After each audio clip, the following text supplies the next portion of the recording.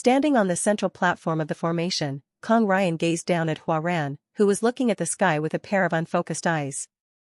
The ritual was well underway with the formation of the four perils, disguised as the four guardian deities. On top of that, the articles installed on the outside were also promoting the removal of the restriction he wanted to remove. There were two things he was forcing on Hua Ran right now using this formation. One was the deactivation of the sacred item of the new faith of the West, Chains of Xian, and the second one was the complete eradication of the soul of the original version of Hua Ran.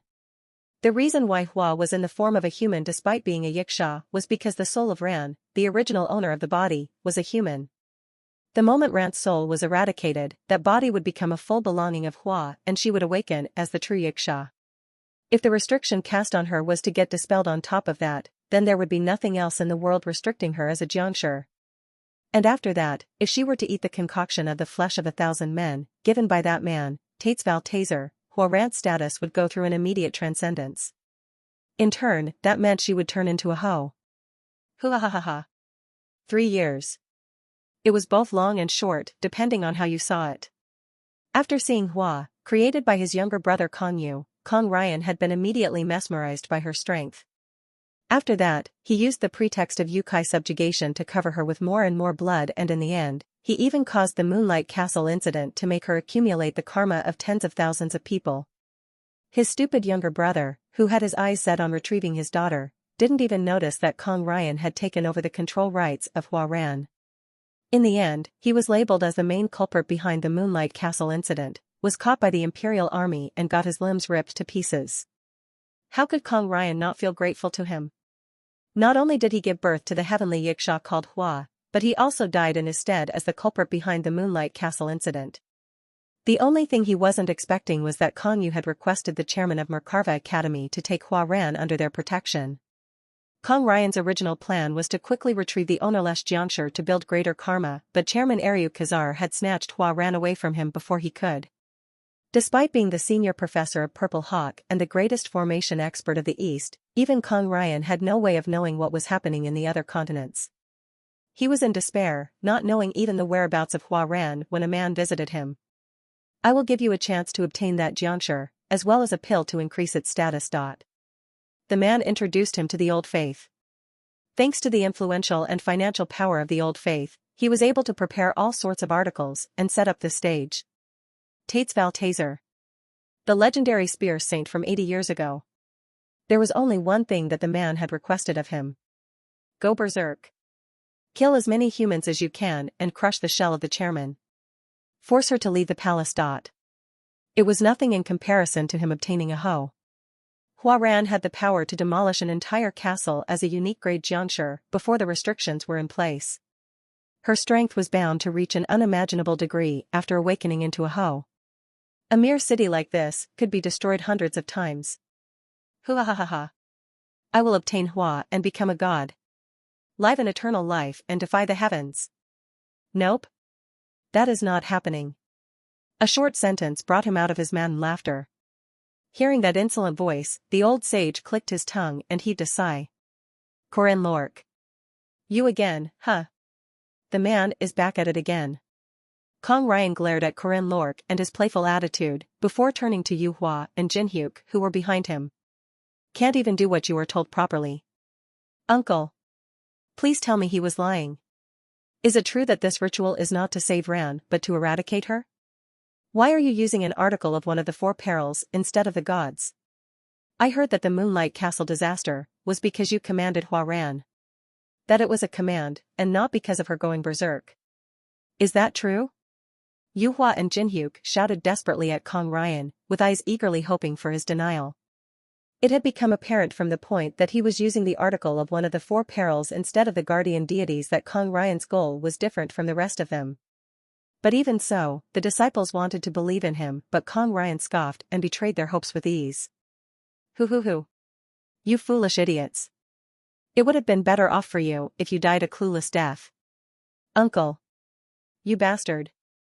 Looking down at his disciples whose faces were crumpled from confusion and rage, Kong Ryan stroked his beard with leisure. His eyes were too cold to be that of a master gazing at his disciples. Well. You are worthless now. Stop being a bother and become one with everything within this formation to be fodder for the ascendants of the Yiksha. Flick. The old sage opened his fan and activated another formation. Did you get cocky from destroying a few of the inner articles? Whether it be on the outside or the inside, the evil extermination formation will last as long as there is one of them left. And the target of this extermination formation is you. The formation wobbled. As planned by the creator, the evil intricacies of the formation were now starting to melt everything inside itself. I wonder if you'll be able to even last 10 minutes. The evil intricacies were powerful enough to have a huge impact on all the organisms inside the formation.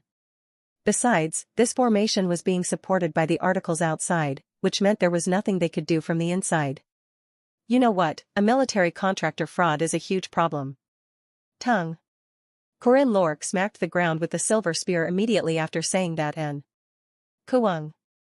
The Eight Gates formation started to wobble. Things shattered all around as the core ley lines of the formation suddenly disappeared. It was a complete nullification, so perfect that even the evil intricacies were disabled as a byproduct of it. What in the... Now, let me take the honor of explaining what happened there.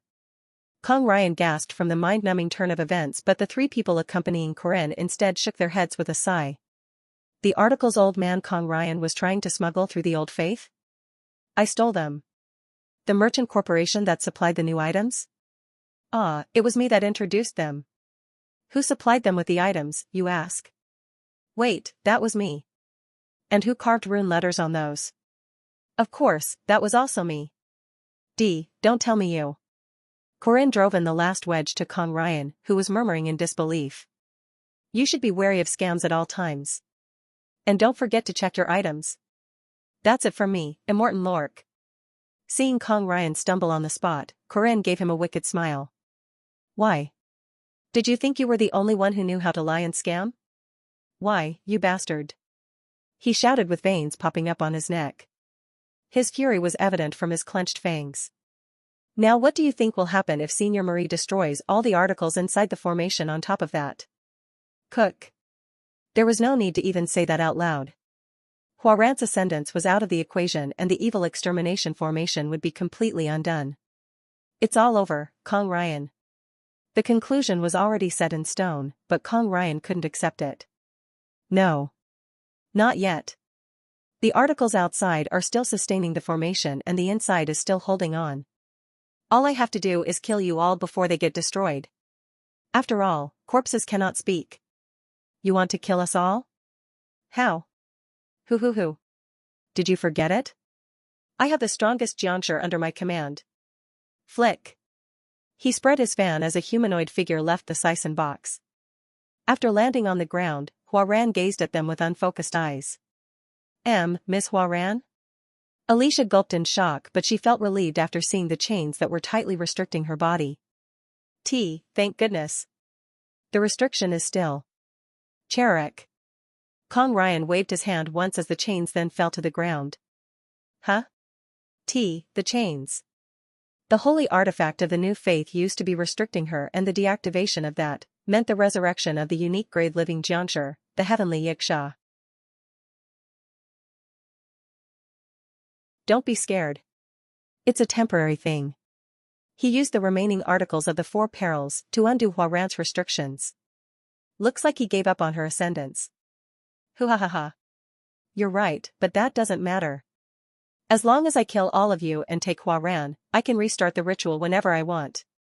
Seeing him laugh like a lunatic, Jinhyuk bit his lips. Damn it. He's actually controlling Huaran. The only person that could control a Jianshi was the spiritualist that was linked to it as the master. In other words, that proved how it was Kong Ryan who had given Huaran the command to burn the Moonlight Castle down to ashes 1 year ago. Fuck. This feels shit. The battle began. Alicia. Stay back. Our base plan is the same as when we were going up against the King of Iron Mountain. Okay. Corinne and Alicia walked up to the battlefield. Jinhyuk was inwardly burning with fury when Yu Hua tapped him on his shoulder. Hyuk. We have things to do as well. Kwang. Kwagong. Alicia was baffled by the things happening before her. Even though his growth was exceptionally fast, the Corinne Lork she knew had still been within the category of a knight. Despite the ridiculous level of perfection and mastery he had over his techniques, there used to be a clear limit to his physical strength. Of course, she knew that he had a hidden technique called Shura. That explosive burst in power was so strong that even she could barely follow what was happening with her eyes. After all, it was an absurd ability that increased his ability by threefold at the cost of consuming thousands of aura for a single minute of use. There's something else? However, Alicia's eyes that could even gaze between the boundaries of the world spotted an exponential increase that was even greater than usual.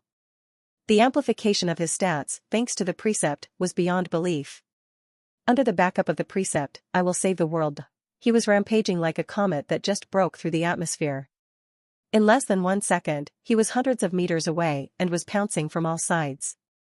How many people would be able to hold off against him? Alicia wondered, because she was certain that she wouldn't be able to last any more than 30 seconds. It was impossible for a human to withstand the overwhelming storm of meteorites. Corinne was attacking with the mighty force of a meteor, but there was an inexplicable monster who could calmly block his attacks with no words to describe it. The most fitting word might perhaps be a planet. Even if Corinne were to heat up the entire surface of the planet by causing a large explosion, it was nothing but a relatively big event in the eyes of the planet. It was no different from sitting inside a sauna. Heavenly Yiksha Huaran. It wasn't an overstatement to call the living Jiangshi with an unbreakable Vajra body that allowed no blades to go through, as a planet. Kook. Damn it. Even Corinne, who was always rational during a fight, unconsciously let out profanities. That was nothing unusual though. An attack after an attack after an attack. It had already been 1 minute and 20 seconds since the start of the battle. He was combusting forth with himself as the fuel, and yet the opponent wasn't even moving in the slightest. He was the one who had to suffer more as the attacker. There was no way he could stop himself from swearing out loud at the face of such an unfair reality. Even after a successful attack, he had to run away immediately. Sticking to her for a second attack was not even a consideration. But despite him attacking as safely as possible without getting greedy for attacks, her following attacks were always a threat to his life. Demonic aura, poisonous claw. It seemed like such a light swing of her nails, and yet it contained an unbelievably enormous amount of condensed aura behind it. Each of her swings sliced the ground apart like tofu. Corinne Lork's most powerful skills were casually blocked by her waves. The sheer difference in strength. The amount of leftover aura. And the bodies they were born with. Everything about them was way too different. Mr. Corinne is already nearing his limit. Getting grazed by Huaran's inexplicably wide-ranged attacks was enough for bones to be crushed, so Corinne had to put in a lot more strength as the one avoiding those attacks. In other words, Corinne Lork was overworking his body and was slowly crumbling down from the inside out. On the other hand, there weren't any wounds on Huaran's body. She was relying on her superhuman dynamic vision to block the attacks from a supernova, and was even fighting back and yet was showing no signs of running out of stamina. Corinne was being completely overwhelmed. At this rate, it was questionable if he could even wear her down like their original plan. Hugh. He paused on the spot after having his ears sliced by the aftermath of a missed claw attack. Despite knowing that his enemy would pounce at him the moment he stopped, he still halted his feet. Huaran pounced forward. The shockwave caused by her kicking off the ground sounded like the roar of a beast. Kwang. Her fist came flying down. Contending against that was the demonic arts of trap and stab. Cook. Veins popped all across his body. Like a man hit by a falling comet, his body got ripped just by trying to defend against her attack. Demonic arts of trap and stab, dash. Using the ultimate move of the third style of the 6 ways of the spear, he deviated the path of Huaran's fist. After missing its target, her fist crashed into the poor ground and caused an aftermath that resembled the explosion of a missile. Kugagak. Pebbles and dust floated into the air. Corinne jumped back to avoid it, but the Yiksha did not watch him without doing anything. Grip. Shit. She grabbed onto his ankle. In the next instant, his vision turned by 180 degrees and he was made to face the sky, as he fell on his back after drawing the outer line of a semicircle. Kung. Ugh. His organs got damaged just from that one attack. In fact, it was painful to the degree that he wondered if his organs had been shifted out of place or not. He was neutralized in just one move as the Yiksha raised a fist above his defenseless head. It was a crimson fist swelling with a horrendous amount of aura. Fuck. That would kill him. Regardless of his regeneration and whatnot, that attack was enough to erase his entire existence without leaving anything behind. It was right when Huaran was about to drive her right fist into him.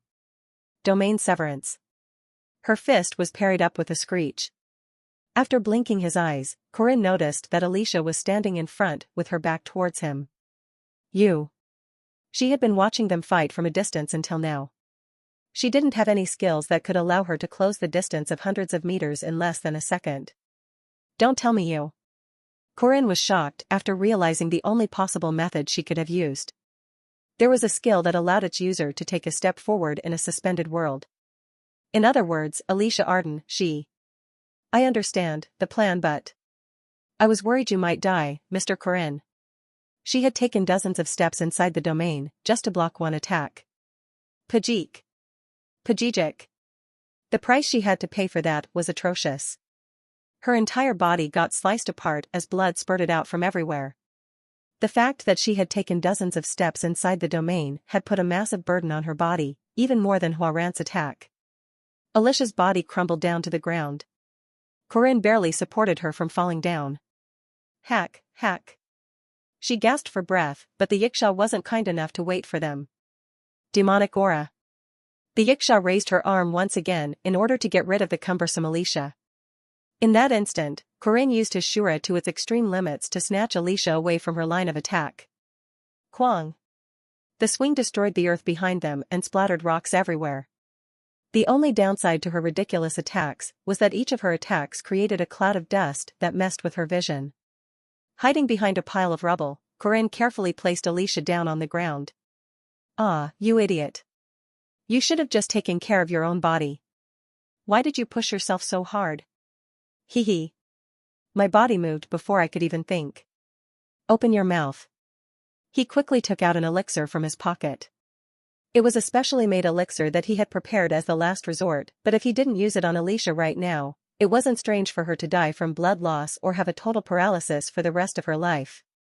Gulp, gulp. Thanks to the special medicine injected into her body, Alicia quickly regained her breath.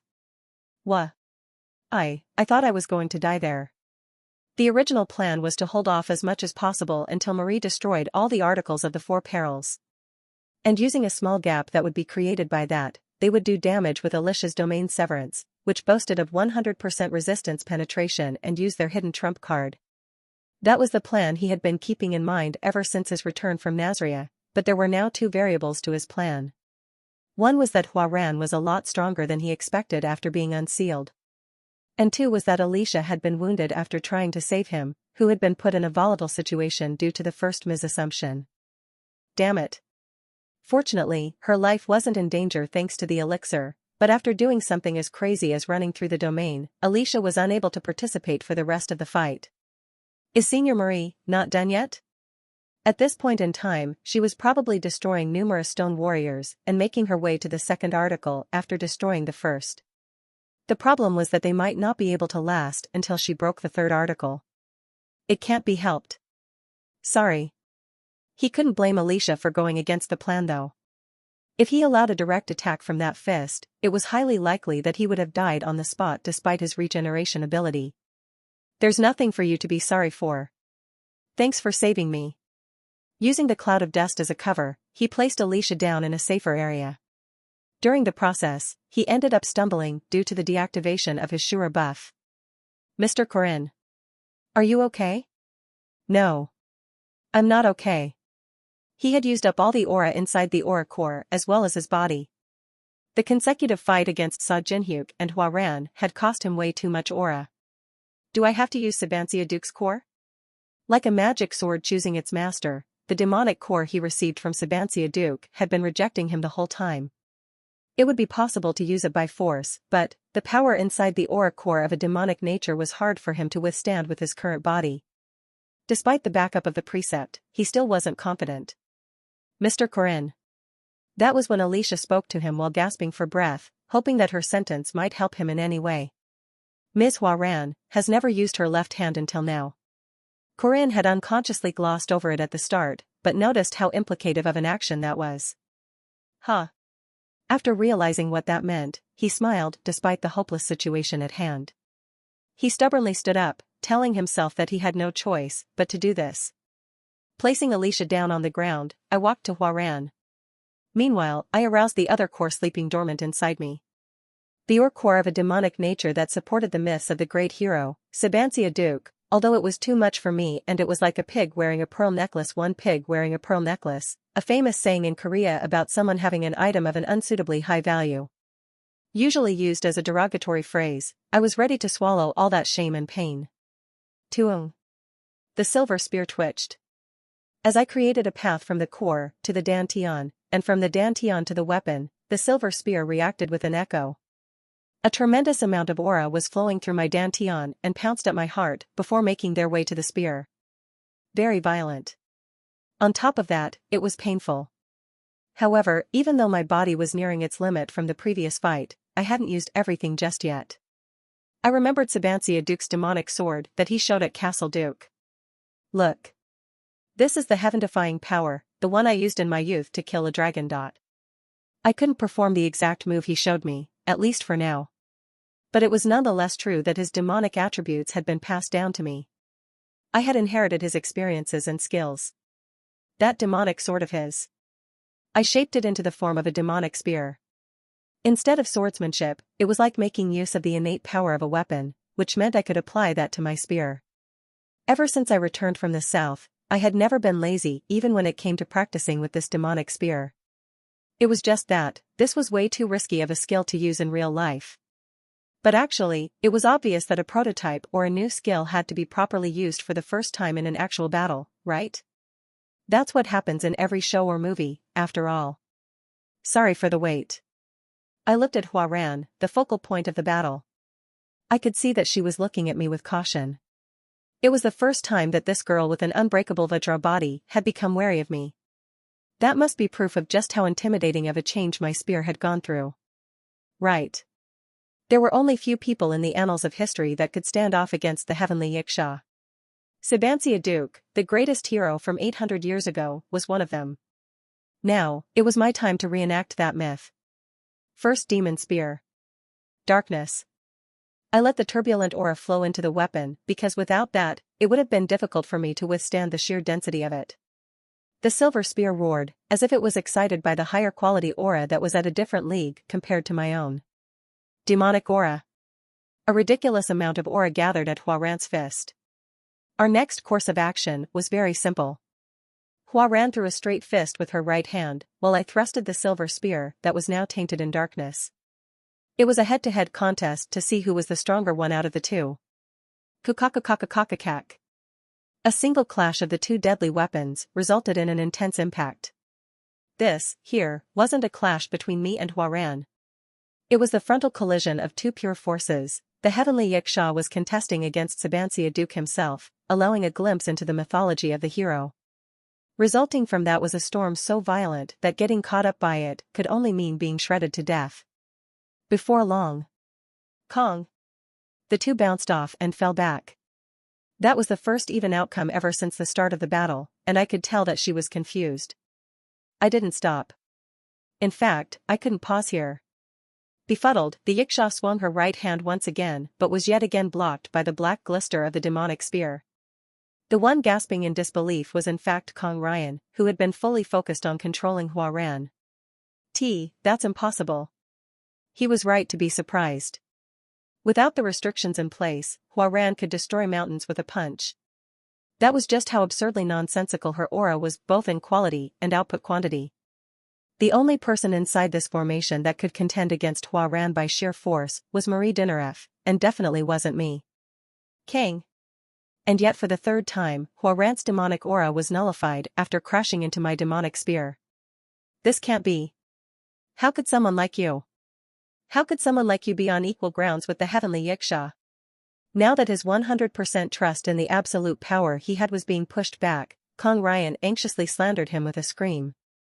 What are you doing? Hurry up and kill him. Get him out of my sight. Kong Ryan ordered her through the talisman on her forehead. His restlessness seemed to have been transmitted to Huaran, and she gathered a terribly large amount of aura on her right hand, which probably equated to about 1,000. She was spending that much aura with just one punch, but in response, I also readied myself for an equal amount of 1,000. Demonic Spear of Darkness, Ominous Snake. Kung. A mind-boggling aftershock trembled the ground, but my body was still in one piece. It meant that I had fully offset her fist. How? I ignored his scream. Right now, I had neither the physical stats nor the speed of back when I was using Shura. But even so, each of my attacks was a definite reenactment of Sabancia Duke Smith's. The logic behind that was simple. Even though Huaran might have hundreds of thousands of aura, the only amount she could spend at once was limited to 1,000. It was shocking enough that she could use her mountain-crumbling fist 100 times, but the point here was that she could only use 1,000 every time. If I could use 1,000 at a time myself to offset her attacks, that meant I could display a miraculous scene of fighting against Huaran on equal grounds. That was only possible thanks to the aura core left behind by Sabancia Duke, who was of the equal aura rank as Huaran the Heavenly Yiksha. Of course, there was an incredibly large difference between my and Sabancia Duke's aura capacity.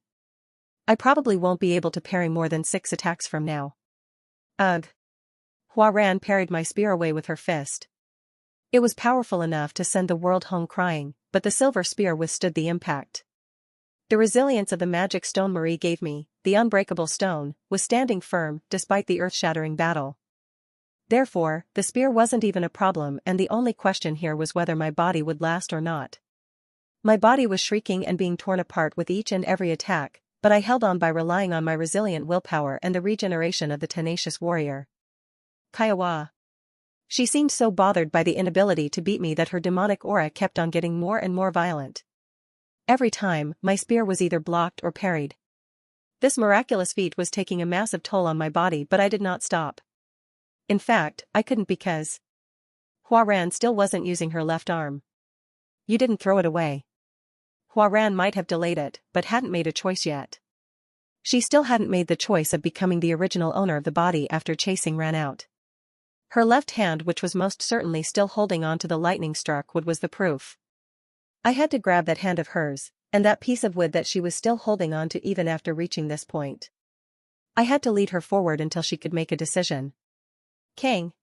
However, my arms reached the limit first. After swinging the demonic spear several times, they couldn't last anymore and ended up dropping the spear. It's over. Kaok. Huaran's demonic aura was swung, but I didn't have the spear to oppose it. Without releasing enough power to offset that move, I would probably end up dying here. There was no need to hesitate on what to do. My next course of action was very simple. I moved the channel connecting to the spear into my right arm. The power of darkness enshrouded my fist as the two fists then clashed against one another. Kaong. Her aura was cancelled. Unlike the unbreakable spear, my hand ended up being crushed and the opponent was still unscathed.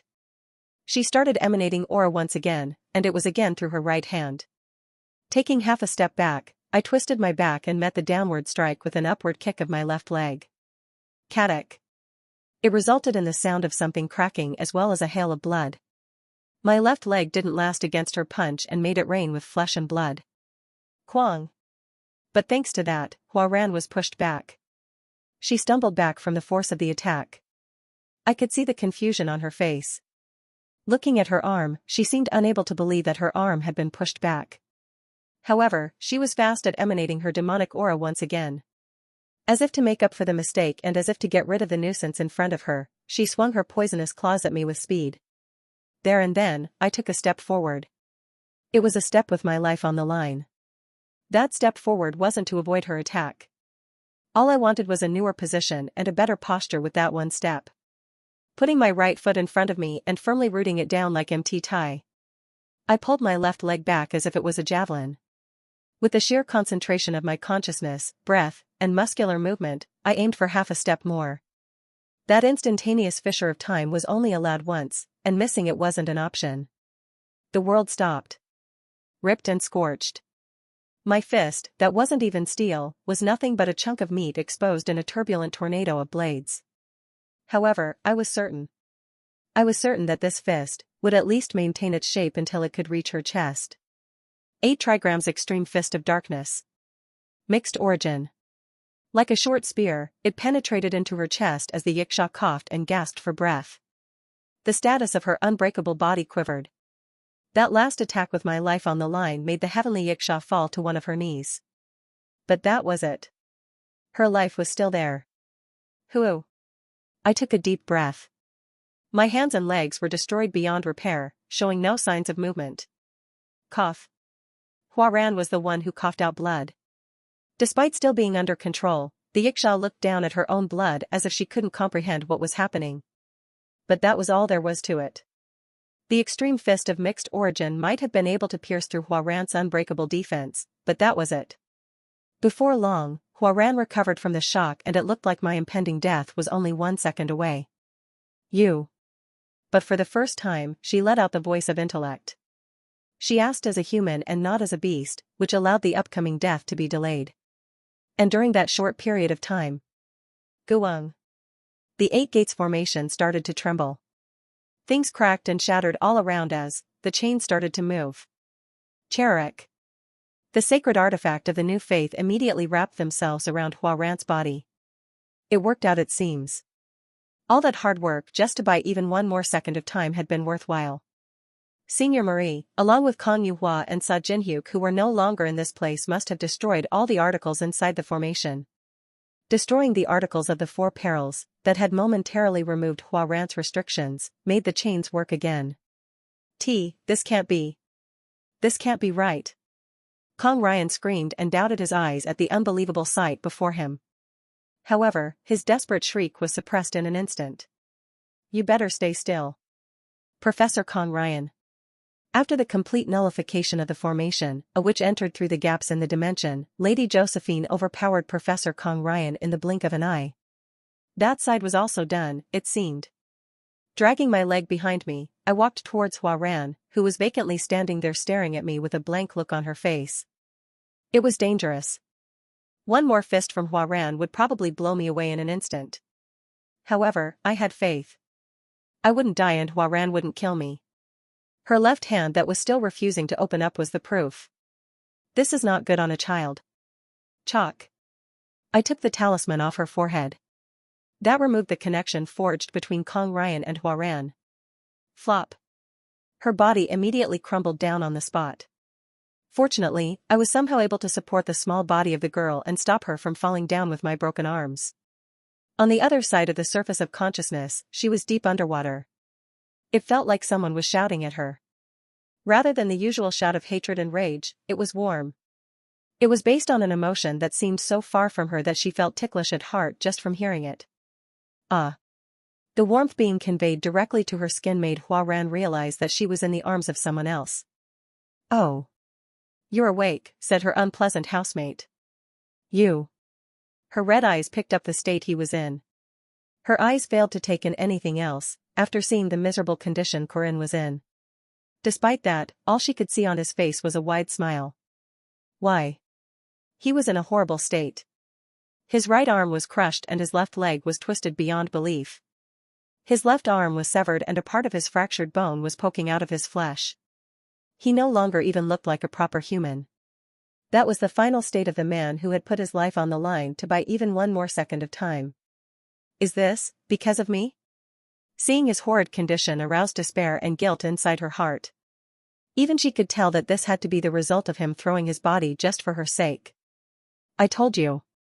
With a constant shiver, he stretched out his demolished hands with visible bones, muscle tissues, and fibers, and tightly held on to her left hand. I told you I'll help you, until you can make a decision for yourself. She couldn't even ask him any questions because she realized that for him, talking right now was just asking for pain. Huaran had no way of returning the favor to this hero of devotion. Make a decision you can be proud of. So that you won't regret it. He talked of choices and not about one's birth. Even though she was born as a monster and a Yiksha of a demonic nature, he still emphasized the importance of making decisions. Huaran immediately opened her left hand. She wanted to show him, she wanted to repay him and prove that she wasn't a monster. However, there was nothing remaining in her left palm. Her superhuman grip had long crushed the lightning-struck wood into ashes. What do I do? What should I do? There was nothing she could do. Nothing happened despite her making a choice. She wanted to show him right now and repay him for all his trust, but... Hoo-ha-ha-ha. And yet seeing that, the boy in tatters laughed out loud. He was satisfied by just seeing her choice. Well, we have other ways, he said while turning the silver spear stuck in the ground. His hypothesis of using his favorite spear with the orb in place was still valid. Thank you for responding to my trust. I knew it. You are a very nice girl. After saying that, Corinne collapsed on the ground with Hua Ran still in his arms. Raising him back up, she asked with warm drops of tears leaving her eyes for the first time in her life. I am a monster. I hurt you. I killed many people. I stole Ran's body. Can someone like me still be forgiven? The boy hesitated for a bit as to what to say in response. It was because he couldn't give her a definite answer to that question. He didn't have the right to reply to that. All he could do was use his ruined arm to tap on the back of the crying girl. We'll look for ways together. All he could do was assure the child that she was not alone.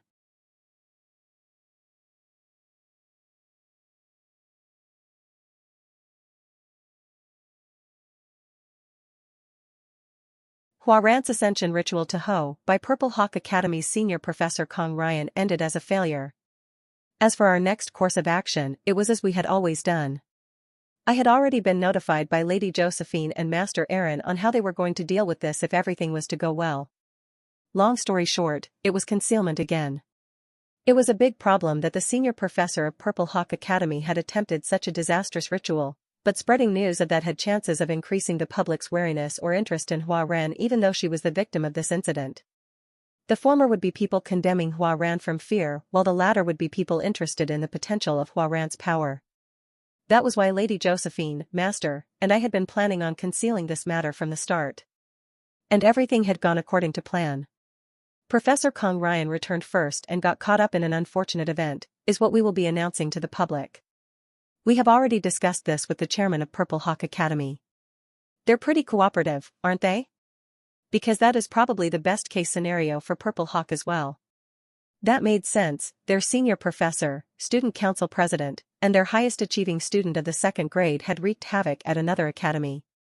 Although Yu Hua and Jin Hyuk had been used without realizing the true purpose of the agenda, Kong Ryan was a senior professor, and Purple Hawk couldn't just gloss over the issue by saying they didn't know. You didn't forget to charge them for the repairs and stuff, right? Mr. Chairman wanted to let it slip, but well, I am of the same opinion as you, student Corinne, when it comes to that. Right? Chairman is a bit too naive. Oops. Very kind is the word I was looking for. Everything went well, thanks to you again. Corinne Lork. Lady Josephine said while deeply staring at me. She still had a strict pair of eyes, but that was only because her default gaze was a bit on the harsher side, and in fact, this was quite warm for her. Thanks for your work, she said while looking at the bandages that were wrapped all over my body. Despite the regeneration ability, the recovery was very slow, which was most probably because of me overusing my aura. Feels a bit embarrassing to hear that. We are in a position where we cannot trust other people with ease. 80 years ago, Master had been betrayed by her trusted disciple, by her successor, Tates Valtazer. The shock of that betrayal left a lot of scars in her mind, and she became a lot more prudent than before. It was obvious that she couldn't readily give her trust. There will come a day when we can trust each other. I hope so. Josephine slowly stood up, and said one last thing while dropping off her get-well gift. Please look after your body. The festival is not over yet. They must be very busy considering all the things that happened. I'm sure the busiest person right now was Master Aaron, who still had to discuss and negotiate with Purple Hawk. As soon as Josephine left the room, Marie hopped inside from the door. You're awake. Marie pretty much threw her body onto my bed for a tight hug. As if she wanted to confirm that I was alive, she rubbed her cheeks and checked the warmth of my body. Are you okay? Does it hurt anywhere? Look at your nails, they're all gone. Oh. No wonder it was feeling empty there. I can't believe it. Seriously, every time. Corinne, you overwork yourself every time and you always end up in hospital. Slap. Marie slapped my shoulders on repeat but was controlling herself so much that I could barely feel her skin touching my shoulder. Seriously, seriously. She couldn't find the right words to say and gave me another hug and stayed that way for a long time before finally letting go of me. Tears were budding beneath her eyes. Don't cry. It pains me to see you cry. That's exactly why I'm crying. Were you fine, Senior? You had to fight all the stone warriors and destroy all the articles by yourself, right? President Kang Yuhua and that student called Sa Jinhyuk did destroy one, but I knew it. That was why they weren't there, huh? It was thanks to them that I barely made it in time without being bashed to death. But if you think about it, it's their fault that this started in the first place, grumbled Marie. Don't be like that. They're not bad people. Things were just a little bit unlucky for them. Jinhyuk, who had been wanting to avenge the death of his family, and Yuhua, who was trying to save her cousin, the two of them were just desperate in their own ways, and the real villain was Kang Ryan, who had manipulated them by making use of their desperation. We had to avoid hating the wrong people. You always speak like an adult. Even though I'm older than you. How about you call me Appa? You're doing that again. Trying to be called Appa. Sometimes, it feels like you have an obsession with being called Appa. Marie flapped her arms around and gave a cute outburst, but before long, she turned dejected and murmured after lowering her head. I don't want you getting hurt all the time, but you will continue doing things like this in the future, right? I couldn't say no to her question.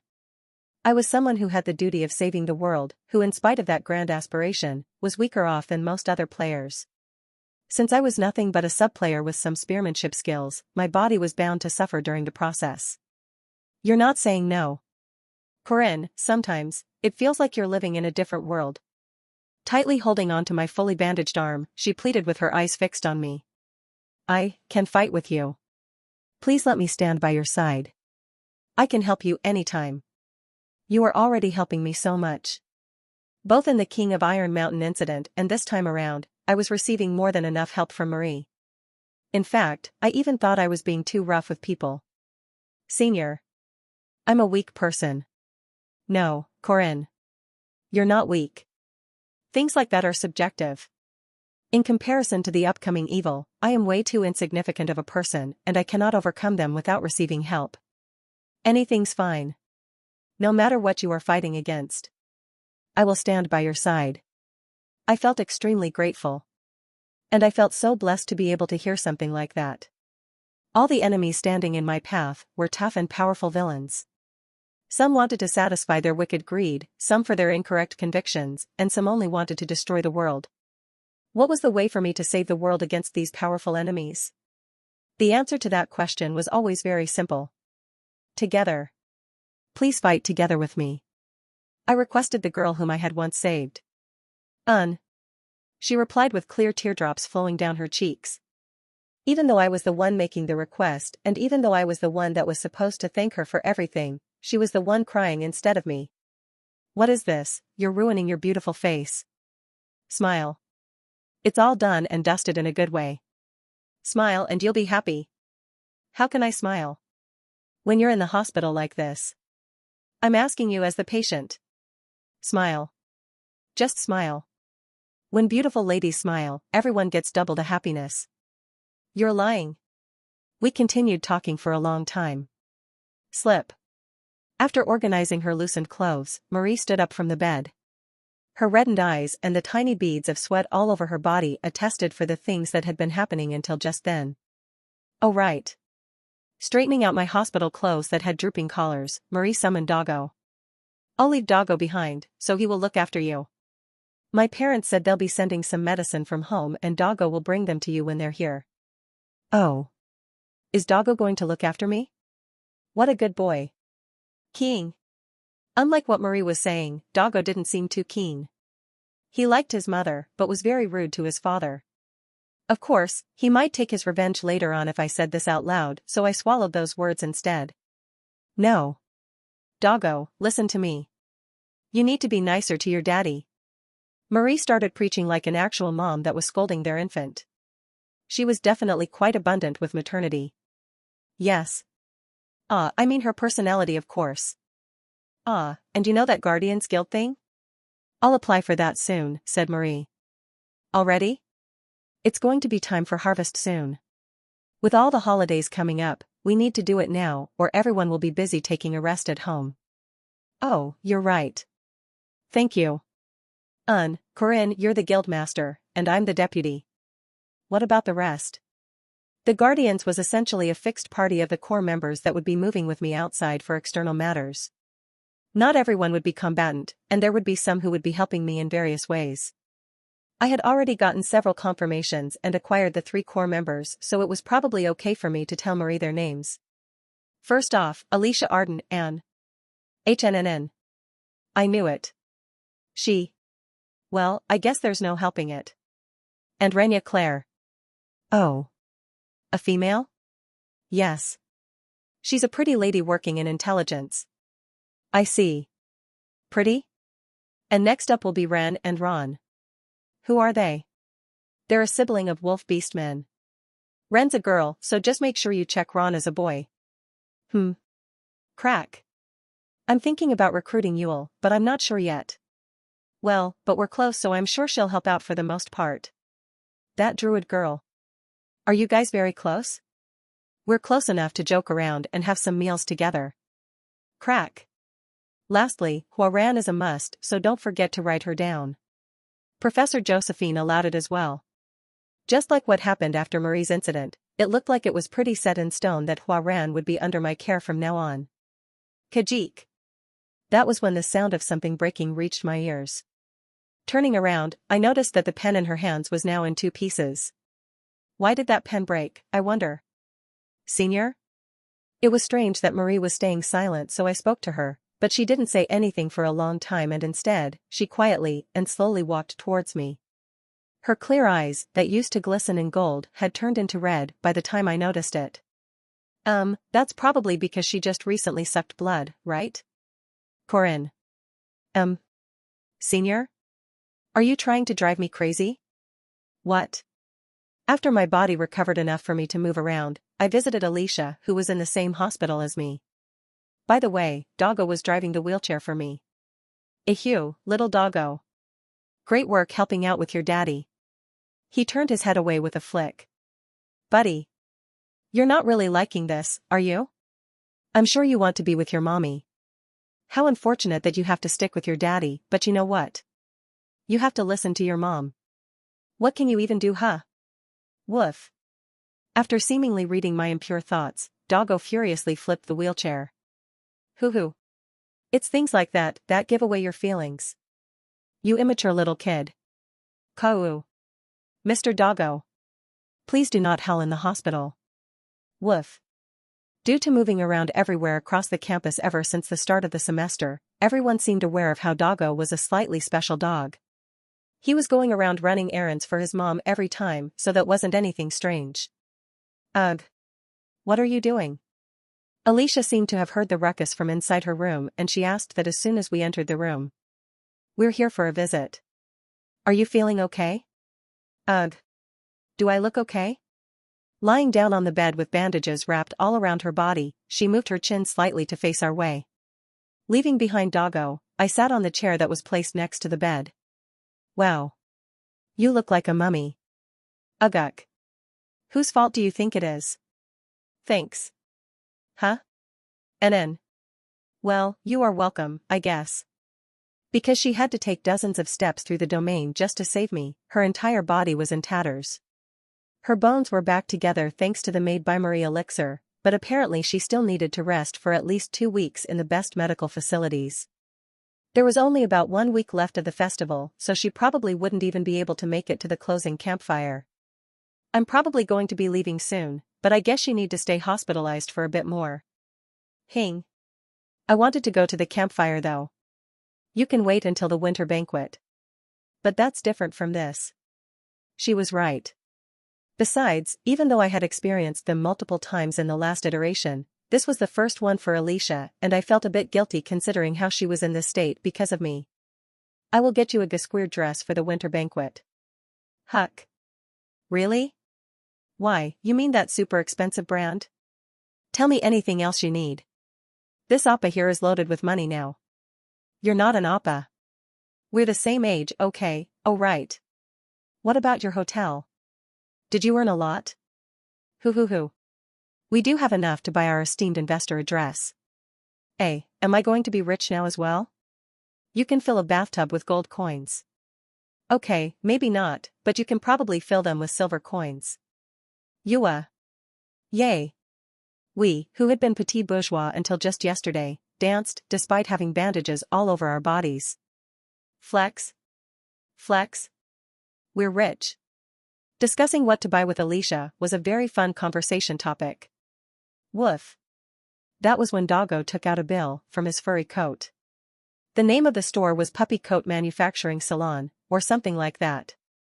I feel like there was a white gold coin written on the bill, but that was probably me seeing things, right? She ended up hurting Corinne. She was close to hurting a bunch of people again, just like last time. After that incident, Huaran spent the next few days blankly staring at the white wall from her bed. Her memories of that time were still vivid. Despite having his limbs crushed and wrecked because of her, he didn't blame her and instead reached out for her hands to soothe her mind. I told you I'll help you, until you can make a decision for yourself. His words touched her soul. He told Hua that the important one was not the nature of one's birth but their choices. He told her that how and what she was born as didn't matter. She wondered. How could he say such a thing? Everyone was afraid of Hua. They were wary of Hua and condemned her. Screaming at Hua that she was a monster that shouldn't have been born, they threw stones at her. Corinne was different. He called her a child and said he will help her. Why did he do that? She used to hate this world. She hated Ran, who used to have happiness that never belonged to her, and the world was full of people that wanted to use her to suit their needs. Everyone and the world hated her, which was why she hated them back, and yet. Strength was the only value she used to have. Using strength as an excuse was the only way she could justify herself for pushing away the original owner of the body to take control of it. That was why she didn't want to show anyone her weak side. She did not ask for anyone's help. I can help you. His kindness stung her heart. His consideration and concern pierced her heart like a sharp blade. Corinne was thinking that Hua would make the right choice. Why was he certain when even she herself didn't know what she was supposed to do? Even though she didn't want to make that choice as Hua. Make a decision you can be proud of. So that you don't regret it. How was she supposed to do that? What did she have to do to make a decision that she could be proud of? What should I do? The only path in front of her was a cliff going straight down. The only future she could see by taking a step forward was dropping down the abyss. How was she supposed to even face her own sin? What are you telling me to do? We'll look for ways together. I hate you, Corinne Lorque. You make my heart ache all the time. Tap tap. It was then. Hearing the sound of someone knocking on the window, she opened the curtain and found Corinne Lorque waving his hand while dangling on the windowsill of the second floor. Ever since her birth, Hua had been alone the whole time. Deceitful relationships had always been broken down in an instant and she had been used the whole time. That was why she didn't allow people to enter her boundaries until now, but. Corinne Lorque was crossing her fences as if they were nothing, while reaching out to her with his hands. There was a short quarrel, but Huaran let me into the room before long. You recovered. That was the first thing she said out of the blue. It was a cold statement, but I could tell that she had been very concerned about my well-being. Were you worried? No. Oh, I could now tell, albeit by a little. Although Huaran rarely showed any expression on her face, it was exactly because of that I could tell her emotion based on the small changes of her expression. How have you? Hurry up. Huh? There's a way to change to Ran, right? Do it quick. Huaran rushed me as if she wanted to get it over and done with. Even though, she really might vanish if Ran couldn't accept her existence and rejected her. Did she give up? No, that was probably not it. It's just that, this child had made a decision. She must have decided not to run away from the responsibility of her choices anymore. What a good girl. I caressed her hair.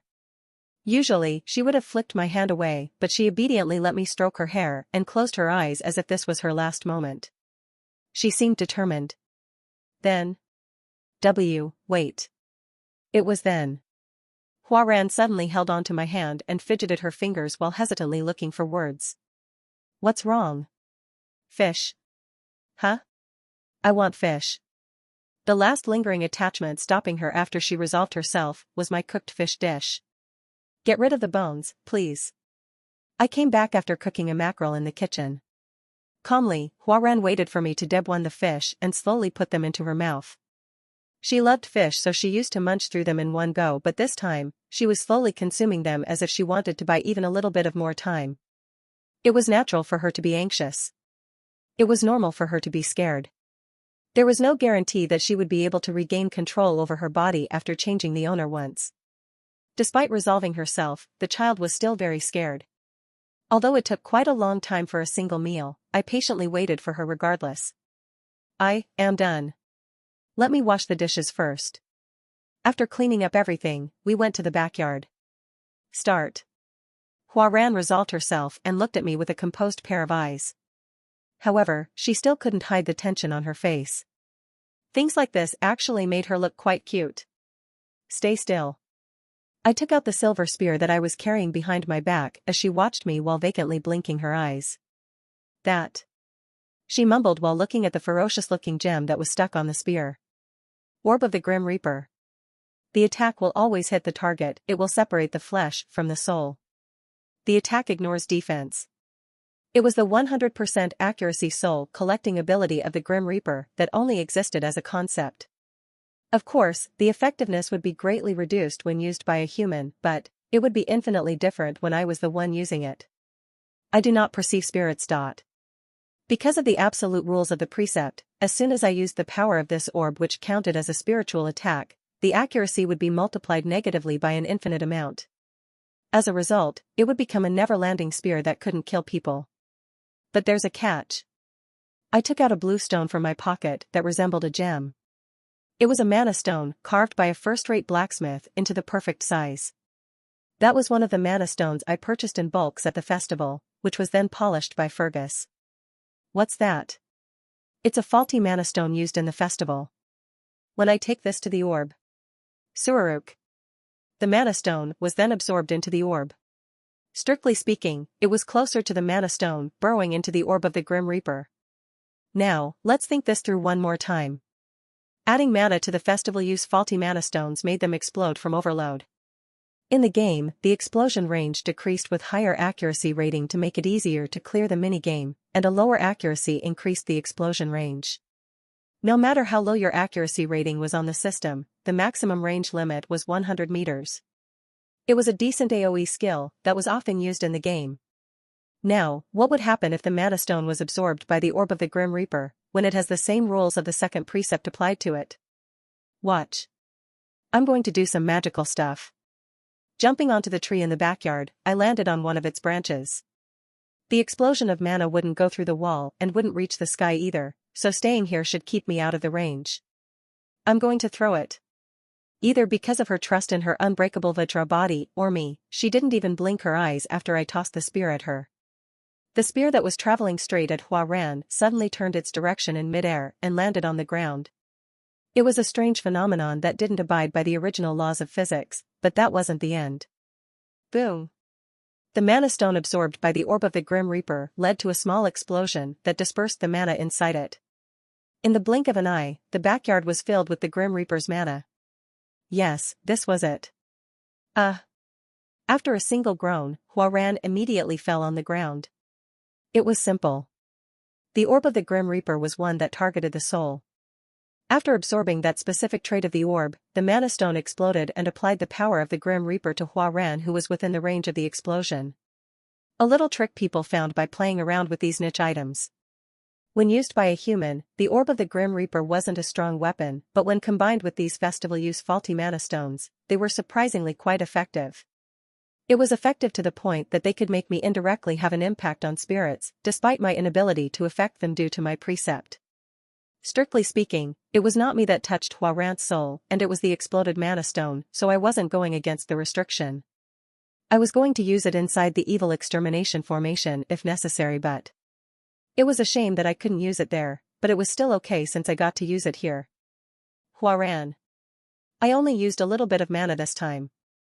how do you feel? Are you okay? Uh-huh. She opened her eyes. After rubbing her eyes and looking around her surroundings with unfocused eyes, she turned to me and opened her mouth. Hello, Appa. Huaran, or rather, Ran said with a bright and refreshing smile on her face. She was like an elegant orchid blooming with a bright light. The atmosphere around her gave off the feeling that she was so fragile that an accidental touch might snap her. It was definitely the same face and body as before, and the only difference was probably that her red eyes and the inside of her hair had both turned blue. That was somehow enough to change her atmosphere entirely, which was very intriguing. Hello, Appa. Exceptional. Right there and then, my affinity meter for Ran straight up hit the maximum. Finally, I was called Appa. Someone called me Appa instead of uncle. One Appa, older brother, is used by women toward their elder brother or a close elder male friend in a friendly manner, usually up to 30y.0, while uncle, a juicy, is used toward older men, 30 plus. It's considered rude referring a young man like that. You really like hearing that, don't you? I get told very often that I look old. I figured, because it seemed like you wanted Hua to call you Appa all the time. So she was indeed watching all that, huh? Back in the game, Ran joined the party when the player decided to save Ran. At one point in the story, the player would hear from her that she had been watching all the actions of Hua for the past 3 years. But in the game, she didn't talk about her feelings for Hua, who ended up being eradicated after failing to ascend to Ho. And I didn't get to hear it in the last iteration either, because Ran had been the one who vanished back then. So this was the only chance for me to hear about her thoughts. Don't you resent her or anything? Resent? Because you had your body taken for 3 years, right? I wanted the two of them to resolve their relationship. Both Hua and Ran were good and gentle kids, so I couldn't help but hope for their happiness. But of course, it was up to Ran whether she would forgive Hua or not. At the start, I didn't like her. Sometimes, I shouted at her, telling me to give my body back, she said. She then talked about the time when her voice reached no one, and how all she could do was watch someone else control her body. I couldn't even imagine just how frustrating and painful that would have been. My voice never reached Hua. Sometimes she would talk to herself, but that was never a reply to what I said. That sense of guilt that made Hua hear voices in her head was probably a proof of how good-natured she was. Have you ever seen someone who's always anxious? Hua gets frightened by things she can't see, and she's scared by things she can't hear. Ran explained that she started to find her sympathetic and pitiful over time. Even though she had her body stolen by her, Ran began to empathize and understand her. That's why I don't hate her anymore. Hua even decided to return the body to me. Looking at the flowers blooming in the backyard, she hopped around and danced with a spin. This is the first time in my life that I'm walking and running around like this. I had been lying down on the bed the whole time. I seen constitution. She had the illness where she couldn't balance out the yin and yang inside her body, which therefore made her have an overwhelming abundance of yin. Like this. And this. Hopping around on the spot, she threw her arms wide and jumped around. Those were things that were so normal for most people, and yet it was the first time this girl was experiencing them. It is definitely thanks to Hua that I can move like this, because she is using the yin energy built up in my body. That's why I decided to look at the positive side of things. That's impressive. I had a lot of time to think during those 3 years, you see. And Korinappa? It's partially thanks to you as well, you know? Huh? While passing the credit to me, she hopped her way across and opened her mouth. You gave her a choice. You didn't want Hua to disappear, you wanted her to look for ways to live with me, right? Yeah. I feel like you guys can live in a symbiotic. I mean, whatever it is, I think you can live together. And that's what I'm hoping for as well. Is that because you don't want Hua to be unhappy? That was probably one of the reasons. I had failed in many ways in the last iteration. There were many things that I couldn't do, and among them was Hua. Looking back, I could perhaps give various excuses as to why I failed in all that I did, but that wouldn't change the fact that I had still failed. That was why I wanted to succeed this time around. Do you remember what I said to Hua? How you have to give your very best in everything? I do. Hua even wrote that down in a notebook, you know? That's quite touching actually. Give your very best, learn how to be caring, move other people, become mature and change the world. That's what I heard from my master. For me, the starting reason is that I don't want to miss the things that are in front of me, and I'm trying not to ignore them even if they happen to be just small sources of misfortune. Last time, it was because I missed too many of them without even realizing that I had missed them. So this time, I wanted to make sure that I wouldn't miss them. So all I did was try to pick you guys up. You were out in the rain, so I was just supporting you guys a little. But what if you get your hands full in that process? You got greatly hurt when you were helping us, right? Welp. In that case, you guys can help me. Marie, Alicia, and Huaran. Not a single one of them was worse than me. They were all amazing, clever, nice, and capable people. I trust you. If I have my hands full, then you and the other people will probably help me. Together. Just like Marie and Alicia did, I had no doubt that Huaran would help me as well. Because goodwill had a contagious nature. Kindness had the power to create a chain reaction. Can you help me out a little? It's a bit difficult for me to do alone. That's something you would have to speak to Hua about, said Ran. She was pretty much forgiving her and permitting Hua to share the body with her. Even though Hua had stolen her body for 3 years, this girl was still taking Hua under her arms. Very mature, aren't you? I stopped turning older past 14 but. Hua is 3 years old, right? I've been wanting to have a younger sister for a long time. Technically, she wasn't wrong but, a sibling sharing one body, huh? By the way, if I'm in danger, will you come to my aid in that awesome manner like you did last time, Kurinapa? Anytime. Call me whenever you need help. I knew you would say that. You're so cool. Ran took a step closer towards me. After lowering her head, she called me with a whisper. Kurinapa. Yes? I like fish. Huh? Hearing that sudden shift in topic, I was tilting my head when Ran slightly raised her head to gaze up at me.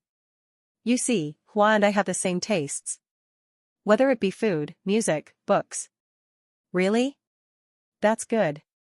After staying silent without saying anything for a long time, she brought her face closer to my ears and softly whispered. And men. She then gave a cunning smile. Huh? If you become my husband, Appa, that means you can legally have 2 wives, you know? No, wait. What's wrong with her? What's with this straightforward appeal? Are kids all like this these days? Am I an old man who can't follow the trend? Why, you can't tease your elders like that. I'm not joking. She chuckled while covering her mouth with her hand. This was bad for the heart. While I was standing there frozen, Ran wrapped her white and thick arms around my neck and stood on her tippy toes to whisper into my ears. In my hometown, there are a lot of people that get engaged and married at my age. Lifting the corners of her lips, she gave a bewitching smile that contained a strange hint of maturity. Thank you, Appa. Chew. Then, Ran gave an audible chew on my cheeks. This kind of Appa with a slightly different relationship in mind wasn't what I was trying to hear though. Why, you see, when it comes to relationships, it's not that simple. Besides, if you're going to live with Hua, you have to ask her for her opinion as well. I think Hua is all ready. It was then. Even though there was no sound, it felt like I heard a sudden click. Ran? You. It seemed that Hua was in control of the body again. Both the eyes and the inner portion of the hair returned to red. Don't misunderstand. She was just babbling nonsense. Oh, okay. That was quite an easy change, wasn't it? So. Do you think it went well? Be quiet. No, wait. I wasn't saying that to you. So this is that famous conversation with the inner self that teenagers can do, huh? For a while, Huaran continued saying, that's not it. You're wrong. Be quiet. Why are you the older sister? And wrestled with her inner self. Only after she was somewhat done did she turn her gaze back towards me. Did you have a nice chat with your older sister? Why? She's 14 and you're 3, so you are the younger one there. I'm 17. No, but it's only been 3 years since you. I'm 17. The 3-year-old baby was asserting that she was 17 years old. Well, I guess I didn't have the right to say anything because I was also considering myself 30. Why are you still here? Huh? I replied. Do you have a lot of free time? You should go. Where would I even go though? Despite having nowhere else to go, I was pretty much chased out of the dormitory. For dinner, meet at 7. At the usual place. Sure. She turned around and returned to the building without saying anything. The dinner cost was probably going to be on her, right? This was most likely Hua Ran's way of asking for an apology. Apologizing with food? She was still a kid. And men. Right? Holy fuck. The captain of the Old Faith's Chargers of the Cross, Laurent Sarkozy, swallowed his swear word, which was unbefitting of a cleric like himself. Ever since his birth, he had been raised as a member of the Old Faith's secret ops. Killing pagans and guiding the traitors that went by the name of New Faith down the correct path, his etiquette naturally turned worse. The amount of manpower and money invested by Zeruim for this festival was not small. Smuggling extremely rare articles, adding in people to incite criticism against the demon girl, and even making an extremely politically radical movement to guide the demon girl to the pagans of the East, they were all part of the large investment they put in. However, the result was a total failure. Kong Ryan was arrested, and even their plan of making Hua Ran the enemy of the entire continent after her ascension in order to create a negative public perception of the Protestants, that talked about embracing demi-humans, failed. In the first place, the one that installed the restrictions on that demon girl was the saintess of the Protestants, the first princess. If Hua Ran had gone berserk, people would talk about asking the first princess to take responsibility, which would support the second princess, who had the same goals in mind as Zeruim. And yet all of that had crumbled down, all because those stupid pagans of the East did things like idiots. You will become our never-forgotten martyrs. My brothers. That was what Renaud Lusignan said after gathering all the members of the Chargers of the Cross that had infiltrated the city. Through your courage, you will show what true faith is to the Protestant traitors. Every breath taken by that wicked thing threatens our faith and the peace of our continent. Through your blood and flesh, you will be creating a foundation as firm as a rock. In other words, he was telling them to attack Hua Ran and prove how dangerous and violent she was by shedding their blood and flesh.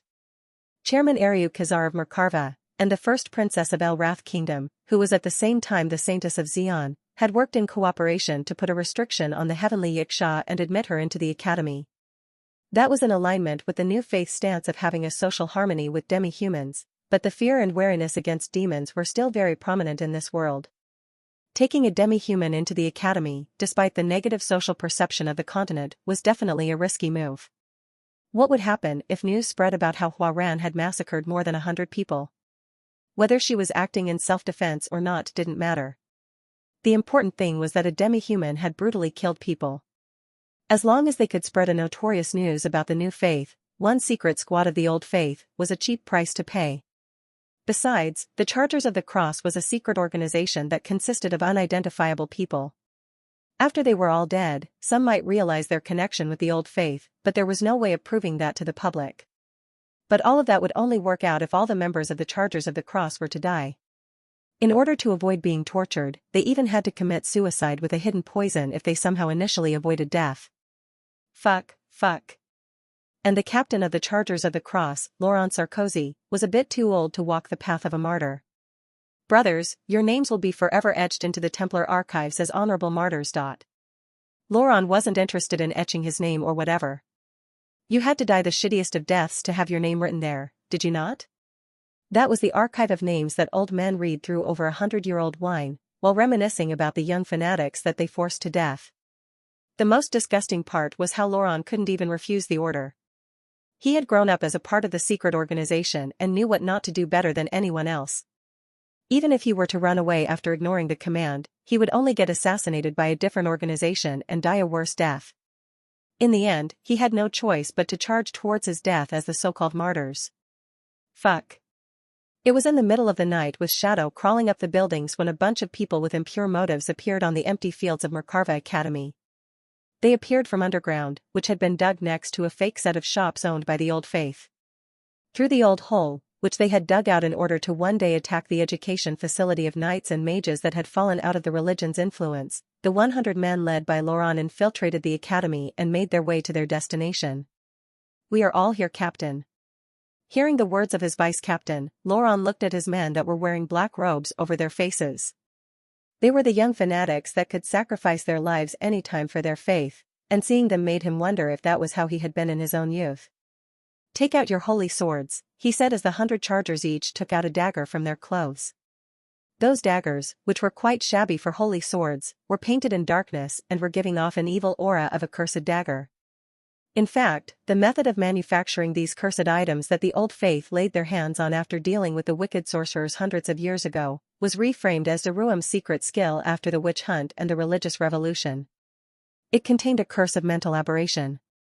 Even though it was a low-grade curse that wasn't very effective on its own, it was one that amplified itself after being used multiple times. 1 strike per person. We will stab with these daggers.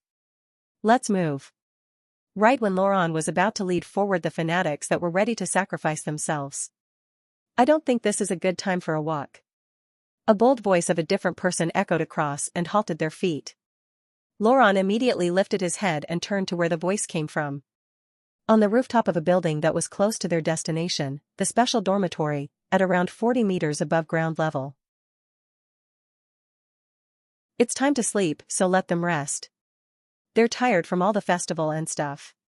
A wild beast wearing the robe of darkness was gazing down at them. He was smiling, but the viciousness of his eyes couldn't be concealed, and the dense killing intent and the violent, oppressive aura of a carnivorous beast suppressed them. Even though his tone of voice was very nonchalant, like someone meeting an old friend, his eyes were burning as if he would rip them to pieces. Accept your loss. What you're doing now is ambushing the winner after their ceremony of victory. It is neither elegant nor commendable. In fact, that's what rats would do. Bastard. Despite the nature of the action itself, the fanatics had pride in themselves for doing this, so they were enraged by his comment, but none of them stepped forward. They all instinctively realized that fighting against that man here was not an option. 100 chargers of the cross, huh? If you really wanted to go all in, you should have brought the Templar Knights as well. He immediately saw through them. More importantly, how did he even know they were going to infiltrate tonight in secret? A spear came flying from somewhere and landed in the man's hand as the silver spear then chillingly gleamed under the moonlight. The chargers flinched upon seeing a 2-meter-long weapon suddenly appear from nowhere. Attack. In spite of realizing that he sounded like a third-rate villain, Renaud still shouted that out loud. Even the man standing on the roof seemed to have heeded to his call. After jumping up from the building like a high jumper, he pulled his spear back with the moon behind him. The spearman flying in the sky pulled his right hand back as the dimensions started to crack around his spear. Orb of the Grim Reaper. His mana activated and gathered the demonic mana of the underworld through the orb as the spearman then tossed it with force. Quang. The javelin struck down, and Laurent assumed that the spear would pierce through one of them. There were 100 of them there, and someone was bound to get hit by it. But what would come after that was more important. After landing on the ground without his spear, the defenseless spearman would definitely be stabbed multiple times with the cursed daggers. The silver spear flew down in a straight angle. It was one that would definitely take away the life of one of his men. Huh? It suddenly twisted in the air. The spear suddenly started twisting and snapping at an unbelievable angle for a thrown weapon as it then drove straight into the ground. Quack. 0 casualties. He must be incredibly unlucky or something to hit no one with 100 men clustered in one place, but regardless, the spear ended up in the ground without hitting anyone. Huh. Scoffs echoed from everywhere. Seeing the nonsensical and unlucky turn of events for the spearman, the chargers of the cross mocked him and sneered in scorn. You fool. Where do you think you're throwing that? Boom. It was then. A shapeless layer of mana exploded out with the spear sitting at the center and traveled faster than they could perceive it.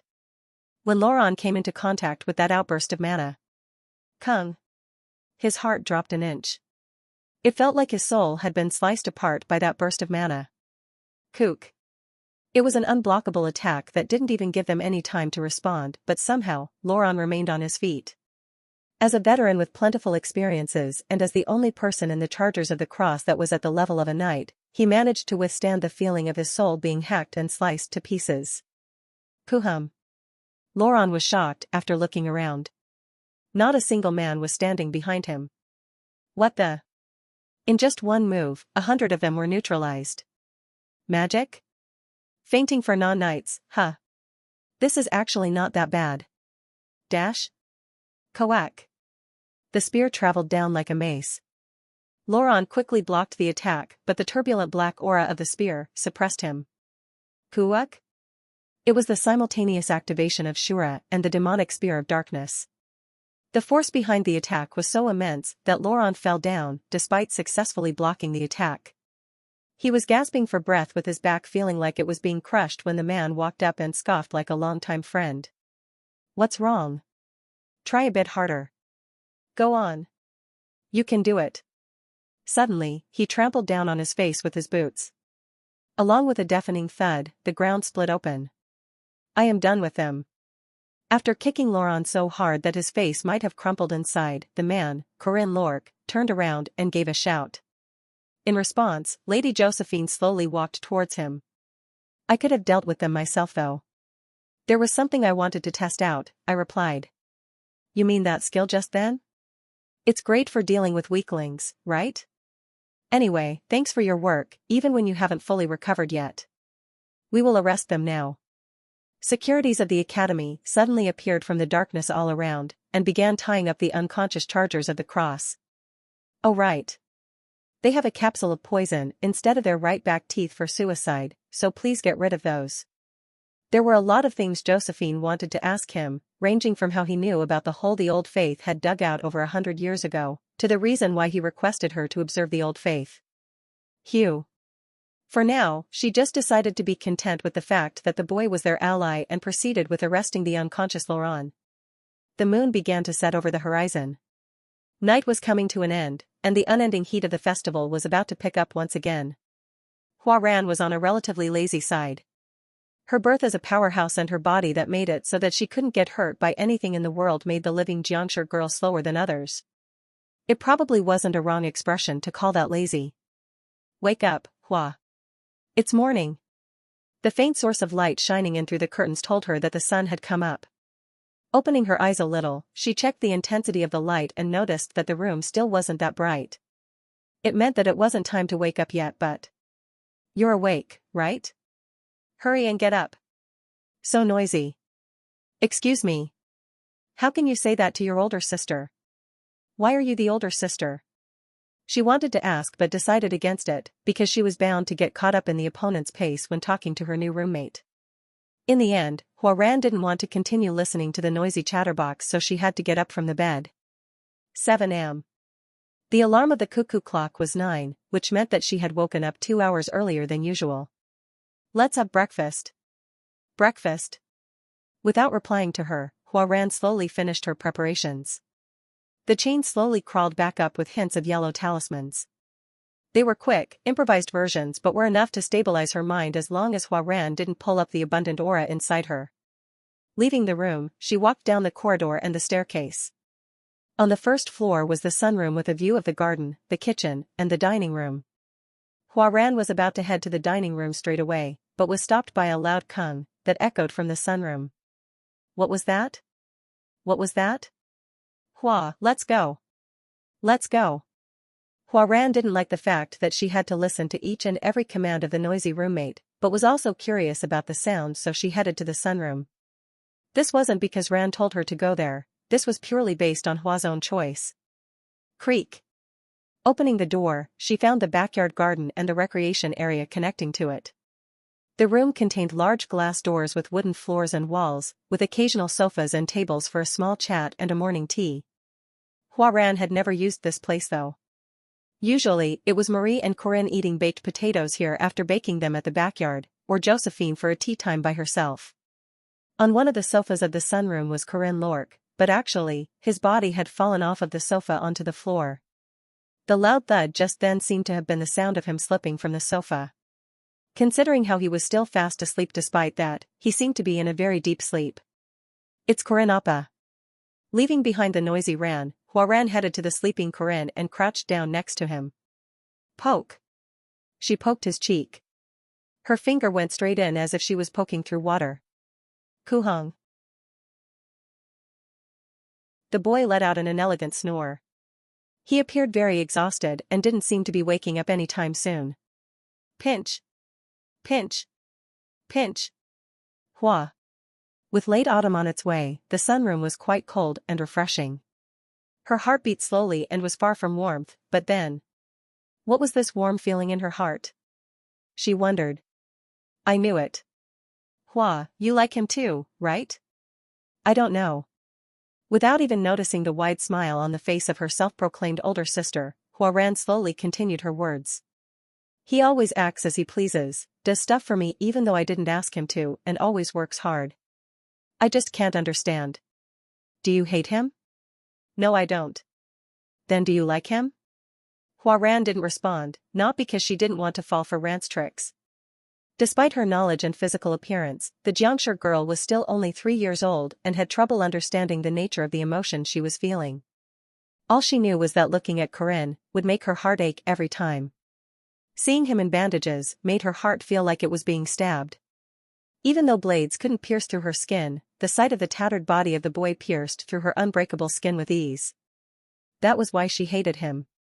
Like a hammer striking an iron ingot, he constantly banged at her heart. He's annoying. But I don't hate him, she thought.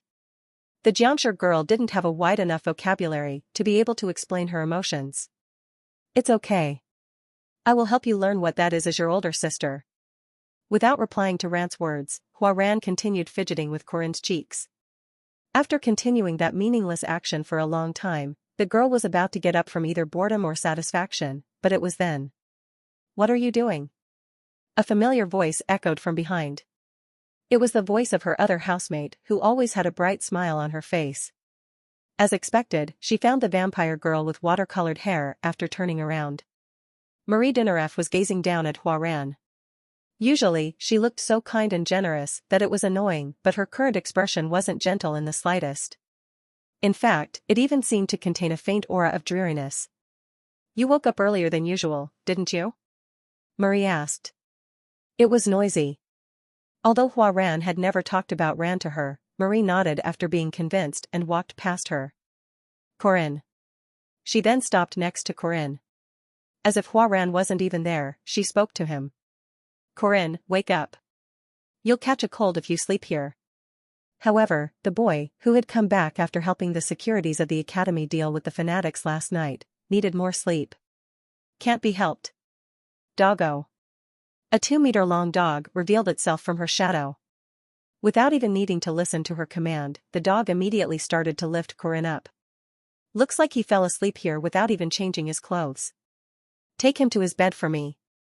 Doggo was about to leave the sunroom carrying Corinne, but that was when Hua Ran opened her mouth. Sofa. HNN? Did you say something? Isn't it better to leave him on the sofa? She was asking if there was a need to bother taking him to his bed, out of concern that he might wake up in the middle. What Hua Ran didn't know was that no one had ever seen her show consideration for other people.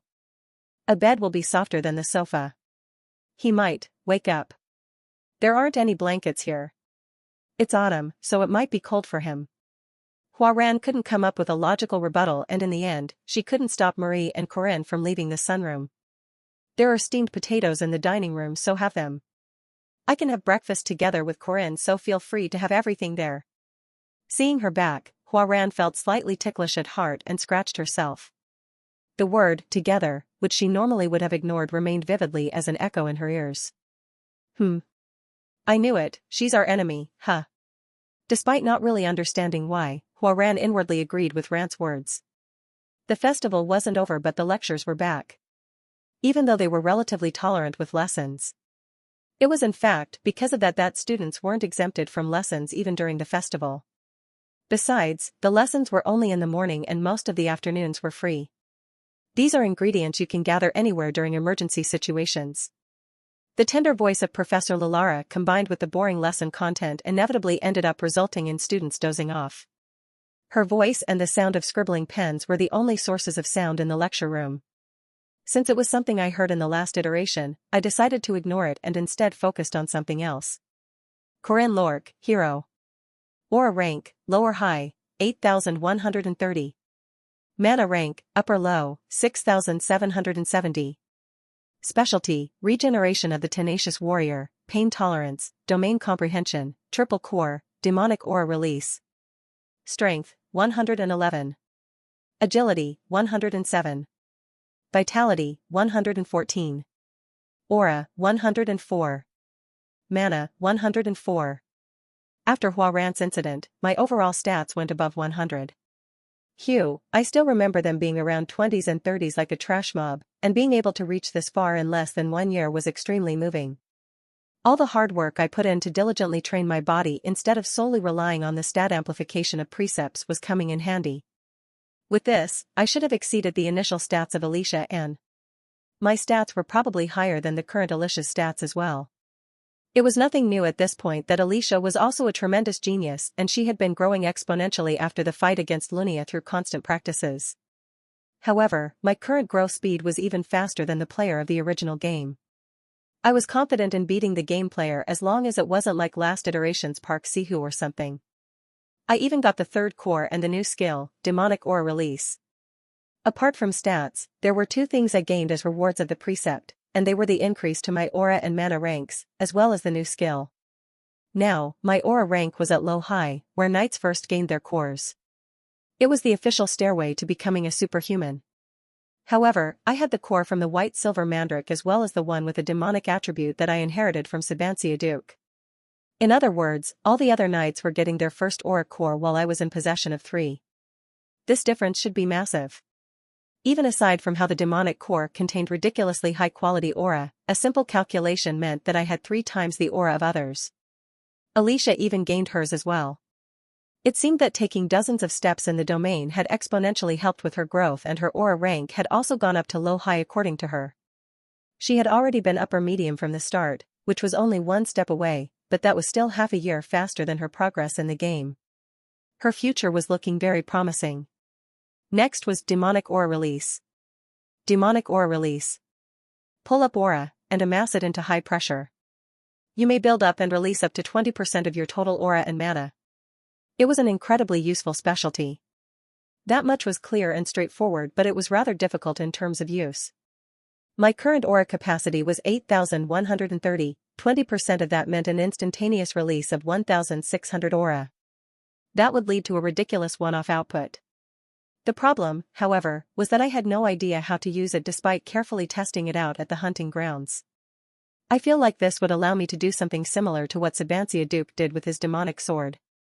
Damn. Am I going to be able to cut the sky and kill dragons with 1 slash of the spear? Now. 5 minutes before the end of the lesson, I will go around looking at what you wrote. Professor Lalara said, which surprised quite a few students including myself.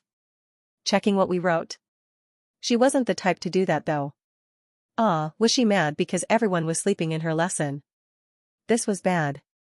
Judging based on her personality, which I had been seeing for the past 4 years or so, she would probably make us clean the classroom or something.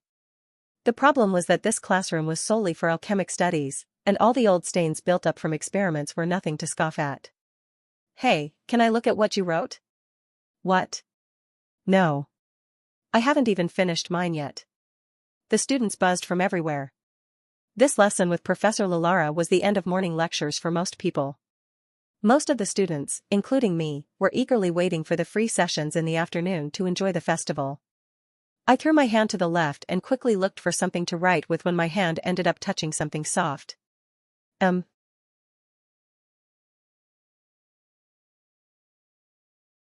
What I accidentally grabbed was the soft hand of a girl. Jaeger was sitting on my right and on my left was. Huarance was blankly gazing at my hand. Oops. Sore. Grip. Before I could pull my hand out, her small hand dug deeper into my grip. When I turned and faced Huarance, I saw her float a faint and playful smile. Hey, are you Ran? Yes. With blue eyes and a bashful smile, Ran gazed back at my eyes. Your hand. Would you like to look at my notes, Appa? That would be great. While still tightly holding onto my left hand with her right hand, she used her remaining left hand to pass her note. Thanks. By the way, your hand. It's starting from that page on the right, Appa. Appa, how sweet was the sound of that word. Uncle Knight. Please find Navi. Please. It's Appa, Appa. Miss Anna? You can call me Knight Appa. Uncle Knight. Good luck. Mr. Corin. You are more like, a father or a mother, I would say. Why can't I just be an Appa? We're the same age though? Hello? This is not making any sense. So you mean mom's okay, but Appa isn't? Just call me Appa, and I will seriously buy you a meal. Maybe later. Those were the moments of humiliation and agony. The times of being called an uncle, mom, and old man were all gone. Now, I was finally also an Appa. Ooh. If you think about it, I was still only 17, you know? Physical age is also very important, yes? Even a sword empress after going against the flow of time to look younger again would prefer sister than being called granny, right? Hee. I had no idea what was making her so happy, but Ran continued fidgeting with my hand with a wide smile on her face. She was holding my hand with quite a lot of force, but I could still pull it out if I wanted to. However, seeing how she was enjoying it that much, I felt too guilty to pull my hand away. Kuhum, thanks. Yes, Appa. In the end, Ran continued holding my hand all the way until the end of the lesson. After the lesson was over, I was packing my bag when Hua Ran handed me my pencil case. Appa, would you like to have lunch together? Sure. I will buy it for you. This Appa will buy you anything you want. I knew I was being pulled into her pace, but I still couldn't turn her down. That was just how powerful Appa was. I was wondering what I should buy for this beautiful junior to make her happy when I realized that everyone was looking at us funny. What is with that fucker? Was he always that close to Hua Ran? No. Well, Corinne was the only one that would start a conversation with Hua Ran, but what happened during the festival? That freaking gold digger. Chill. What's he done to you? Not saying he's not though. These days, I had a feeling that people tended to stare at me with a weird look in their eyes. It was especially from the boys. Jaeger, who was sitting next to me, placed his hand on top of my shoulder. You sinful bastard. Huh? I'm ahead to the cafeteria with Lark. You guys should go by yourselves. How nice of you. Ran and Jaeger looked at each other and communicated using unidentifiable signals. Jaeger left the class first, and the two of us walked out after finishing packing up. What would you like for lunch? Asked Ran. I don't have anything on apart from an exchange meeting with Purple Hawk in the afternoon. Do you want to head outside the academy and go to an Eastern restaurant? You mean the place Hua always goes to? I wanted to try that place out. Let's go then. By the way, what happened to Hua? She was dozing off, so I sneaked out. She probably won't wake up anytime soon. So you can change like that as well, huh? It was only recently that they started changing, so the conditions weren't clear, but that would probably become clearer over time. While walking out of the building, Hua Ran and I talked about what happened after the incident. Have you met President Kong Yuhua and saw Jinhyuk? Yes. Hua and I both did. I see. Those two were fairly responsible for what happened this time around. Of course, it was definitely true that they had been taken advantage of, and it would be slightly unreasonable to make them take responsibility for their actions. All the negotiations with Purple Hawk regarding this incident were unofficial, and we promised to spread the news of how Kong Ryan died on the road after setting off before others. Since he was going to be killed, it wasn't right to ask Kong Yuhua and Sa Jinhyuk to take even more responsibility. Apparently Uncle Kong Ryan would go through an unofficial execution. In secret by the royal family of this kingdom. That would be the best solution, yeah. There was nothing to gain by leaving that person alive. The Moonlight Castle incident where Hua Ran destroyed the castle by going berserk was known to be due to Kong Yu, her father, controlling her, but the real culprit behind that incident was Kong Ryan. Both Sister Yuhua and Hyuk must have had a hard time because of me. Apparently, Yuhua was deeply moved by the fact that she could meet Ran, her younger cousin, despite everything that happened, and Hyuk seemed to have turned himself away from the path of revenge. Thanks to Ran's testimony and Kong Ryan's confession, he found out the truth behind the matter and seemed less upset by Hua, who had been used as a tool. Oh right, did you know? Now that uncle is no longer here, Sister Yuhua is the family lord of our Kong household. Family lord? Like the head of the family, is it? Yes. She takes care of everything ranging from small things to household marriages. Is that so? I got her permission already. Kuhum. I let out an empty cough as Ran giggled with a wide smile on her face. What should we do, hubby? Ehem. Hua, when are you waking up? It's not easy for this Appa to handle, Ran. Ah, you're here. It was then. A green-haired girl wearing a robe hopped her way across from the other side of the corridor. The girl, who had green hair that appeared to be full of vitality and an old oak staff, was none other than the druid of the Avalorn Forest, Yule, who was a freshman just like us. Did you finish your lesson just then as well? Mine was over a long time ago. Grip. Ran added more power to her hands that were holding on to me. Mr. Corinne. A spirit came looking for me this morning. A spirit? Yes, it came from the eastern forest. From the east? That far? The spokesperson of the forest and nature, Druid. Druids, who were always loved by spirits and elementals, were always accompanied by spirits regardless of who they were. However, it was still rare for spirits to leave the forest they were born in and travel that far. Why would a spirit visit her from all the way there? What's wrong? We found it. The druid called Uskias and Findias that you were talking about. Really? Findias. That was the mysterious land hiding one of the four great treasures, the sun, Clayum Solace, and Uskias was the druid protecting that land. 3 months ago, before the start of the holidays, I had requested Yule to look into it. The mysterious lands of the four great treasures had only existed as a background setting in the game. According to the original plot of the story, Tates Valtazer and the king's subjects would retrieve them before the player could even have the option to take them. If I could, take even at least one of them before they could. Both Findias and Uskias are at the east of the kingdom. To be exact, they are across the borders, inside the great forest. I would be able to screw up the very foundation of Tates Valtazer's plans. Quickly, I looked back at my memories, at the reward I gained after defeating Firmac Daemon, the only method of obtaining the sun of Findias. Solar eclipse.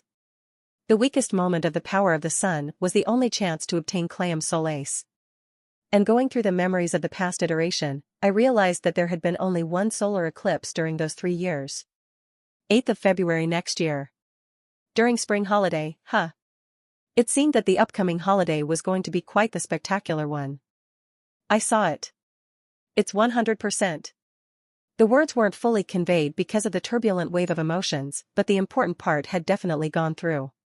Normally, Marie would have rebuked him saying, "How can you say things like that about your daddy?" But now wasn't the time for that. Doggo. As expected of a beast, the 1-year-old Mr. Doggo Kim instinctively sensed the chill concealed behind her low voice and shrunk. Slowly. Tell me. Everything. From the start. It was common for children to often stand on the side of their mother in a quarrel, and in Doggo's case, that applied even more, and he had not a single integer plan on siding with his father. Excitedly, Doggo babbled about everything he saw as Marie boiled the potatoes, with a shiver. I see. I see. It was a shocking account of the father's affair. Well, it was pretty much forced onto him, but he didn't seem to hate it all that much, was the impression Doggo received. Of course, Marie Dinaref was quite a rational person and knew that she and Corinne Lorque weren't in an official relationship. But. Although they had never decided to start an actual relationship, they had already done some very extreme things, hadn't they? Even though it was just a slightly erotic action of having a meal, sucking blood meant a lot to Marie. She had never sucked the blood of another person apart from Corinne, nor did she ever want to. He was the only one that didn't make her feel physiologically repulsed when thinking about sucking blood. That was why she naturally put a lot of meaning into this action, which regularly took place. I was too careless. It was a bitter mistake. Just like how he was special to her, she had been arrogant, thinking that she was also special to him. There had always been a lot of girls next to Corinne, but she had never considered them her competitors. Alicia Arden was obviously harboring goodwill towards Corinne, but that was more in the realm of friendship, and Huaran had also been staying calm until now. Corinne Lorque had a broad relationship, but her superior position should have been firm there. Besides, seeing how she was the one he relied on the most, the future should have been pretty much set in stone if everything went the way they did, and yet. To think Huaran would suddenly do something like that. She had been under the wrong impression that a goalkeeper could stop goals. But who could have expected her to suddenly gain a second personality, and one that was so adamant and proactive at approaching Corinne at that? Hello Appa. It seemed that he had completely dropped his guard from that one sentence. There was an extreme comment from Doggo about how his disgusting grins were a shocking sight. Forgetting to even comment on Doggo's violent use of words, Marie focused more on the words of their new housemate that was as sly as a fox. Appa. Yes. Corinne did have the tendency of being obsessed with the word, Appa.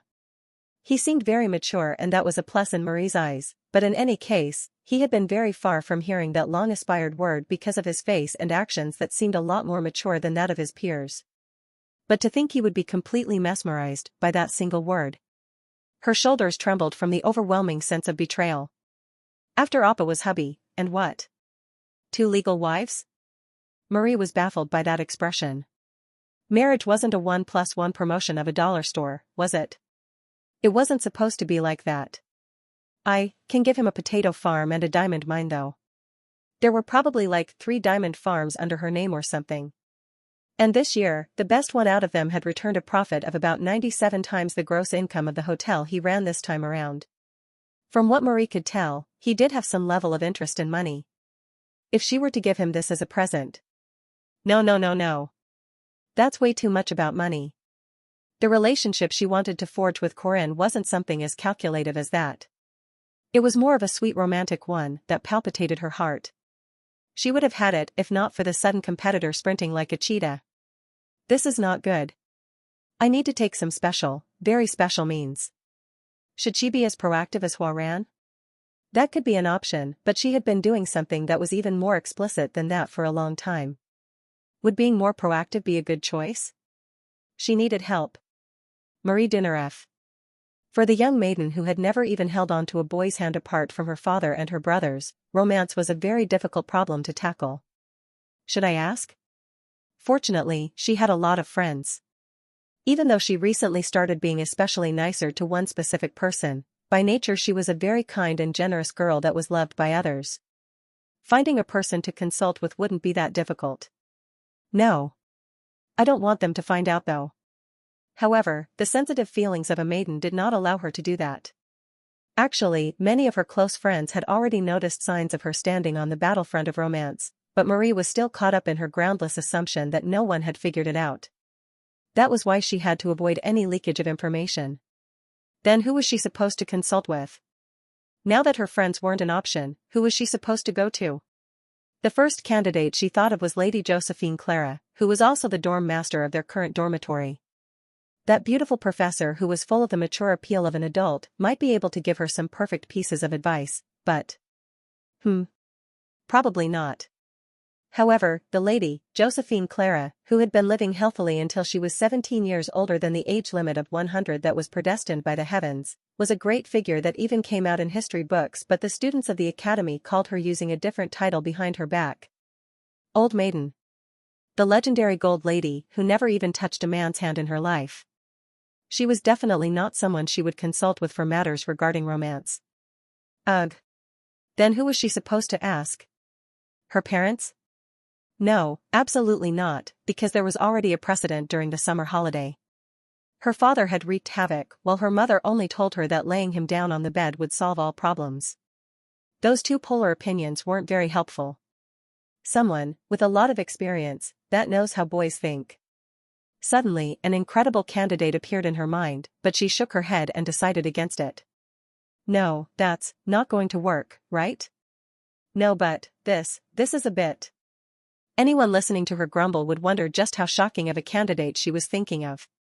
It was one who she had to lower all kinds of pride and dignity against, but at the same time, he was the player of the century with a lot of experiences that would never lead to any leakage of information. Woof? Mr. Doggo Kim, aged 1. He was leading such a debaucherous and youthful life with the dogs of the inner streets of the academy that people were complaining about all the sounds.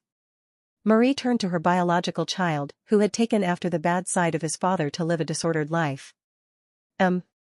Doggo? Woof? Do you know what male's like? Seg. Not that. Something morally healthy. Something more normal. Hearing that, Doggo pondered a little before going, and immediately sharing the thing that he came up with. Bones. It wasn't long until Marie could find an opportunity to make use of that advice. The eventful festival came to an end and the academy returned to its everyday life. Hugh.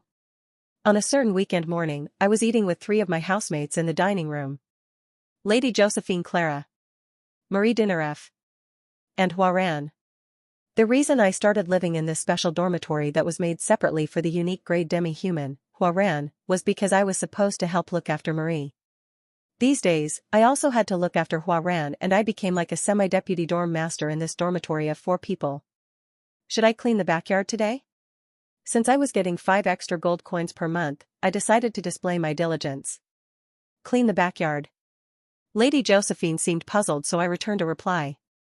There are a lot of leaves on the ground. We can get rid of them, and while we're at it, maybe we can cook some sweet potatoes using those leaves. Yes.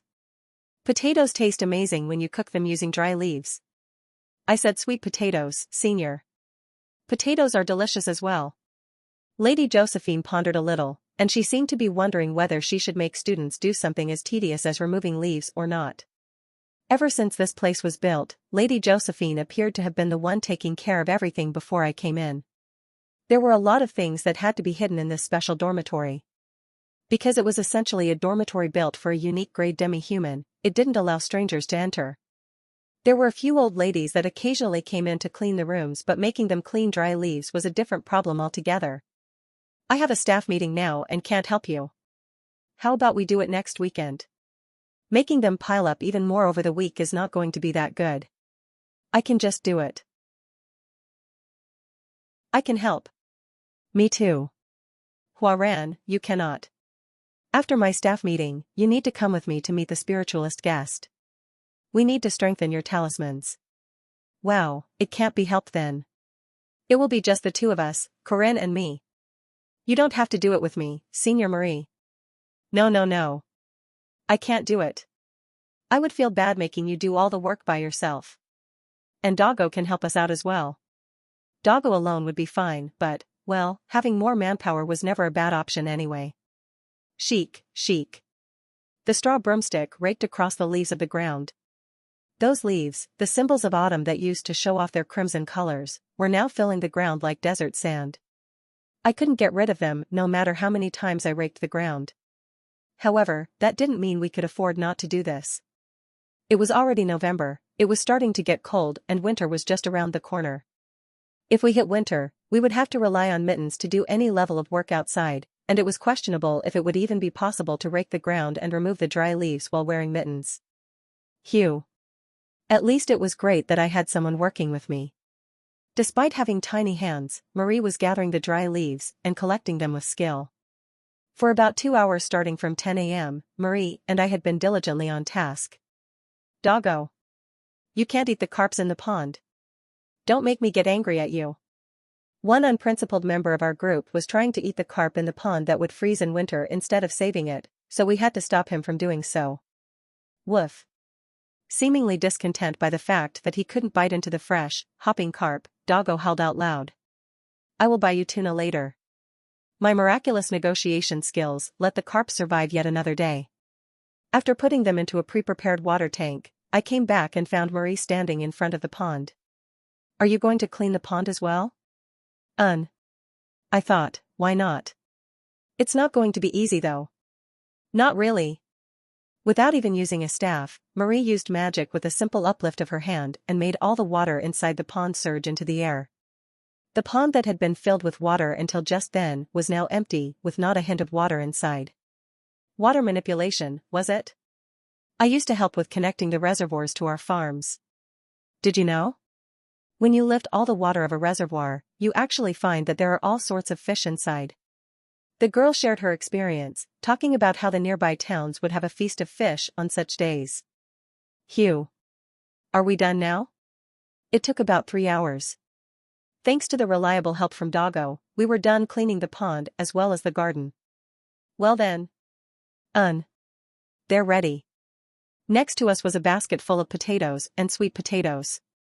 As if we had decided on it beforehand, we quickly got prepared. I gathered leaves while Marie lit them up on fire. Hee hee. They're going to be delicious. Woof. Crouching around the campfire made with dry leaves, we enjoyed the warmth of the flame. Should we call Alicia, Lark, and the others? Yoon. I think they'll be in the middle of a meal already though. I guess so, considering the time. Oh yeah, potatoes are nice and all, but should we have a proper meal as well? One might say that we were eating too much, but we were superhumans with metabolism rates that were on a whole different scale from normal humans. Even a slender lady like Marie ate twice as much as a normal person. Her appetite grew even more after becoming a vampire. And as for Doggo, I will give some lamb neck bones to Doggo later. He loves them. Anyway, let me go cook a meal right now. Marie sprinted off with a hop. Watching that, I placed a few potatoes and sweet potatoes in the fire. Woof. Doggo and I blankly watched the dry leaves burning with a crackle. You want some salt? Woof. It seemed that he wanted sugar instead of salt. Even though I didn't have a magic connection with him like Marie, for some reason I could still understand what he was saying. Although I was calling myself his dad as a joke, I actually did feel some level of connection with him, which was probably because most of the blood forming his body was from me. Oh right, Doggo. How come you've been wearing clothes these days? Even now, he was wearing an oddly cute piece of clothing with the words, "I love potato" written on it that was from Montijo. Wait, Montijo? They were a luxury brand like Gucci back on Earth. Why was he wearing one from Montijo? Doggo. Where did you get that from? Woof? There was no way they would be selling dog clothes that were big enough for Doggo to wear. In other words, they had to be order-made, but, was that even possible? It was the same as going to Gucci and telling them, hey, make me one that says, "I love potato." How expensive would it have been? That was the initial thought in mind, but after remembering the richness of Marie's family, I realized that it would have been like a few pennies to them. Tadak. Tadak. The potatoes and sweet potatoes were slowly being baked when a familiar voice echoed from behind the fences. Hey! Are you there? It seemed that Lark had dropped by to say hi. Yo! Come in. I can give you a few baked potatoes and sweet potatoes. After a few seconds, I saw a boy with disheveled hair walking in through the main entrance. Did you clean?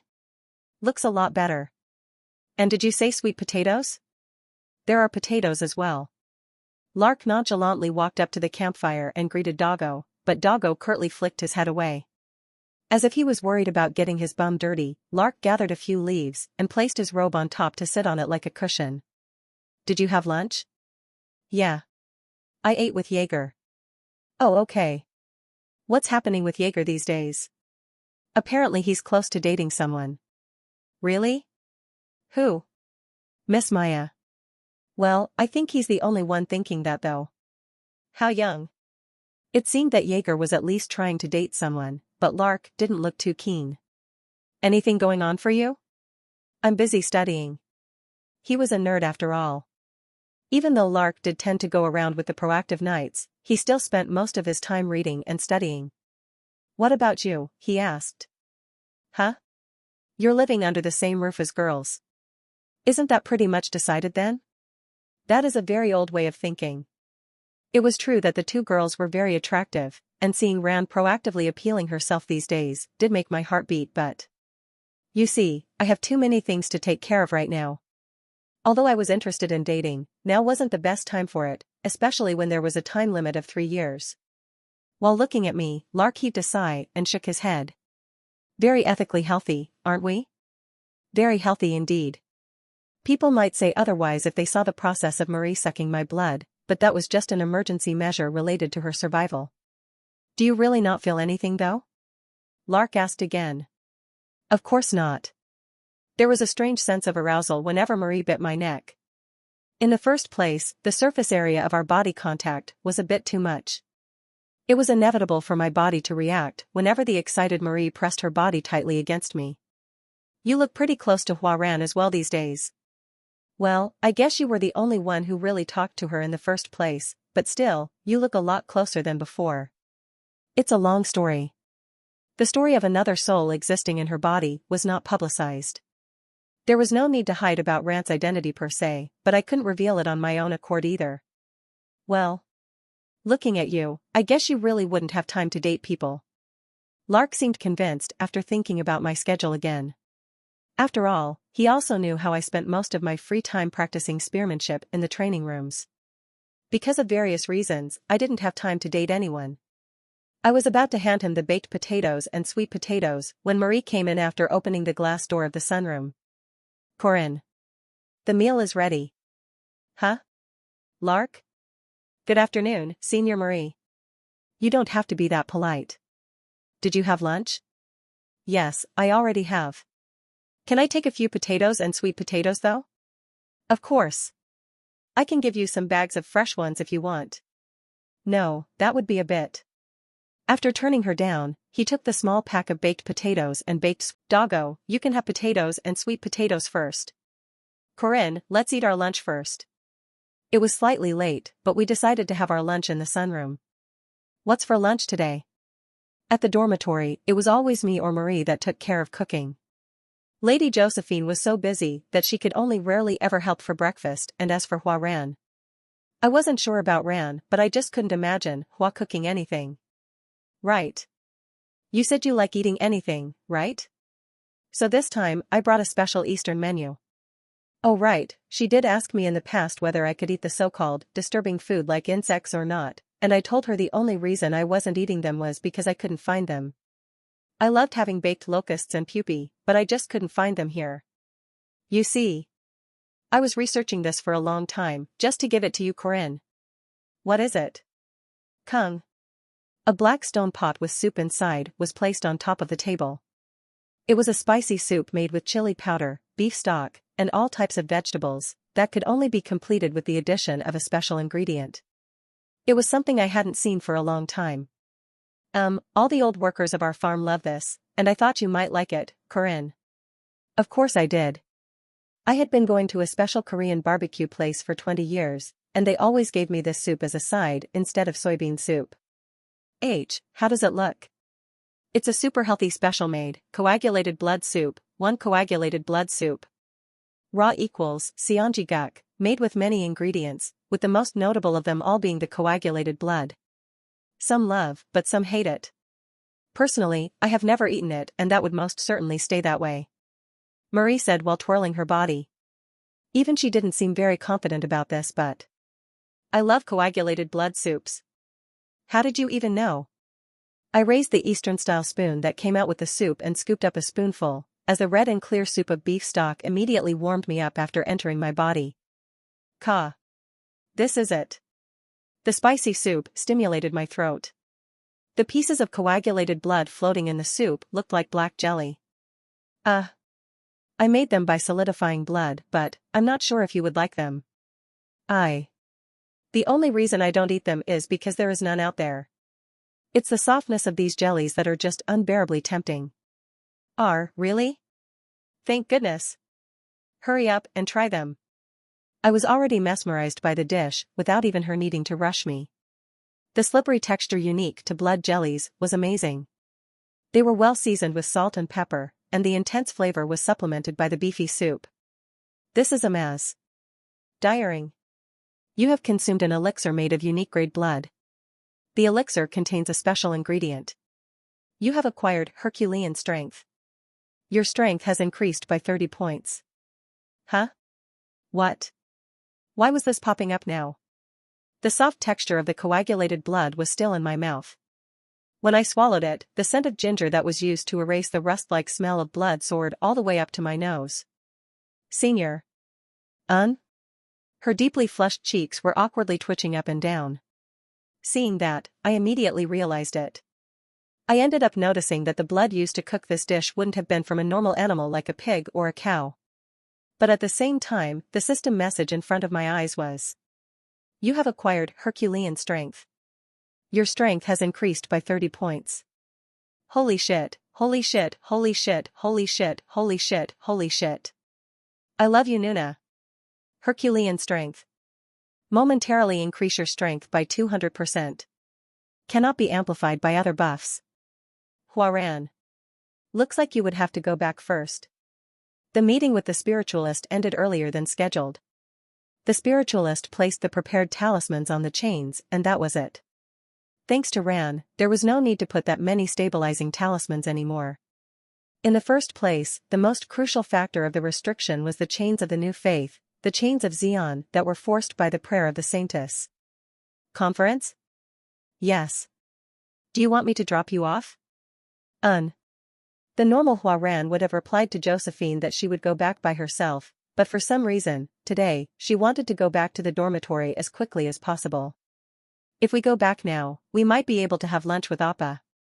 Ran hurried her, but that had nothing to do with the actual decision, at least that was what Hua believed. Jiang. In front of the dormitory, Huaran jumped out of Josephine's dimensional spell. Bye.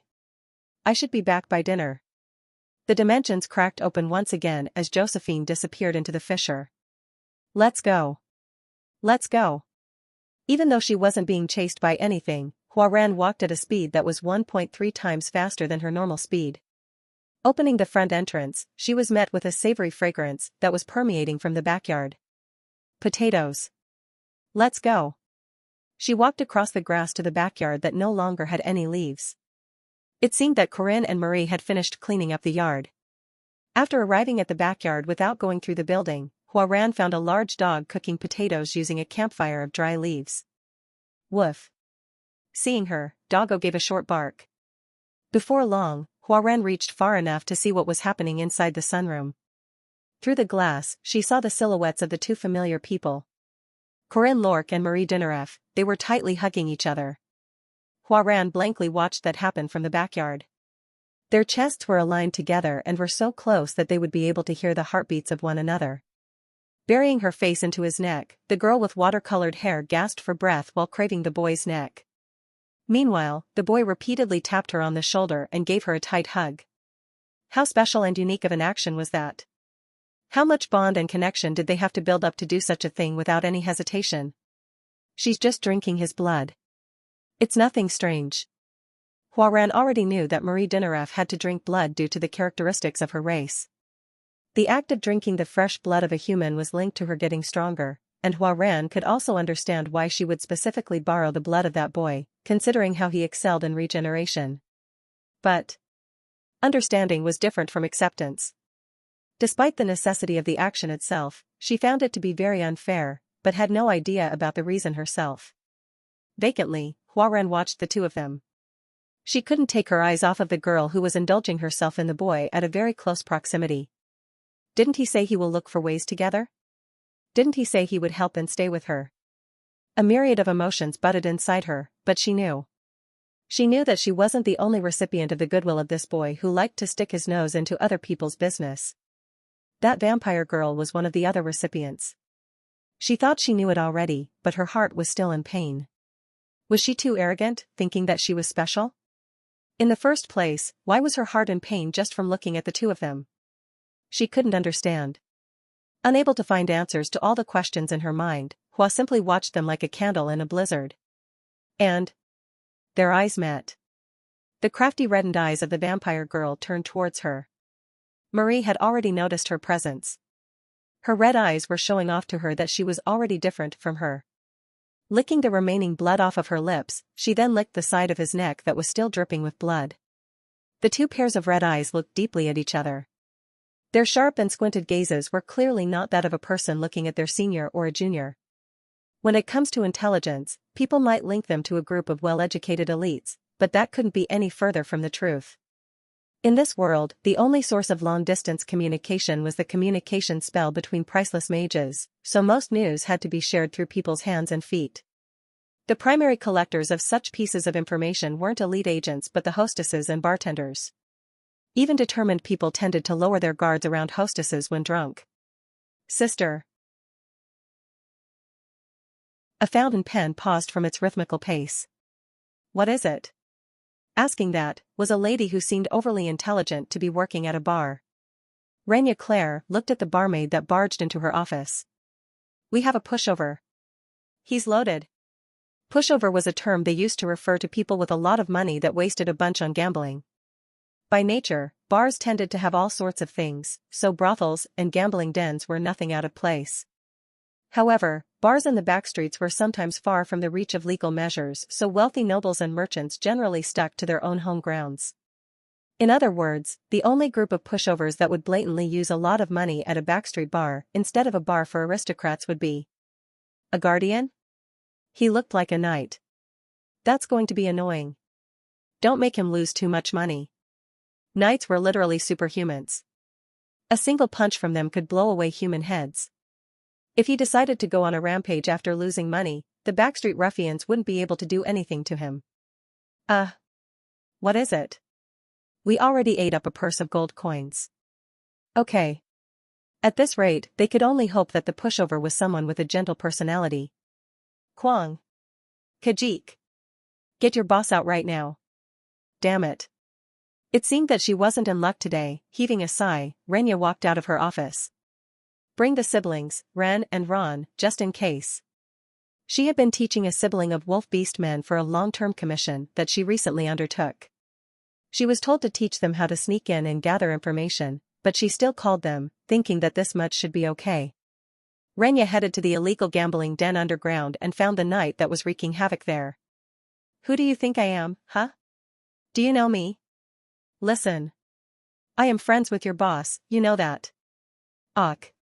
Sir. First off, please let go of your. He indeed was a knight that Renya was very familiar with. The boy with a wild appearance had his hair in a ponytail. He looked so mature at a glance that no one seemed to have asked him for an ID card. What is he doing here? Corinne Lork, a student of the academy, was going on a rampage while grabbing onto the wrist of the professional cheating dealer that Renya put in the gambling den as a fake customer. Huh. Guide him to my office. Sister? What if he punches me to death? It's fine, so just go. Tell him I'm calling him. After a little while. You miss refaring pretty well, aren't you? This is not a place for underage students, boss. Renya Claire, she was one of the executive officers, despite being a low one, of the intelligence guild that was now climbing up the ladder to around the middle in the list of executives. The only person she should be calling as her boss was the guild master of the intelligence guild, but Corinne Lork wasn't even an executive nor a worker of the intelligence guild. He was nothing but a named knight that was doing decently at Merkarva Academy, and yet Renya was calling him boss. I heard you started a business, so I came to have a look. How were the things I told you? Pretty decent, right? Yes. Things like the secretive cross-dressing hobby of Count Maniosaka of the West and the equipment-honing fraud of the famous master craftsman, Kiri the Ladybug. They were quite nice. Corinne Lork, after contacting her around August, had given her an offer. It was about how he would give her valuable pieces of information that would make her rise to the top position of the Intelligence Guild in return for working under him for 3 years. Buying information with information. It was a strange concept, but there was something else that was puzzling for Renya.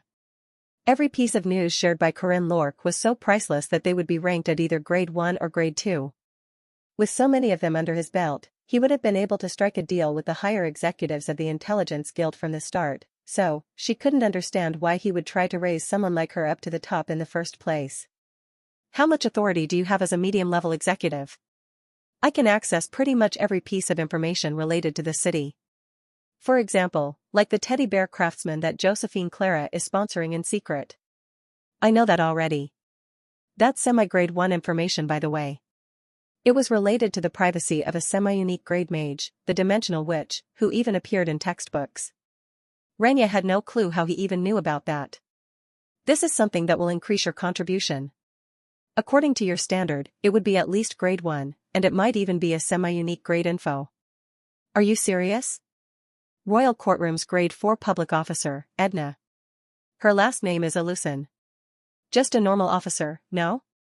What if that officer was the SM Queen with dozens of higher officers and even nobles under her command? The silence went on for a long time. It was easy to come across pieces of information that were related to inexplicably odd sexual orientations of nobles, but this was in a whole different league. A dominant that whips nobles and high public officers? This was an astounding scandal that had all sorts of possible uses depending on the approach. If this was true, that meant there would be all sorts of ways to threaten those higher-ups. If this is true. Of course it's true. I experienced it myself. What? She was like a leopardess. Even I almost got eaten. Seriously, what kind of person are you, boss? If you can even find out things like this, do you even need me? I only know some stuff. For now, Renya engraved that shocking piece of news into her mind. Something this big was better monopolized. Instead of reporting it to the upper executives, she was going to swallow it and digest it alone. You should officially report this to your higher-ups, said Corinne. Why is that? It would be more beneficial to swallow this by myself. No. You should just get your contributions acknowledged for reporting this. Someone else can use this for themselves. That's a shame. And why is that? She's a literal queen that can whip the proud officers and nobles. If you approach them from the wrong direction, you would just get destroyed by them. He shared a spooky prediction, that there was a high chance of the Intelligence Guild being half demolished due to their greed. I see. If something like that happens, most of the higher executives would be wiped in. And you will be taking their spot. What a crazy boss. So, what are you trying to find out after making me the highest executive? It's something you can't even access right now. Just do what I tell you to do for now. Okay. Also, I did receive the official application form of the Guardians. I told you to make a fake merchant group, right? Officially, you'll be the one in charge of supplying our Guardians with munitions. Won't they be suspicious about our connection though? That's exactly why we're doing it. I'm telling them that you are officially under my protection. Honestly, it wouldn't have been enough with just me but Marie Dinaref, the oldest daughter of the Potato Empire of the South. There's no idiot in the world that would touch one of the members of her Guild of Guardians. Damn it. Why was I the only one that didn't know about it? This is why relying on only one source for information is terrible. Her boss lamented by himself. There's no way that he wouldn't have known about Marie Dinaref being related to the Dinaref of the Potato Empire, so it must be about something she didn't know about. What do you mean? Nothing. My next request is about the East. After a while, Corinne stood up to leave the office. Renya would organize all the information he shared with her and faithfully abide by his commands. Oh right. What now? You need to train your dealers again. They were way too obvious with their moves. Just go. And you can use the money you got from me for the repairs.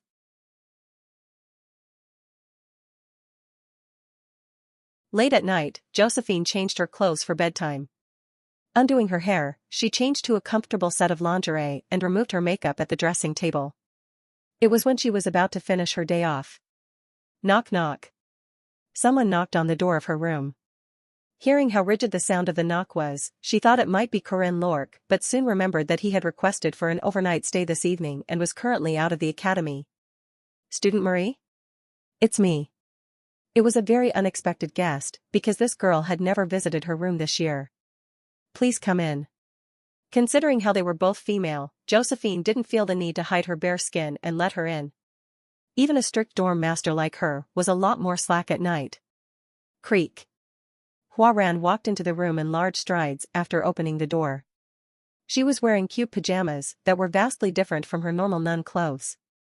I wasn't expecting you to visit this late at night. Did Ran request something from you? No. Was it based on Hua's own intention then? Josephine was becoming more and more lost over time. So what brings you here? Huaran didn't reply for a long time. She was silent as always, but what felt out of place was that her mouth kept on opening and closing while her eyes constantly rolled and gazed across the room. Josephine had been a professor for a long time, and therefore had a lot of intuition and experience. When students came to discuss and consult about difficult topics, they tended to find it difficult to open their mouths even after taking the courage to visit her. Even though it was very common for other students to do so, it was very surprising that Huaran was doing that herself. But despite her surprise, Josephine acted as the mature professor she was to make it easier for her to start her story. Softly walking on the carpet with her bare feet, Josephine sat down on the side of the bed and tapped the mattress next to her. Understanding that signal, Huaran carefully walked up and sat next to her. Are you here for a consultation? Don't worry and let it out. This is about my friend. Josephine wasn't cold-blooded enough to stop her and say, You don't have any friends though. Right, and what did your friend say? Apparently, staying with someone makes their heart feel light. Is that so? The steel-blooded hero, Senior Professor Josephine Clara, maintained her poker face that didn't crumble even during the witch hunt and focused on her story. It's as light as if they're riding on clouds. Hugging him makes their heart beat fast and sometimes, her heart aches and it feels like she's in a quagmire. I see. It was a very serious consultation. Well, it was obviously going to be serious considering that Hua Ran was the one consulting, but in any case, it was so unexpected that Josephine couldn't even find the right words to return her with. The image of Hua Ran in her mind was still that of a unique grade demi-human, a time bomb that could explode at any given moment. But here, looking at the girl who finally met her first love, Josephine realized that even Hua Ran was just a young girl. I have no right to be an educator. Josephine noticed that she was still far too lacking to be a proper educator. Removing the preconception in her mind and calming herself down, she tapped Hua Ran's shoulders with a warm smile on her face. I see. Hua Ran, your friend has such concerns in their mind, is that correct? So, she doesn't know what to do about that person. Am I right? She was looking for dating advice. A request for help that was painstakingly raised by a girl who finally found her first love. In order to best decorate the first page of the girl's youth, Josephine used 100% of the knowledge she accumulated over her 100+ 17 years. The person, well, it's probably Corinne Lork. That spear-wielding boy who was mysteriously popular with girls was the only one Hua Ran had any interaction with. Despite being a mature and diligent student, that freshman student was an innate player, and there had even been a report from a female second-year student that he might be a gold digger and a scammer. Of course, even Josephine acknowledged his morals and ethical personality, but the wolf-like boy probably had a lot of experience with girls, and for a new baby chick-like girl like Hua Ran, he would serve to be a very tough nut to crack. And that person that your friend likes. I didn't say she likes him. Anyway, that person probably has a lot of girls around him, right? Hua Ran recalled through her memories. Even after putting aside the shocking scene she saw during the day, she remembered him having a lot of female acquaintances everywhere regardless of what lesson they were listening to. During cooking, he would nonchalantly talk to girls and take a bite of their results, and in the city, he would be amiably greeted by young and mature ladies. She couldn't really remember him spending time without any girl next to him. Nod. As expected. Even though Josephine was somewhat expecting it, it seemed that Corinne Lork was indeed a player. Josephine lamented at the fact that she was sending a furry kitten to a wolf, but focused on the task at hand. This is important, Hua Ran. Opportunities won't come by that often. Males with a lot of females next to them don't tend to approach girls themselves, because girls come to them without them having to do anything. About 100 years ago, the young witch aspiring for youth had read the popular romance novel, 101 Ways to Capture That Man, which had been the go-to textbook for girls back then. You must be daring, bold, and fiery. Otherwise, you will not be able to attain love. Get rid of all the hindrances and march forward. What was unfortunate for the two young girls in their youth was that the ones they were asking for advice from were a debaucherous dog playing around with the female dogs of the town and a 117-year-old witch who had no experience whatsoever except for the book she read 100 years ago. Both Hua and Ran were girls with ridiculously little experience, so they believed everything they were told, even though it was based on a very questionable novel. You heard that right? Romance is about being straightforward. Straightforward? Romance? Hua tilted her head and asked what she was talking about. Ran beat her chest out of frustration, but all she got in return was Hua asking her if her chest was in pain just like hers. Look. Read through the 101 Ways to Capture That Man, that we borrowed from Professor Josephine. Capture? It's not like she wanted to punch him or bash him up. Besides, she didn't even need more than 100 ways to beat him. I can just go and push him down. I'm stronger than Corinne. Push him down? What's wrong? That might not be a bad option either. Turn the page to page 117. After hearing that from Ran, Hua turned the pages of 101 Ways to Capture That Man that they borrowed from Josephine to topic 33. If you must, then be coercive. Push him down on the bed. That was the text written under the topic title. But we can't be hasty with this. Why? Wasn't their goal to capture the castle called Corinne? All she needed to do was push him down with force, so what was the problem? During their group assignment, she had already pushed him down on the bed once. Her memories of the time were hazy, but she remembered Corinne caressing her hair in joy. Look. The female protagonist is saying it's for last resort. Last resort. So let's leave this till the end. I will leave it to you when the time comes. Okay. After reading through the book, Ran said after raising her non-existent glasses. When capturing a castle, we must first go for the walls. And Sister Marie is the gatekeeper. Gatekeeper. In order to capture a castle, they had to defeat the gatekeeper, and the gatekeeper was Marie Dinaref. Should I punch her? Appa will hate it if you do that. Then what do we do? Leave it to me. I will deal with her. The decisive moment wasn't that far off. Sister. You don't like me, do you? That was the start of the First War. Merkava had 2 exams, the interim and the end-of-the-year exam. People might say 2 exams a year was a very forgiving schedule, but this was because the students of a Guardian Academy tended to do a lot of practical work outside. Exam results didn't matter much to the grade promotions as a Guardian, so most of the students that cared about studying were those from the magic department that wanted to do things other than fighting. It's finally going to be a holiday again.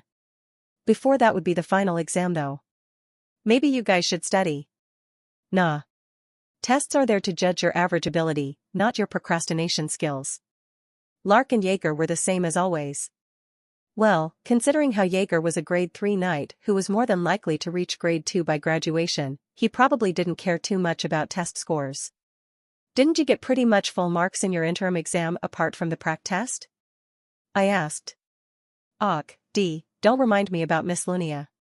On the other hand, Lark was applying for the Tower of Mages. Rather than the prac tests that assessed one's skills as a Guardian, he was the type to focus more on written exams. What about you, Corinne? Me? Well, I guess I'm similar to Jaeger when it comes to tests. Kuhahat. Right? I'm telling you, tests are supposed to assess what we know already. There's no need to study for them. You say that, but you both got stomped in your previous test, didn't you?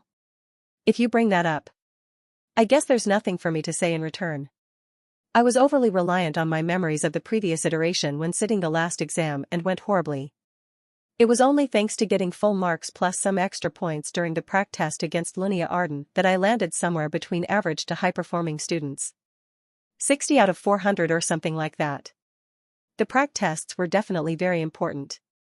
I was wondering who the prac test instructor would be for this exam when Alicia spoke to me after packing her bag. Mr. Corinne. Oh, hey. You look nice in that coat. Ooh-hee-hee, right? I made up my mind and went for it. It's winter after all. Alicia was wearing her martial uniform with a coat on top, and honestly, it looked pretty sick. I'm going to get some desserts. Would you like to come with me? It's a new place, but it feels a bit weird to go there by myself. Are you buying it? Do you want me to? Nah, don't worry about it. I'll buy it. Although it was very sudden, there weren't anything scheduled for today, so I decided that having a meal downtown wouldn't be a bad option. While I was at it, I could also check how the hotel was faring in the auction. Corinne Appa. Can I come with you? That was when Hua Ran in her Ran mode expressed her will to enter the group with a smile on her face. The more the merrier. It seemed that Alicia wasn't against it and said that without raising any objections. Jaeger and Lark, who had been chatting about holidays and final exams, suddenly started gazing at me with squinted eyes. They were my friends, but sometimes, I had a feeling that their eyes were a bit too cold. Hugh. I know this is not that nice of a thing to do, but... yeah. This is getting a bit annoying. The two of them came to a mutual understanding without even saying anything and raised their hands up at the same time. We want to go as well. We can pay for ourselves. I told you it's on me already. After Hua Ran was Jaeger and Lark, but that wasn't even the end. Corinne. Are you done with your lesson? Another celebrity hopped her way into the lecture room. Marie came immediately after her own lesson and approached us while waving her hand. She appeared very regularly in our classes these days, so the other freshman students didn't seem to think much of it. Senior Marie. We're going to go downtown to a dessert store called... what was it called again? Belzina? Something like that. I only saw the flyer this morning as well. Yes. Anyway, we're going there. Would you like to come with us? Of course. Doggo likes cakes as well. There were 6 people now, including Marie. Everything was good because there was nothing bad about having more people. I'm so jealous, man. Dude, let go. Shit, let go. Hold your horses, buddy. You know you're just gonna get demolished anyway. Sometimes. There are times when we, men, just have to go in even if we know we'll lose. My peers that were looking at our group, more like me, had deep frowns on their faces. Kuhum. I know, guys. I know. Even though we were out for dessert, it was about to be winter very soon, so we had to look for winter equipment as well because the road back home without coats and winter clothes was going to be hellish. Naturally, our group went shopping together as well. Korinapa. Korinapa. Hearing the word, appa that sounded delightful no matter how many times I heard it, I had to force my lips to stay down. What is it? I have a question. Knights and mages use aura and mana to protect their bodies all the time, right? Yeah. So why do you need to use winter equipment? Like, I'm not feeling any cold. Huaran, who was wearing none clothes of the new faith, probably couldn't expect much protection against the cold from her clothes either, because the sides of her clothes were open for air to seep in. It takes aura and mana to block the heat and the cold, and those get consumed as well. When it's fully winter, the consumption rate would skyrocket. Aha, I see. There are a lot of different coats, right? Generally we use the hides and furs of demonic beasts. The cheap and cost-efficient ones are the ones from hounds, but I don't really recommend them because they stink. I would recommend these ones here. Wah. You're so knowledgeable, Appa. She smiled and reacted to every single sentence of mine, and made it extremely fun to explain things to her. Meanwhile, Marie stared at her with a strange look from the side. Jaeger and Lark also added a few sentences. Oh right, Huaran. Have you bought a hat? That's a new night vision tool that the Tower of Mages put on the market. That'll be a good buy. Ah, okay. Mr. Hintspeter. Mr. Bugman. She looked a bit cold when talking to the two of them, but maybe that was just me. Nom nom. When we went to the dessert store, Alicia finally sparked back to life while focusing on the dessert. She was probably the one who was living a life that was closest to peers of her age. This chocolate mousse is remarkable. Have you never tried it in the East? It's in the countryside after all. There weren't any dessert stores in our town, so we had to make them in our kitchen. How countryside was it? I had gone to the East a few times for several quests, but the Arden household itself wasn't related to the main scenario, so I wasn't that familiar with them. Corinne. Have a try of dash. Appa, try this. Looks like they put honey on a thin layer of flour and cooked it. Oh. Is that a crepe? Looks like a rolled omelette, right? It does. I scooped up a part of the cake recommended by Huaran. After eating it, I turned to the side and asked. Senior Marie. Were you about to say something? Nothing. She replied while fidgeting with the strawberry cake in front of her. That was when Huaran stood up from her seat with a smile and reached out to Marie with me in the center. Uni. Can I try that strawberry cake? Huaran then lowered her head as her nape almost grazed past my nose.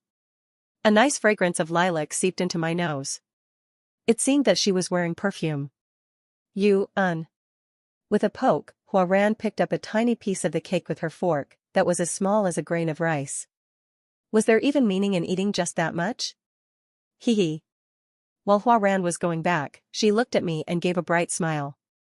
After some time, a beautiful array of desserts was carried to our table on a 3-tier trolley. Huh? Who ordered a freaking mint chocolate cake? Me. Ah, Senior Marie. Here you go. Marie picked up the mint chocolate cake from the tray before putting it in front of me. Corinne. You like mint chocolate, right? Of course. Mint chocolate was the best. It was a shame that there were some evil forces that defamed something this tasty and called it toothpaste flavor. There was a time when I had gone to an ice cream store with Marie and mentioned that I had been eating nothing but mint chocolate ice cream for over 20 years. It seemed that she still remembered that. Everyone looked at me after Marie said that, but she continued on by putting a mint chocolate flavored macaron in front of me. She knew me too well. Corinne Appa likes mint chocolate, huh? Yeah, I do. What about you, Huaran? Do you want to try? It does depend a lot on your preference, but there are a lot of people that love it. I do want to try. Despite saying that, Huaran stayed still while deeply staring into my eyes. Without even touching her fork, she stared at me with a wide smile on her face. Was she asking me to feed her?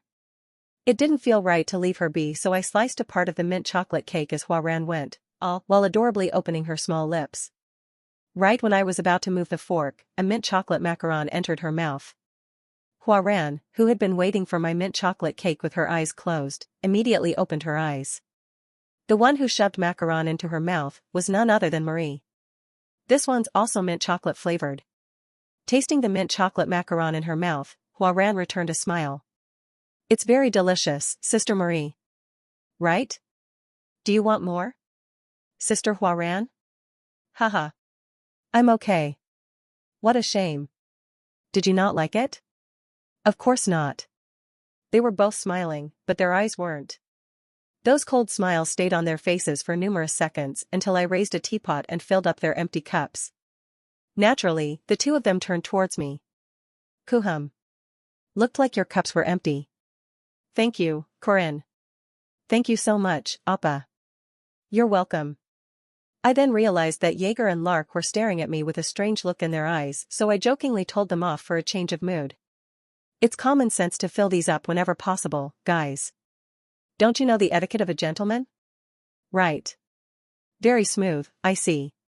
I was born and raised in a Confucian society, so setting up cutleries and filling cups with water was a part of my everyday life. In any case, although we all came to the dessert store together, there were 6 of us, so it was natural for everyone to chat about different topics with the people sitting next to them. Dude, look at my arm. Pulling back his sleeve, Jaeger bragged about his full biceps as Lark exclaimed in admiration after touching it. That's quite impressive actually. I am a knight after all. You should work out as well. But I'm a mage. Stamina is key to everything. Don't you know? And actually, Lark added. I do have a fair bit of muscles as well, okay? Lark pulled back the sleeves of his robe. Jaeger was about to sneer after seeing those measly muscles, but that was when Huaran suddenly grabbed onto my wrist. Wow. Appa, your arm's so hard.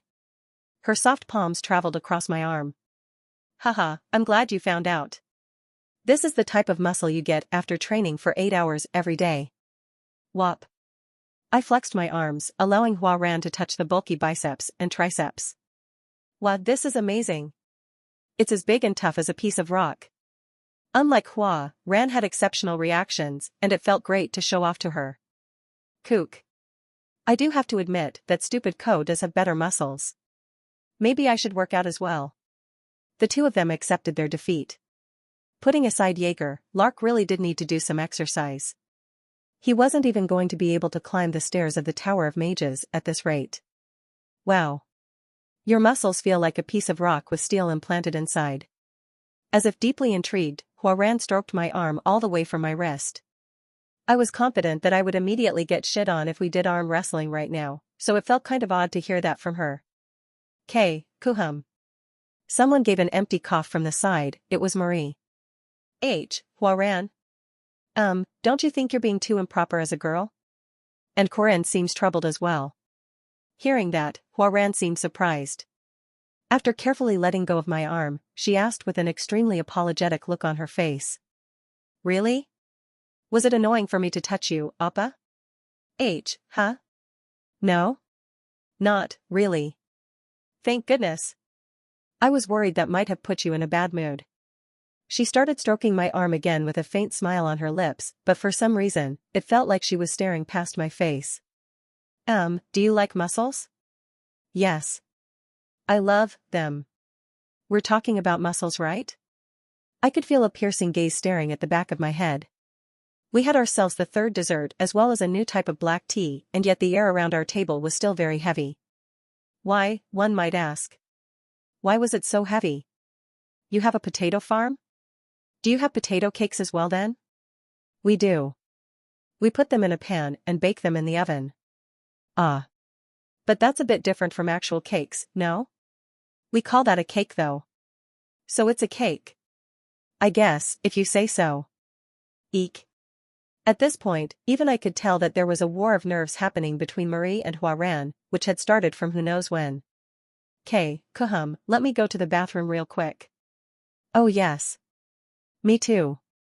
Ah, I have a stomachache. When I started it off, Jaeger and Lark nonchalantly stood up to follow me to the bathroom. I sent a gaze to Alicia, but she hesitated between me and the new cake and ended up missing the golden opportunity. After leaving the table, we stopped at the corridor of the building for a chat. Huh. Did they fight or something? I swear, you are the worst fucking person out there. I agree. You freaking gold digger. What is wrong with you guys now? Heavy. Alicia soon regretted not following the boys. She, who had been too focused on the new cake, belatedly noticed that the air had shifted tremendously. I see. So your house is in the countryside with a lot of fresh air, huh? Very different from us. Of course. A forest with great water and a nice view is much better than a place reeking of domestic animals, right? They were clearly chatting with a smile, but their eyes weren't smiling. Unlike Hua, you're very cute, aren't you, Ran? Really? Appa often calls me cute as well. Is that so? Ahaha, I'm so jealous. He only tells me I'm pretty and beautiful. Somebody. Please get me away from this place. She couldn't even swallow the cake anymore, so instead, she used her trembling pair of hands to drink some tea. Even after coming this far, Alicia still didn't know why the two of them were on their toes, having a sharp war of nerves between them. Haha. How many times have they stabbed each other with words? Without showing any of her discontentment on her face, Marie tilted the teapot over her cup. Crack. Walk. The stream of tea froze in real time in front of Alicia's eyes. It appeared like a frozen waterfall. Oh my, sister. It's not going to taste nice if you drink it that cold. What do you, UHT? Marie was surprised upon seeing that the tea had frozen in her grip. Ah, no more cake nor tea. Alicia sweated profusely while tapping her empty plate. Their tongues and eyes were sharp like blades for some unknown reason. Let me go to the bathroom as well. Alicia, sit. Sit down, Alicia. Yep, okay. After Alicia sat back down on her chair, Marie and Huaran looked at each other for a very long time. It was Huaran who broke the silence. Sister. You don't like me, do you?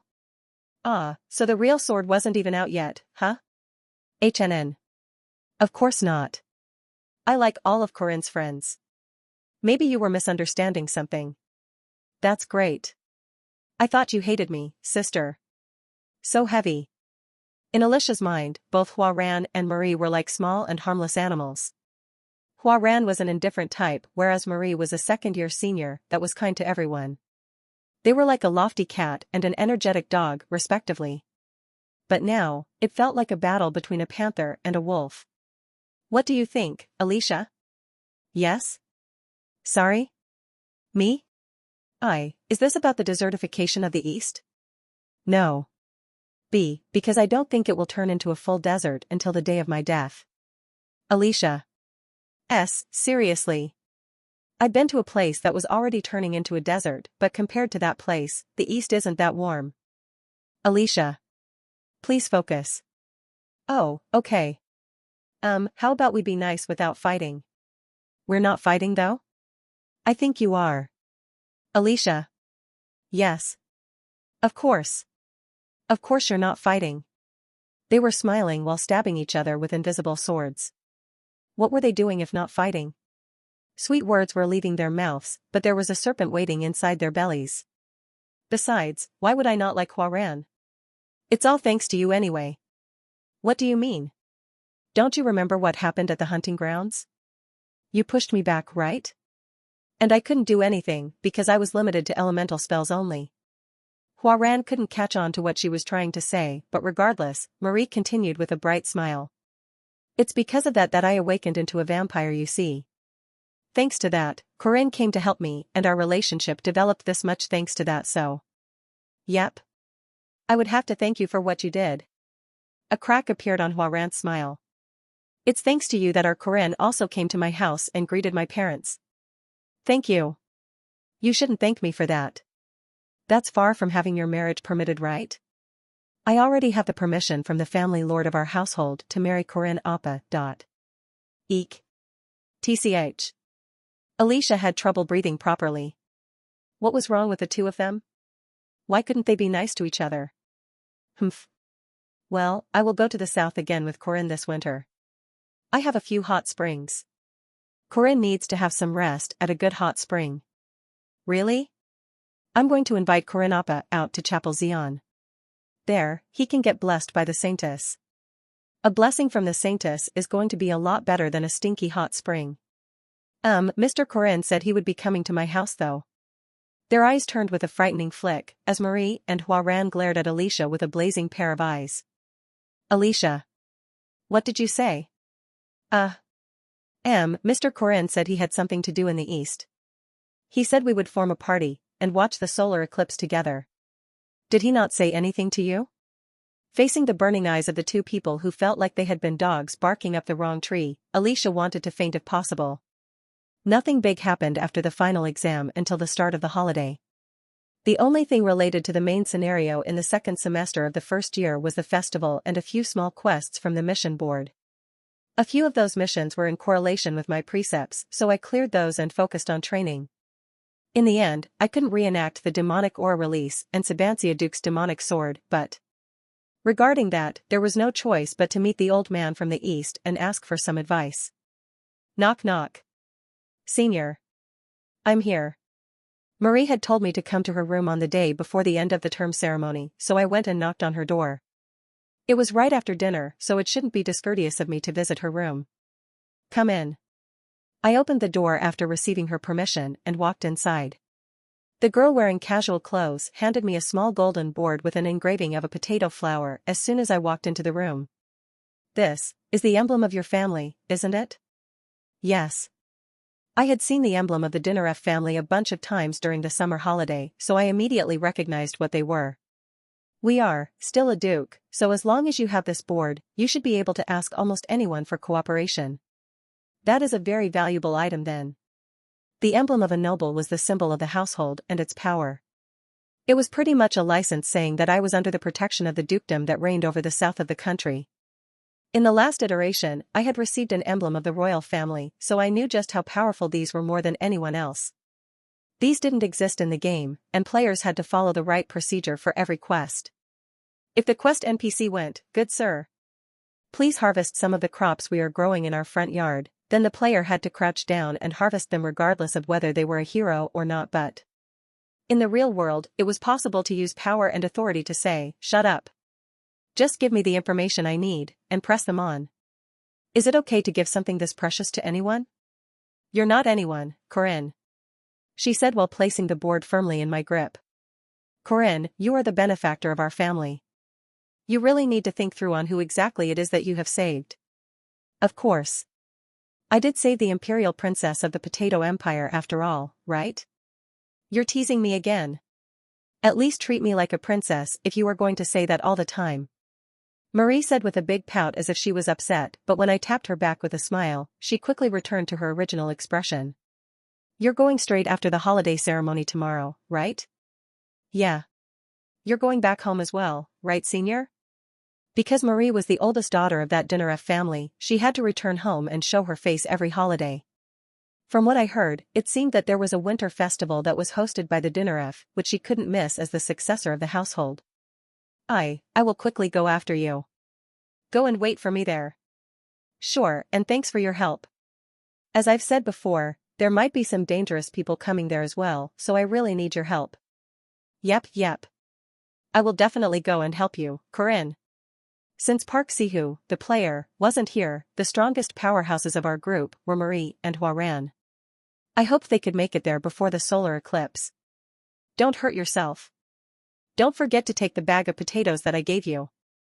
And don't follow strange women even if they lure you with potatoes. Am I a kid? It was just going to be a slight farewell during the holiday, and yet she was being way too serious about it. I'll go back to my room then. Corinne.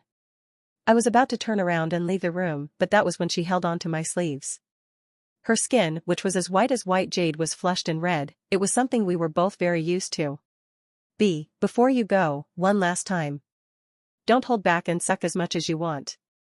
You would have to live on blood packs for a long time. NN. Thank you. On the day before my departure, I left Marie's room right before the dates changed. Returning back to my room, I washed myself and was about to go to sleep. Knock knock. Right as I was about to fall asleep, someone knocked on the door. I had just gone to Marie's room, so it could only be one person, but, why? Coming. I opened the door and as expected, outside the room was Hua-Ran in her pajamas. It was late at night in the special dormitory. Even though there was no rule stating that you couldn't go to the room of a different gendered person at night, it was still common sense, was it not? Well, I guess there was nothing I could say as someone who had been in Marie's room for a very long time. Come. Before I could even tell her to come in, Hua-Ran walked forward in large strides and did something strange. She suddenly laid herself down on my bed. I'm sleeping here. How could a lady in her marriageable age? The East should have a Confucian doctrine though. A boy and a girl shouldn't sleep in the same room after turning 7, have you never heard of that? Not going to sleep? You think I would? Why? Hua-Ran asked while looking at me with blinking eyes. She was already under the blanket. You see? Society has come to a common agreement that it's a little weird for a grown-up male and female to sleep in the same room. I don't know about that. And we slept together before. Look at this lady. Excuse me. Others are going to misunderstand if they hear that. We did spend the night together, but that was in an emergency situation where we had to hide from the rain. That wasn't anything normal. But in any case, she had a memory of spending the night with me, and seemed unable to understand why there was something wrong with doing the same thing again. Okay. Fine. I was a bit scared of what would happen if Lady Josephine was to find out about this later on, but there was nothing I could do when she wanted to sleep together. It should be okay as long as we didn't get busted. Ever since the festival, Hua also became a lot more open, just like Ran. Shouldn't she be the one with a more Confucian mindset? Hugh. I took off my gown to go to sleep. It was then. Slam. A pillow flew towards me. Of course, that was the only pillow I had on my bed. Why, are you taking your clothes off? I usually take my clothes off when going to sleep. Kung. Ok. A shapeless burst of demonic aura struck my chest. This girl, she learned how to shoot aura from a distance. Well, considering her strength, she probably could have done the same thing by putting a little bit of strength into her punch. That was a joke, but I can't sleep in a gown, can I? I have my pajamas as well. Turn around and change. Okay, wait, what? What was this about? I'm the one changing, so why do I have to turn around? Shouldn't she be the one turning around? I turned back to her for an obvious complaint but was met with another shapeless ball of aura. My fault for being weak. I was already in my pants anyway, so I quickly took out a t-shirt and put it on. Move to the side, will you? What was fortunate was that it was a double bed. Back when I was going to college on Earth, all my beds were single or bunk beds, so they had been tiny, but I didn't have to worry about that now. In any case, I pushed her to the side and laid down on the bed. But of course, there was only one pillow and one blanket in my room. Turning her body towards me, Hua-Ran silently looked at my face. A stubborn ray of moonlight seeped through the curtains and her red eyes sparkled under it like rubies. What's wrong? Pillow. She returned the pillow that I gave her after picking it back up from the floor. This is your room. I couldn't understand her standards of respect. It's okay, don't worry about it. I don't need a pillow to sleep. No. Isn't this my room? Why was she refusing my offer after acknowledging that this was my room? Just use it. No. Alright. I'll take one for the team then. Resting my head on the pillow, I stretched out my right arm. It'll just be a little numb tomorrow morning. Use this as your pillow. Okay. This time, Hua-Ran rested her head on my arm without turning me down. It's stiff. You don't have to use it if you don't want to. That's not what I mean. I had no idea what I had to do to please her. Maybe I had to buy another pillow or something. Wait, couldn't she just bring a pillow from her room? Are you leaving straight away tomorrow? Yeah. I am going to Xi'an. I know. You have to meet the Saintess, right? Hua-Ran also had something to do. Every holiday, she had to return to the great chapel of Xi'an that was located in the west to meet the Saintess. It was partially to reinforce the restriction cast on her, but it was also for an attentive test of her mental stability. Well, since it was that princess, she wouldn't do anything bad to Huaran. I remembered them being kidnapped whenever they were too careless, and wondered if that was still the same. The fight between those siblings was a bit extreme after all. I'll be waiting for you there, and don't forget to eat your meals in time and listen to your elders. Okay. Ran, asked you to think about her even when you're away. I would have no choice but to. Ran had the ability to make other people's hearts beat fast in a way that differed from Hua. Is Ran not going to say goodbye? I thought she would jump out and say a few things though. Because Ran was up all morning. Today was the last day of the final exam, so that made sense.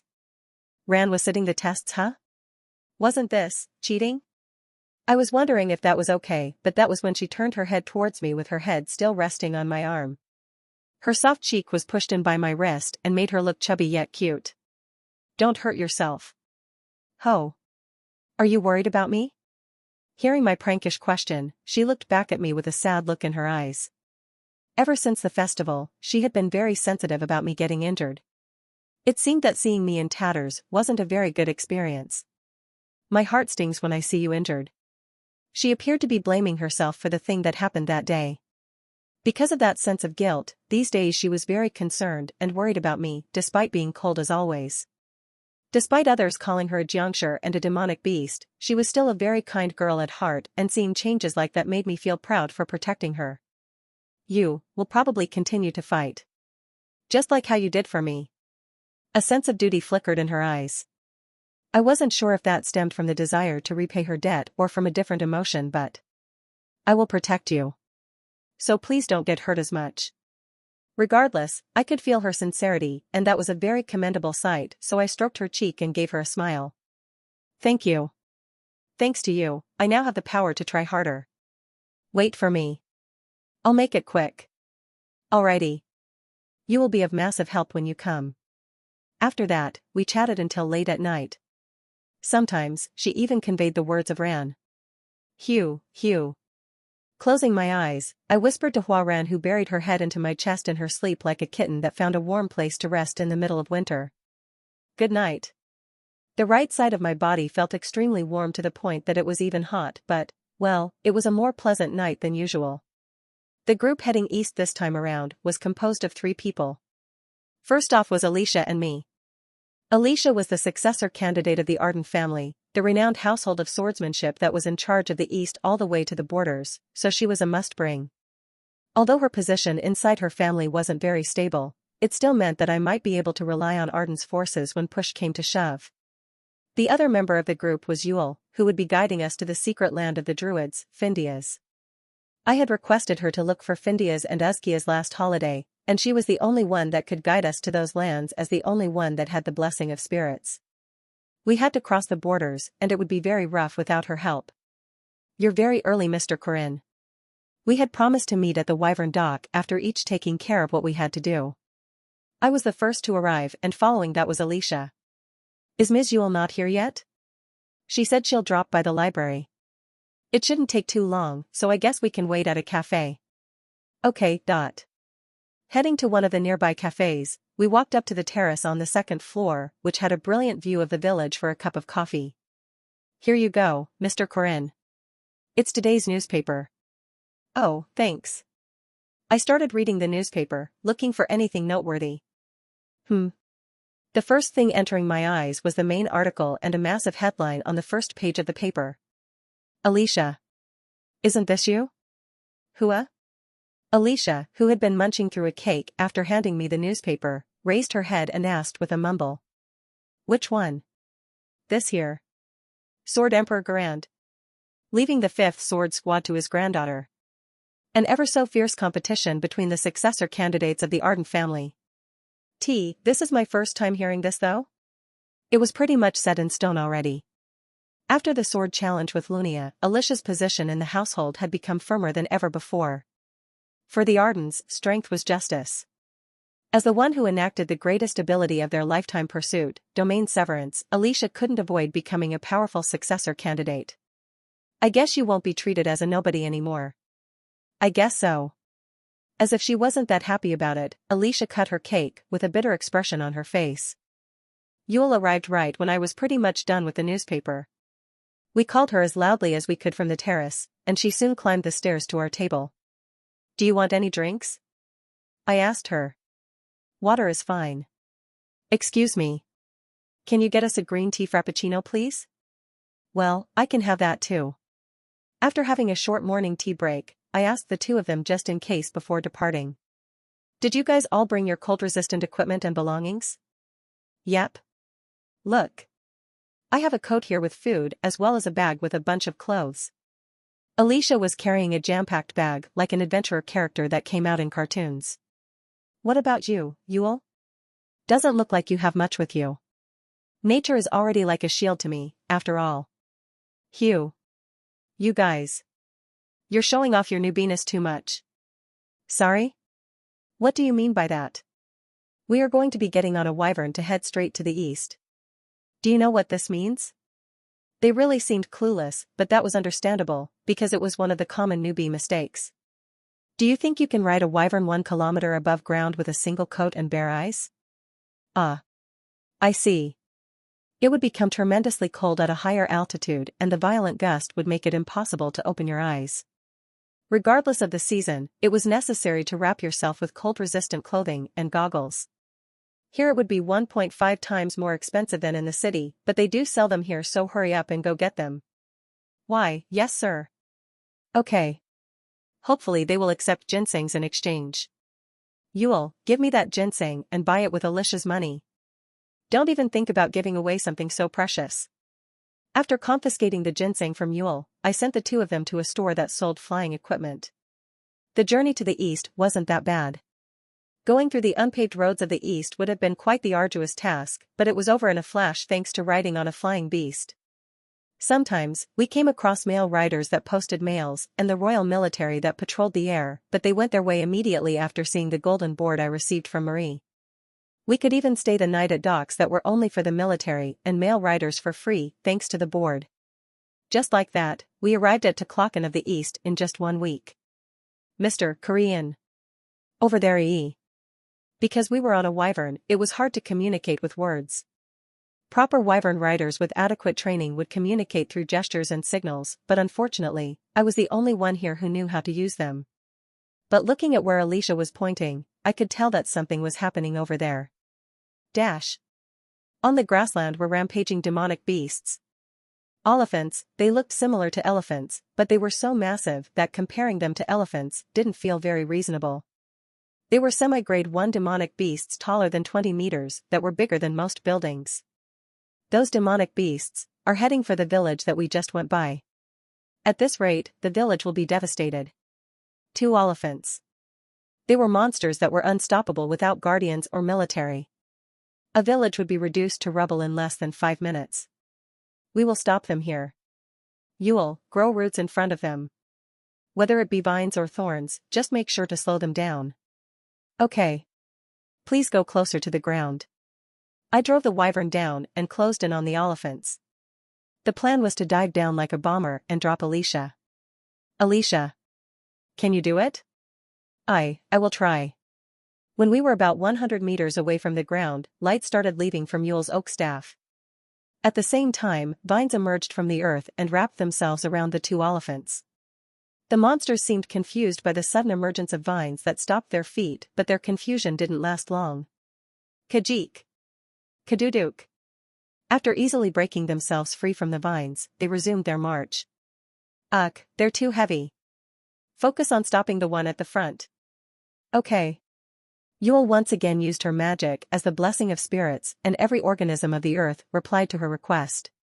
Vines soared up again, and this time, they secured themselves around one of the 2 elephants.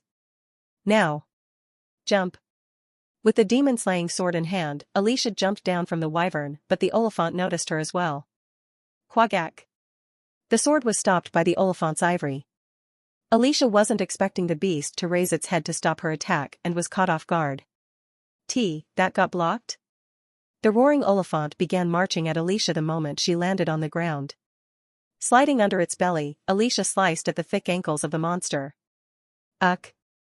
They're too thick. Focus on keeping it busy. Big monsters like this will go down eventually, without smaller mobs protecting them. It's not like Alicia didn't have the strength to beat it, so the monsters were bound to go down with time. The problem was that there were two of them. Beep. It was then. A loud whistle echoed from a distance, along with the appearance of a group of horsemen. The group of light-armored cavalry that amounted to 30 at the very least charged across the field. Click-clack, click-clack. The sound of four-legged animals crushing through the grass was multiplied by 30 and filled the wide grassland with a harmonious rhythm. Marching against an enormous elephant with horses seemed reckless at a glance, but they weren't normal humans either. Right before closing in on the vined-up Oliphant, the cavalry scattered. When the enormous monster lost track and was confused as to where to look, one of the horsemen marched under the Oliphant and unsheathed their sword. Pack. Pabek. The first horseman sliced at the ankles, followed by another horseman attacking the exact same places. Each of their slashes were weak and seemed futile, but when tens of people slashed at the same part on repeat, even the thick legs of the Oliphant had to spurt out blood. They were very experienced. They specialized in hunting demonic beasts, and were masters at group battles. The Oliphant toppled after having all of its four legs cut off by their seasoned attacks, and after that was a one-sided slaughter. Demon hunters of Arden, huh? Right, they were the swordsmen of Arden, the household of swordsmanship. They were noble fighters that guarded these far-off lands and the borders from demonic beasts. Walk. Mr. Corinne. That was when the Oliphant Alicia was keeping at bay started marching towards us. It seemed that it decided to ignore Alicia to help its monster friend. I picked up my spear to kill the charging monster, but let me use this as a foothold. Ot. Kayak? Yule screamed as someone suddenly landed on the wyvern, but even the wyvern was used as nothing but a foothold. The swordsman pounced at the Oliphant after kicking off of the wyvern. The sword pierced through the Oliphant's forehead like a lightning bolt. Despite being tougher than steel, the skull of the Oliphant was like tofu before the swordsman's sword. Huh? Uni? Lunia Arden. The sword master of the contemporary times. She, who was also Alicia's older sister from a different mother, gazed down at Alicia while standing on top of the dead Oliphant. Still pathetic as always. Can you not even kill a fat pig like this? Sorry. She looked down at Alicia as if she was pathetic. After a while, she threw her hand into her pocket and picked something up. Catch it. Tap. She flicked it with her fingers. After catching it, Alicia scratched her head with flushed cheeks. Thank you. Taking her eyes off of her younger sister that she met for the first time in a while, Lunia turned to me as I got down from the wyvern. Corinne Lork. It's been a while, Miss Lunia. She walked to me in large strides, before similarly flicking something at me. This? It had the unique packaging of a chubby bee. It was Alicia's favorite honey bomb candy. I heard you got promoted to grade 1. Ah, yes I did. That is a magnificent progress. Keep it up. Thank you. Her attitude was dry as always. This lady didn't seem to hold anything against me even though I had interfered with her succession by planning the sword challenge. Well, she was a cool person after all. I had spent quite a lot of time with her in the last iteration as comrades, so I already knew how she wasn't the type to hold grudges. After all, there was only one person in the world that could make her hold an extreme grudge. More importantly, Corinne Lork. Yes? What is it? After standing right in front of me, she scanned me from top to bottom before mumbling something incomprehensible like, not bad. Is there something wrong? I asked an obvious question, but Lunia replied with an extremely dry and businesslike attitude. Corinne Lork. How about you marry me? What? The most influential household of the South was the Dinaref, whereas the representative one of the East was the Arden, without any question. They were the guardians of the Far East. In the west of the El Rath kingdom were both Zeruim and Zion, the two sacred chapels of two religions, while the south had fertile lands as well as a trade route with the archipelago underneath. On the other hand, the east and the north were the cause of distress for the kingdom, but were lands that had to be protected. In the north was the North Kingdom, the union of barbarians, as well as wicked demons. The east had touching borders with the empire of pagans, but the biggest problem was the endless horde of demonic beasts that tended to come from the barren lands of the Far East. The north and the east of the kingdom had never been peaceful since the establishment of the kingdom. Not a single time. And if the citizens of the kingdom were asked about why that was possible, they would all shout out the name of the Arden family. Captain Lunia has returned. The front gates of the main family opened along with a sonorous roar as hundreds of Arden's disciples welcomed us in. Welcome, Captain. Welcome back, Captain. Seeing hundreds of people bending their backs at once was an impressive sight that you wouldn't even see in movies. Even though I said hundreds, that was only when I was counting the ones wearing black uniforms. There were workers repairing the buildings and roofs as well as servants, which added up to an incredibly large number. The one that spoke to Lunia before anyone else was an old man who looked like a butler. Despite his slim body, he was definitely not a normal person, which could be proven by the Chinese war sword hanging on his waist. Captain Lunia. Thanks for your work in hunting demonic beasts. How are the other groups? All the groups have returned except for groups 13 and 19. Send a messenger hawk and see what is going on. Have groups with fewer casualties on standby. Yes, Captain. Anne. The old swordsman wearing butler clothes turned towards us. To be exact, he was looking at Alicia, who was standing right next to me, but Lunia opened her mouth before he could say anything. They're her friends. Guide them to a place to stay at. Understood. Alicia. You come with me. Okay. With an intimidated look on her face, Alicia followed after Miss Lunia, who was still giving off a chilly aura. Yule seemed bugged by that sight, and asked after tugging at my sleeves. Where is Alicia going? This is her house, so she probably has her own room. I see. Esteemed guests, please follow me. We followed the butler to the guest rooms and unpacked our belongings in our designated rooms. 2 hours later, I was resting at the given room when the same butler came looking for me. Mr. Corin Lork. Captain Lunia is looking for you. Right, I was waiting for it. There was the talk about marriage, and there were a lot of things I wanted to ask her. This is Captain Lunia's building. Her house was as tranquil and rigid as herself, but the garden, ponds, and the antique pieces of artwork decorating the corridor indicated the position she had in the Arden family. She was one of the successor candidates. If Alicia wasn't there, no, even with Alicia there, Lunia was pretty much already set in stone as the future family head. You're here. Lunia was standing firmly, and behind her was her house that would come out in a palace in Korean historical dramas. As always, she was a very upright person.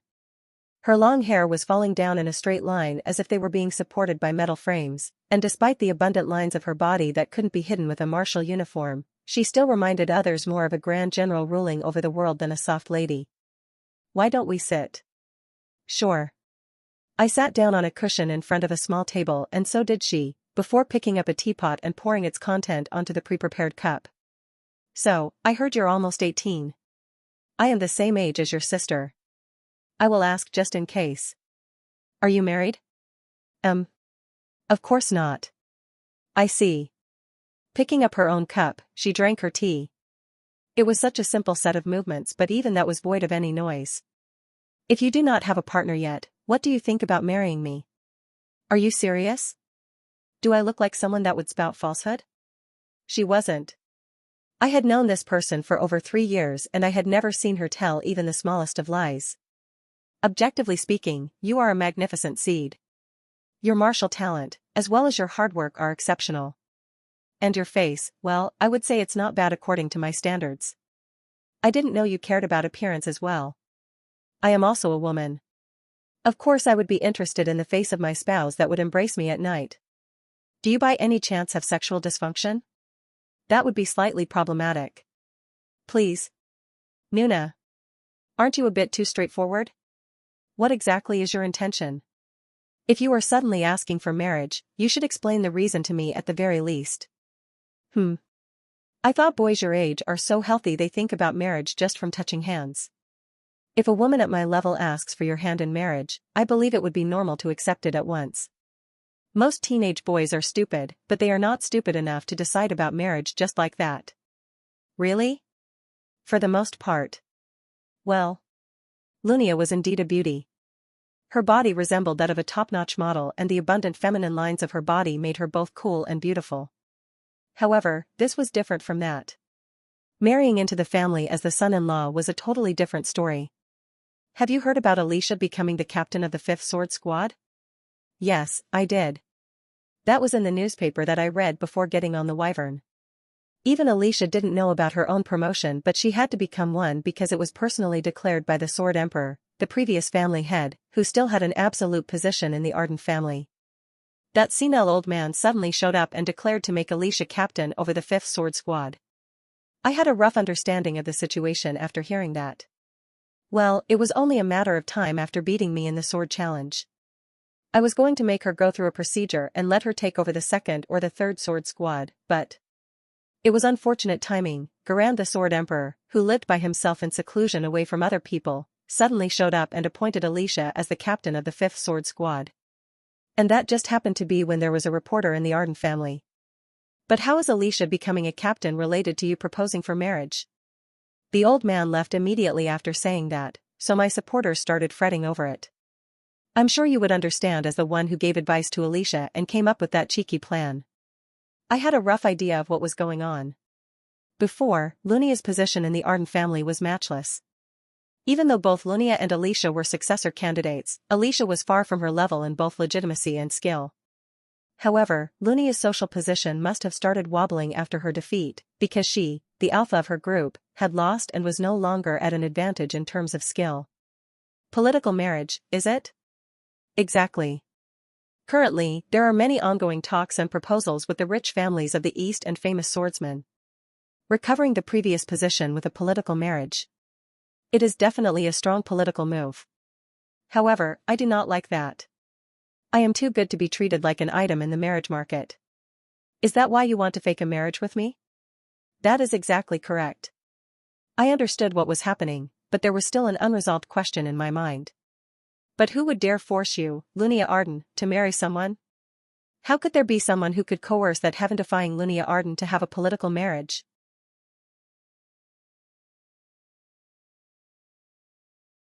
My mother. Ah.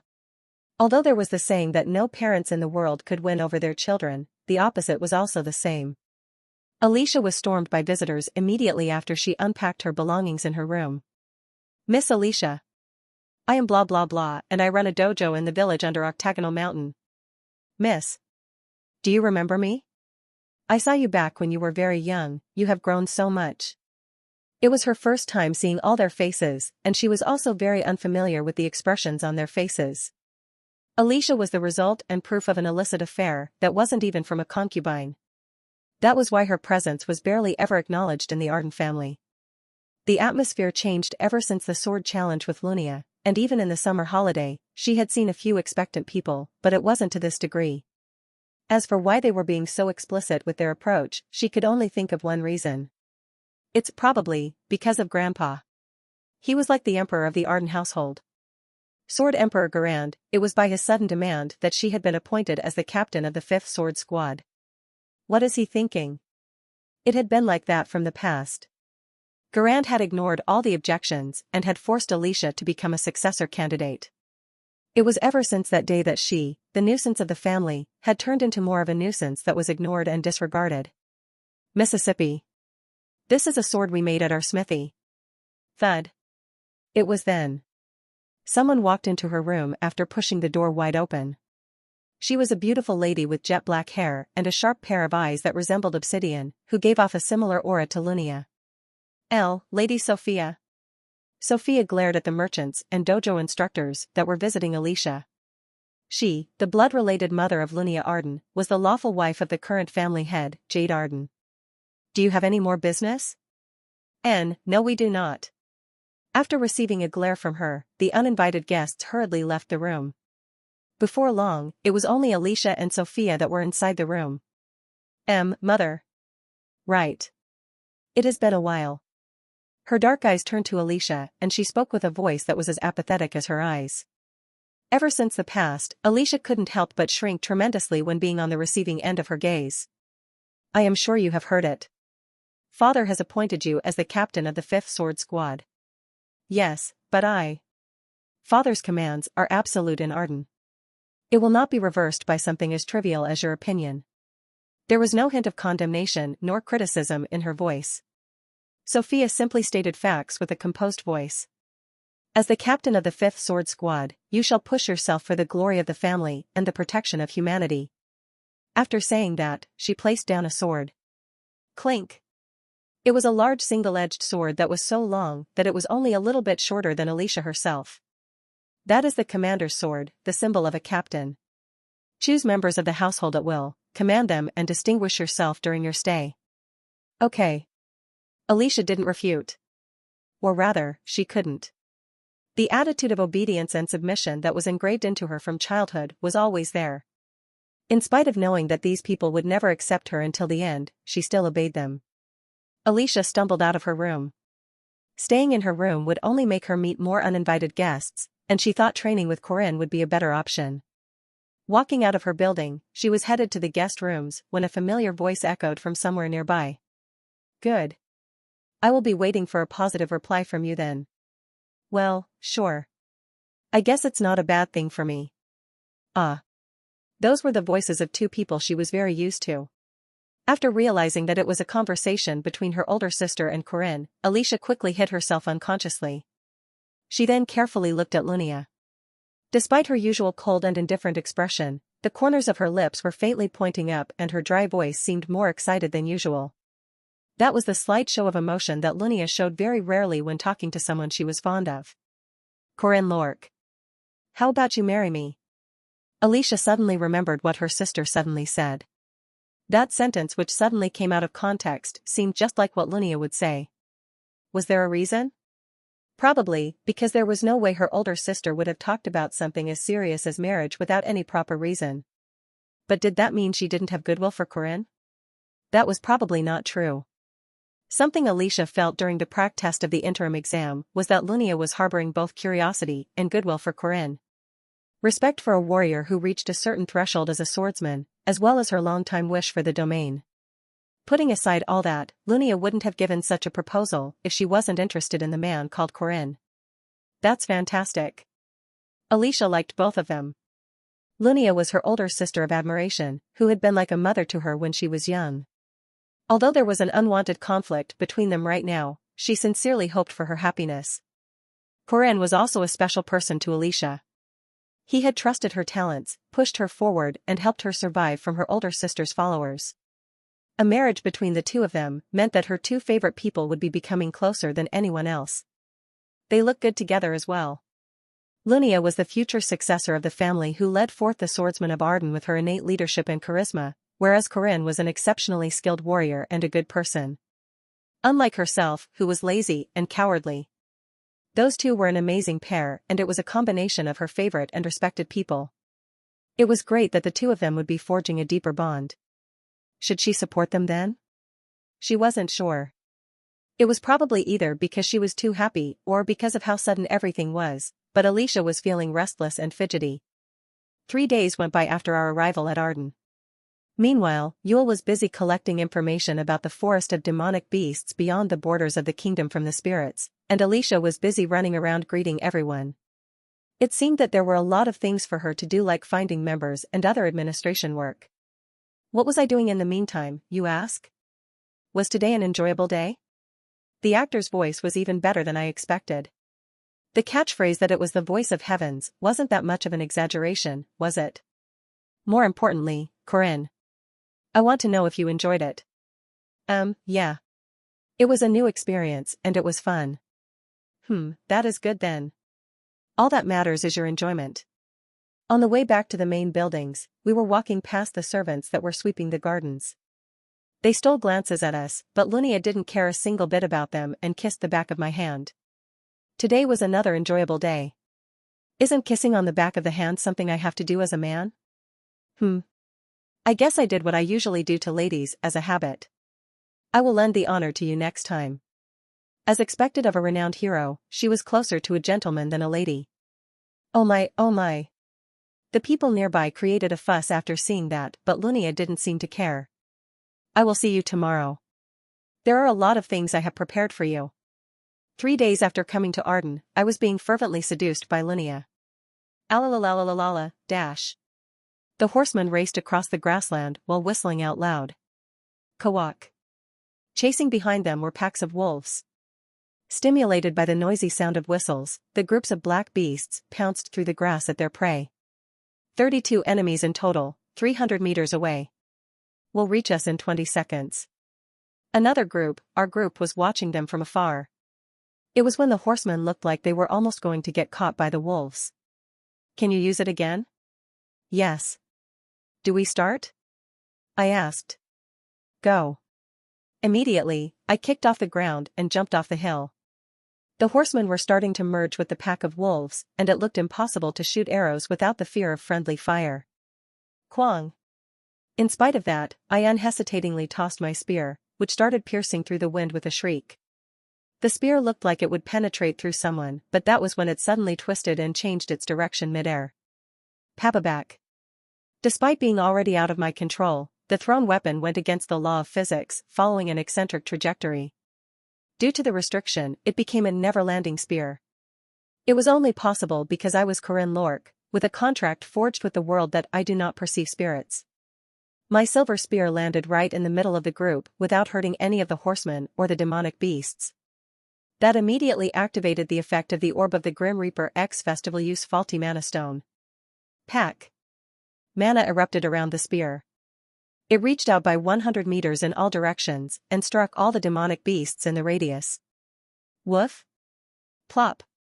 The monsters, that had been kicking off the ground at full force without any plans to stop, all plopped down at the same time. Woof. Kawa. Half of the entire group fell in the blink of an eye. Despite being beasts, they were puzzled at the turn of events and confusedly looked at their fallen comrades. Unsheath. Dozens of swordsmen unsheathed their swords at once. The sharp sound of blades scraping out of their scabbards had a terrifyingly uniform sound that gathered the eyes of the demonic beasts. Marching swords of Arden, vigorous tiger. The first person to charge out was Lunia Arden. Her sword, which was raised up high, sliced through the head of one of the Beowulf that were in the mix, in a flash. Kook. The Beowulf collapsed with a single cry which marked the start of the battle. Charge. Follow the captain. A huge number of swordsmen dashed towards the faltered demonic beasts. Their difference in spirit was already a telltale sign of who would come out on top. Report. Yes, Captain. We have defeated 5 grade 2s, 13 grade 3s, and 20 grade 4s. For a grand total of 38 demonic beasts. Report our casualties first. Ah, sorry, Captain. We have 4 lightly injured, and no one with severe injuries. There are no fatalities. Good. For those injured, let them return on their own horses if they can, and if not, let them ride with the reserve troops. Yes. Understood, Captain. It was quite sudden, but the reason I had come out to kill demonic beasts with Lunia was because a fair few of them had broken through the borders. Lunia had to scramble out because of that, so I came with her. Yule and Alicia were busy, so I at least wanted to do something instead of doing nothing as the guest. Let us return. After everything was over, we rode our horses to head back to the main headquarters. Good work. We have greatly reduced our casualties thanks to you. All I did was throw my spear though. I didn't do much. No, there are fewer injuries thanks to you. That matters a lot. I won't turn it down if you want to put me up on the pedestal. Lunia gave a rare smile after hearing my reply. A wide-range attack that immediately neutralizes lower-grade demonic beasts, huh, when did you learn that? Through good luck back when I went to Nazria. Nazria. I believe that was where the second group event of the festival took place. Oh? How did you know? Did she watch it through a broadcasting stone or something? Or maybe. More importantly, Corinne. Do you have time tomorrow? I don't have anything in particular but. I see. Then make sure you keep it free. Wondering what this was about, I tilted my head as Lunia continued with a faint smile on her lips. We will go on a date. On the 4th day after arriving at the Ardens, I had a date scheduled with Lunia. Lunia was commonly acknowledged as the Maiden of Steel. She started carrying a sword ever since her childhood, began hunting demonic beasts at the young age of 15 and at the age of 20, she became renowned as the greatest young swordsman of the East. That was the life of the sword master, whose life started and continued with nothing but the sword. A great crisis struck her, who had been following the way of the sword for her entire life, because of the sudden uncertainty of the next successor. "What is all this, mother?" "They are the famous swordsmen of the East as well as sons of renowned families. Political marriage." It was a way to recover the stability of her wavering status. If they were a normal household, it might not have been a bad choice, because interconnections with other families weren't things that could be easily ignored when considering the future of the family.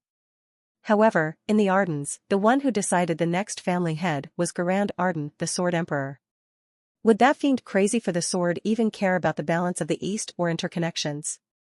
Lunia thought it was meaningless. Her idea was that swordsmen had to prove themselves through the sword. However, she couldn't ignore the opinions of her mother, Sophia. Many of her supporters were from Sophia's family and her subordinates, and besides, trying to force her to marry wasn't anything new. Corinne Lorque. In order to avoid the consistent arranged marriage meetings and pressure for marriage, she unconsciously blurted out the name of the academy freshman. Objectively speaking, he was a good man. He looked fairly good on the outside, and his aspiration to improve himself in martial arts was so immense that it even stimulated herself. During the interim exam, he was only barely in the realm of the domain, but how far in would he be now? At the very least, it would be enough to compel her grandfather to ignore every opposition. And most importantly, Lunia recalled her younger sister from a different mother who unconsciously hid herself after seeing her talk with Corinne. How big of an emotion did she have for him?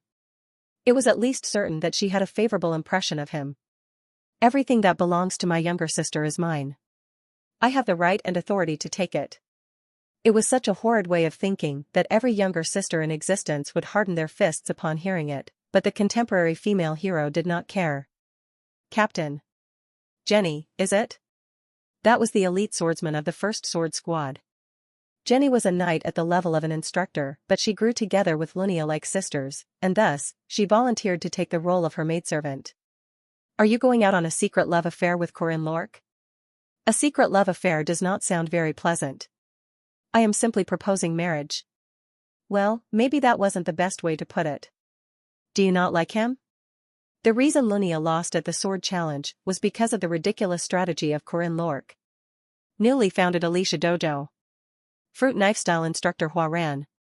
Glaive style instructor Corinne Lorque. Gandalf style instructor Marie Dinareff. Flying sword style one-day instructor Doron Warsky. Head instructor of the newborn Alicia Dojo, Alicia Arden. It was based on that nonsensical excuse that they defeated the 5 swords, and it was only thanks to his cleverness that Alicia was able to win the sword challenge. He is objectively an excellent man, if we take away the fact that he stood on the side of Miss Alicia. At least he is better off than the males proposed by Lady Sophia. What an ungenerous evaluation. Each and every one of them are famous leaders of their region and renowned swordsmen. They are nothing in comparison if we consider the future possibility of Corinne. He is less than 20 years old and yet he still overpowered Lena and is also a natural genius that entered the domain. There is nothing he lacks to become your spouse, Miss Lunia. Ho! As expected of Jenny, her eyes for men were very good. But Captain, don't tell me you're going to leave wearing that, are you? What is the issue? Lunia was wearing the same tuxedo and a coat as always. Considering her lack of casual clothes, this was her one and only default clothing. Huh. What kind of lady in the world would go on a date wearing a suit? It's even worse than wearing a formal dress for a date. Is that so? Captain, this is just not right. Is it that bad? Yes, Captain. Do you trust me? Lunia scanned Jenny's clothing from top to bottom. Even though she was wearing the same martial uniform as everyone else, she supplemented it with leather boots, a wide-brimmed hat and a coat to add vibrance to her clothing. Lunia had often heard her being referred to as the fancy Jenny of the first sword squad. She couldn't deny the fact that she was more skilled than her at least when it came to fashion. We can't get new clothes but... Right. You still have the traditional clothing that was tailored for your coming-of-age ceremony, yes? It has been 7 years since I wore it. That's fine. Add a few small decorations and it will be as good as brand new. 1 hour before the date, Lunia was suddenly forced into decorating herself. For the last few days, Alicia had been extremely busy. Because of the unexpected appointment as the captain of the 5th Sword Squad and to get trained as a squad captain, she had to meet various administrators and other people. It was something that was supposed to be done after her coming-of-age ceremony, and yet it was forced onto her by Garand. Originally, Alicia wouldn't have been that motivated to become the next captain, but there was a reason why she had to be overly zealous. Why is it right in front of the place Mr. Corinne needs to go to? Each sword squad of Arden was a military force that represented the Ardens, but at the same time, they were the protectors of the Eastern Front. The 5th sword squad that Alicia had to lead was in charge of the forest beyond the borders, where Yule said was the hiding place of Findias, the secret land of druids. In other words, completing her work with the 5th sword squad and stabilizing the forest past the borders was the same as making way to Findias. Along with her succession work, Alicia was also busy because of the constant guests coming to her house. That was proof of the increasing instability of her older sister and the solidification of her own position, but that didn't make her very happy. Although her older sister was a target of fear, at the same time, she was her ideal image of a swordsman and her idol. Since Alicia wasn't even interested in taking over the large swordsmanship household of Arden, that was a burden that she was willing to throw away at any moment. I wonder what Mr. Corinne is doing. She wanted to introduce him to the famous places of the East after coming here.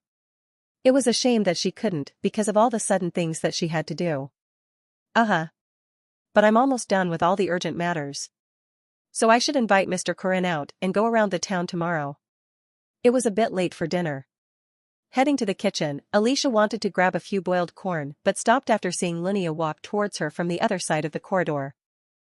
Alicia, Are you done with your work? Sister. Alicia couldn't continue her words. It wasn't because of fear and instead, it was because she was dumbfounded by her appearance. Rather than her usual suit, she was wearing the fancy traditional clothes that she wore during her coming-of-age ceremony. That was the same clothing that she complained about for limiting her movement and speed. That dress, which had a jet black color throughout with ornaments of golden lines, was the same one Linnea wore 7 years ago during the ceremony, which had stolen Alicia's eyes. Because that was when Linnea was being commonly viewed as the future successor of the family, Sophia had invested white gold coins and left it at the hands of a master artisan to create that masterpiece. Why was she wearing that now, Alicia wondered. Suddenly, she remembered that this was the one and only luxurious clothing Linnea had. It meant she had been at a very important place where she had to wear a dress this luxurious.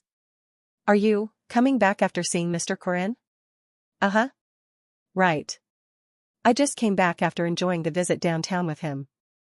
What Alicia didn't know was that this was Linnea's plan to stop the political marriage proposals. Although her status in the household was getting better over time, she was still practically by herself in the family.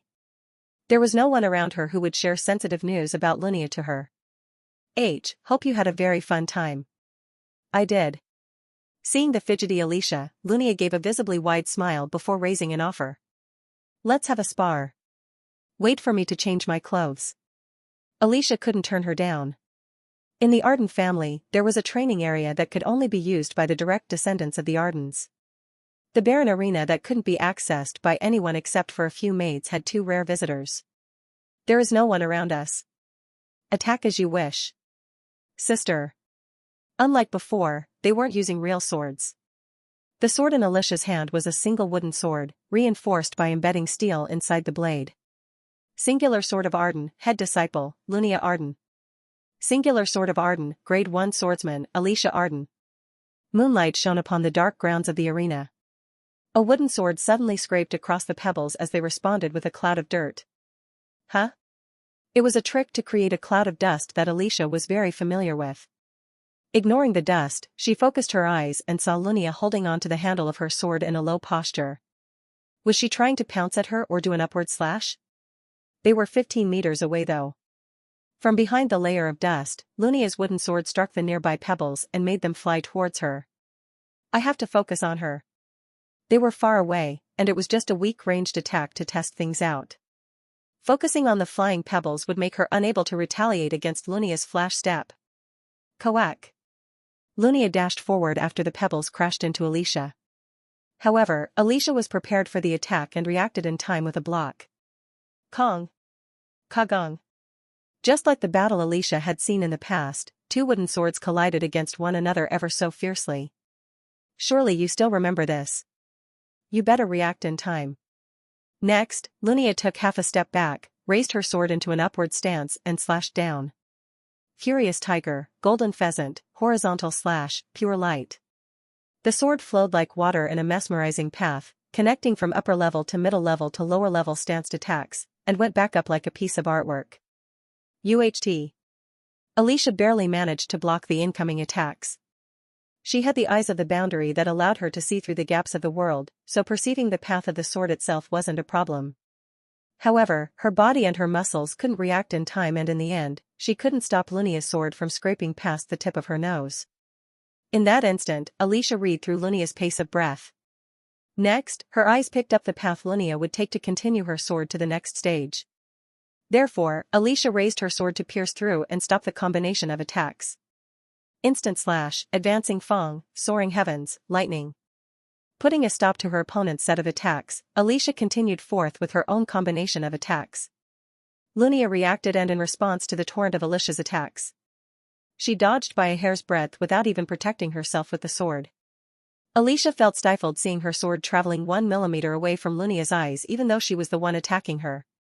You must always be in control of your breath. Pack. Lunia then gave a sweeping kick to Alicia's belly. Somehow, Alicia managed to keep her back straight, thanks to which she avoided having her chin disjointed by the next upward slash. Hack. With a deep breath out, Alicia jumped back. Lunia's ability to read the flow of the battle was as terrifying as always. It's not like she had a special set of eyes like Alicia. That was a miraculous level of insight which she developed through endless hard work and training. Those were the eyes of a master that could read through everything objectively, even in a life-and-death battle. That allowed her to dodge the opponent's attacks using the minimum amount of movement, which in turn allowed her to attack at the fastest possible speed.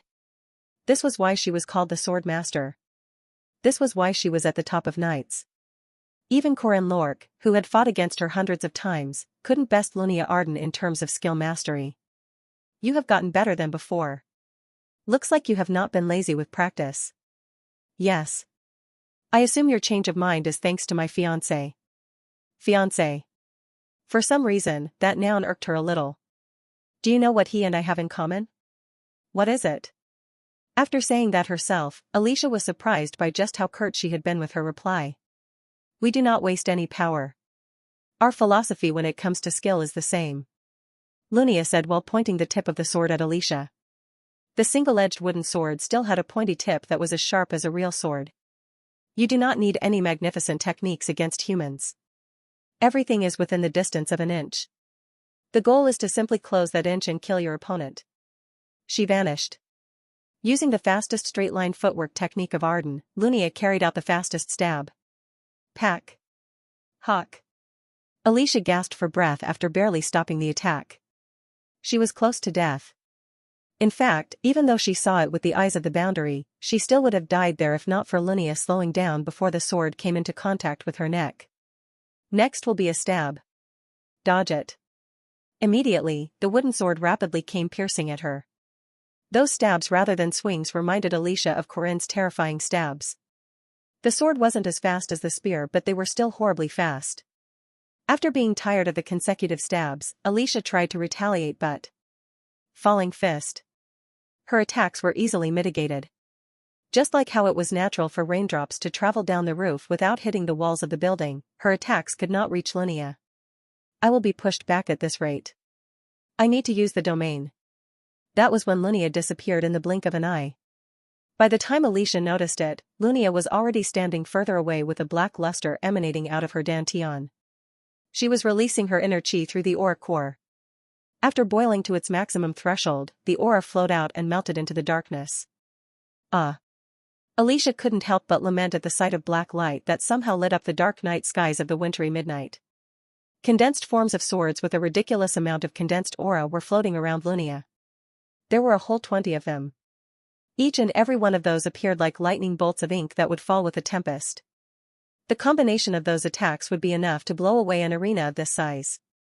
No matter how fast Alicia was to run, and even if she was to take a step forward in the domain, she figured that she wouldn't be able to dodge the lightning bolts of swords to reach Lunia. In fact, she probably wouldn't even be able to last against the shockwaves created by the swords landing on the ground. I admit defeat. Alicia dropped her sword and admitted defeat.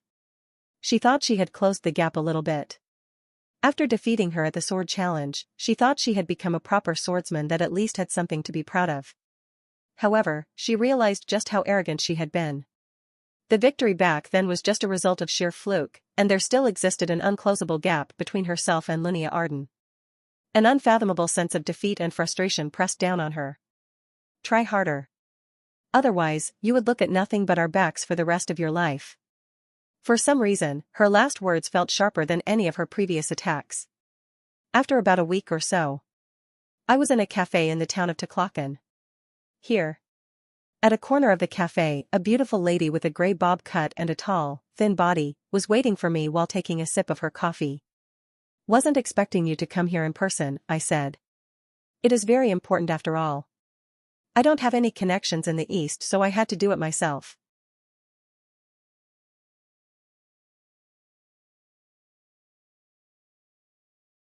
Rania Claire.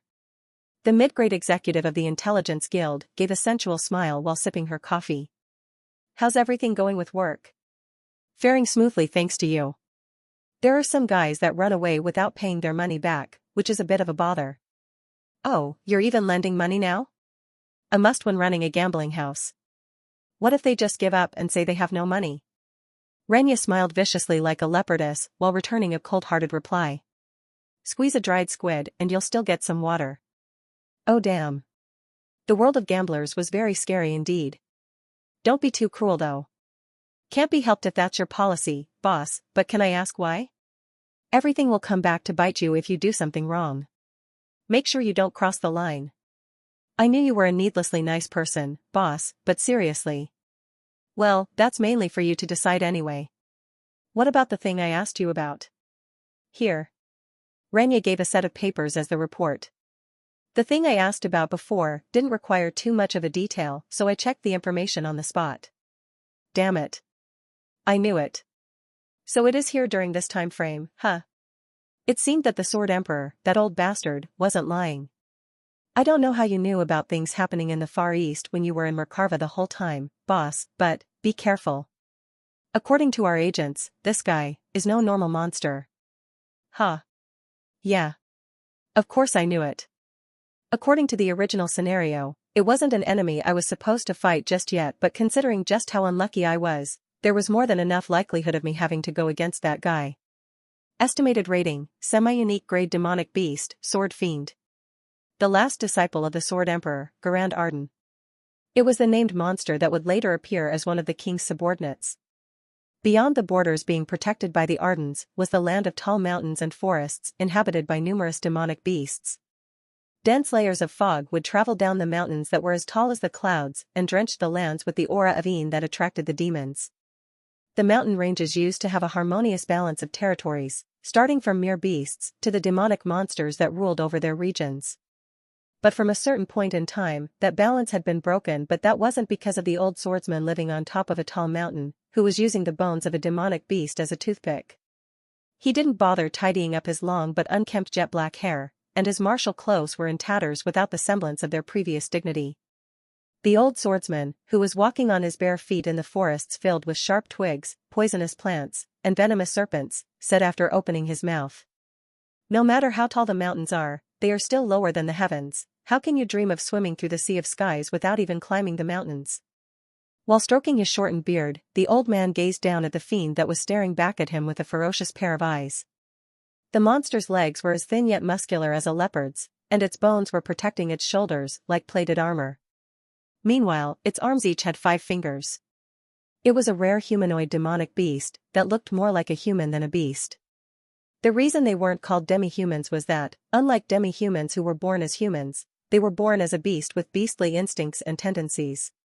However, their wisdom and adaptability were no different from a human's. TCH. Pretending like a real human now, aren't you? The monster was holding a longsword with a cold blade. Despite having its weapon broken time after time, it somehow seemed to have an endless supply of swords, which was probably because it raided a weapon merchant or something. Click. Even though it was acting like a human, the fiendish monster moved with a noise that was far different from those made by humans. So, did you heal your collarbones back up? The old man, Garand Arden, asked while using the collarbone he took from the fiend to scratch his teeth. Then, he picked up one of his own swords. That sword was called the Mountain-Crushing Sword, a heaven-defyingly excellent sword that could crush through everything in existence. When used by the swordsman who was stepping into the realm of gods, it resulted in a marvelous outcome that was soon revealed for the world to see. A cluster of dirt drenched by the fog crumbled down the crevice. The magnificently clean cut created in the middle of the forest continued all the way down to the next mountain. The slash created a wound on the world that was as straight as if it had been drawn with a ruler, and cut not only the mountains, but also the sky. It was just from one attack. The fact that this was the result of one swing of a sword was impossible to accept with the common sense of normal people. They would be too dumbfounded to explain that the reason there was only one mountain remaining behind in the mountain range was because of the sword slashes of one swordsman. TCH. I ended up destroying nature again. The old man, acting like a mysterious hermit, clicked his tongue at the sight of the crack in the sky and the mountain range. Instead of looking back at his own actions, however, he inwardly blamed the weakness of nature. What a stubborn fellow. There was a new monster who appeared like a supernova and crushed all the harmonious balance of the mountain range. He had been expecting many things from the new monster after seeing it kill all the so-called rulers of the forest one by one. If not for the request of the druid he was long acquainted with, he would have gladly watched over the growth of this fiendish demonic beast. However, no matter how strong of a demonic beast it was, it didn't stand a chance before the Sword Emperor Garand Arden, who had stepped into the realm of gods.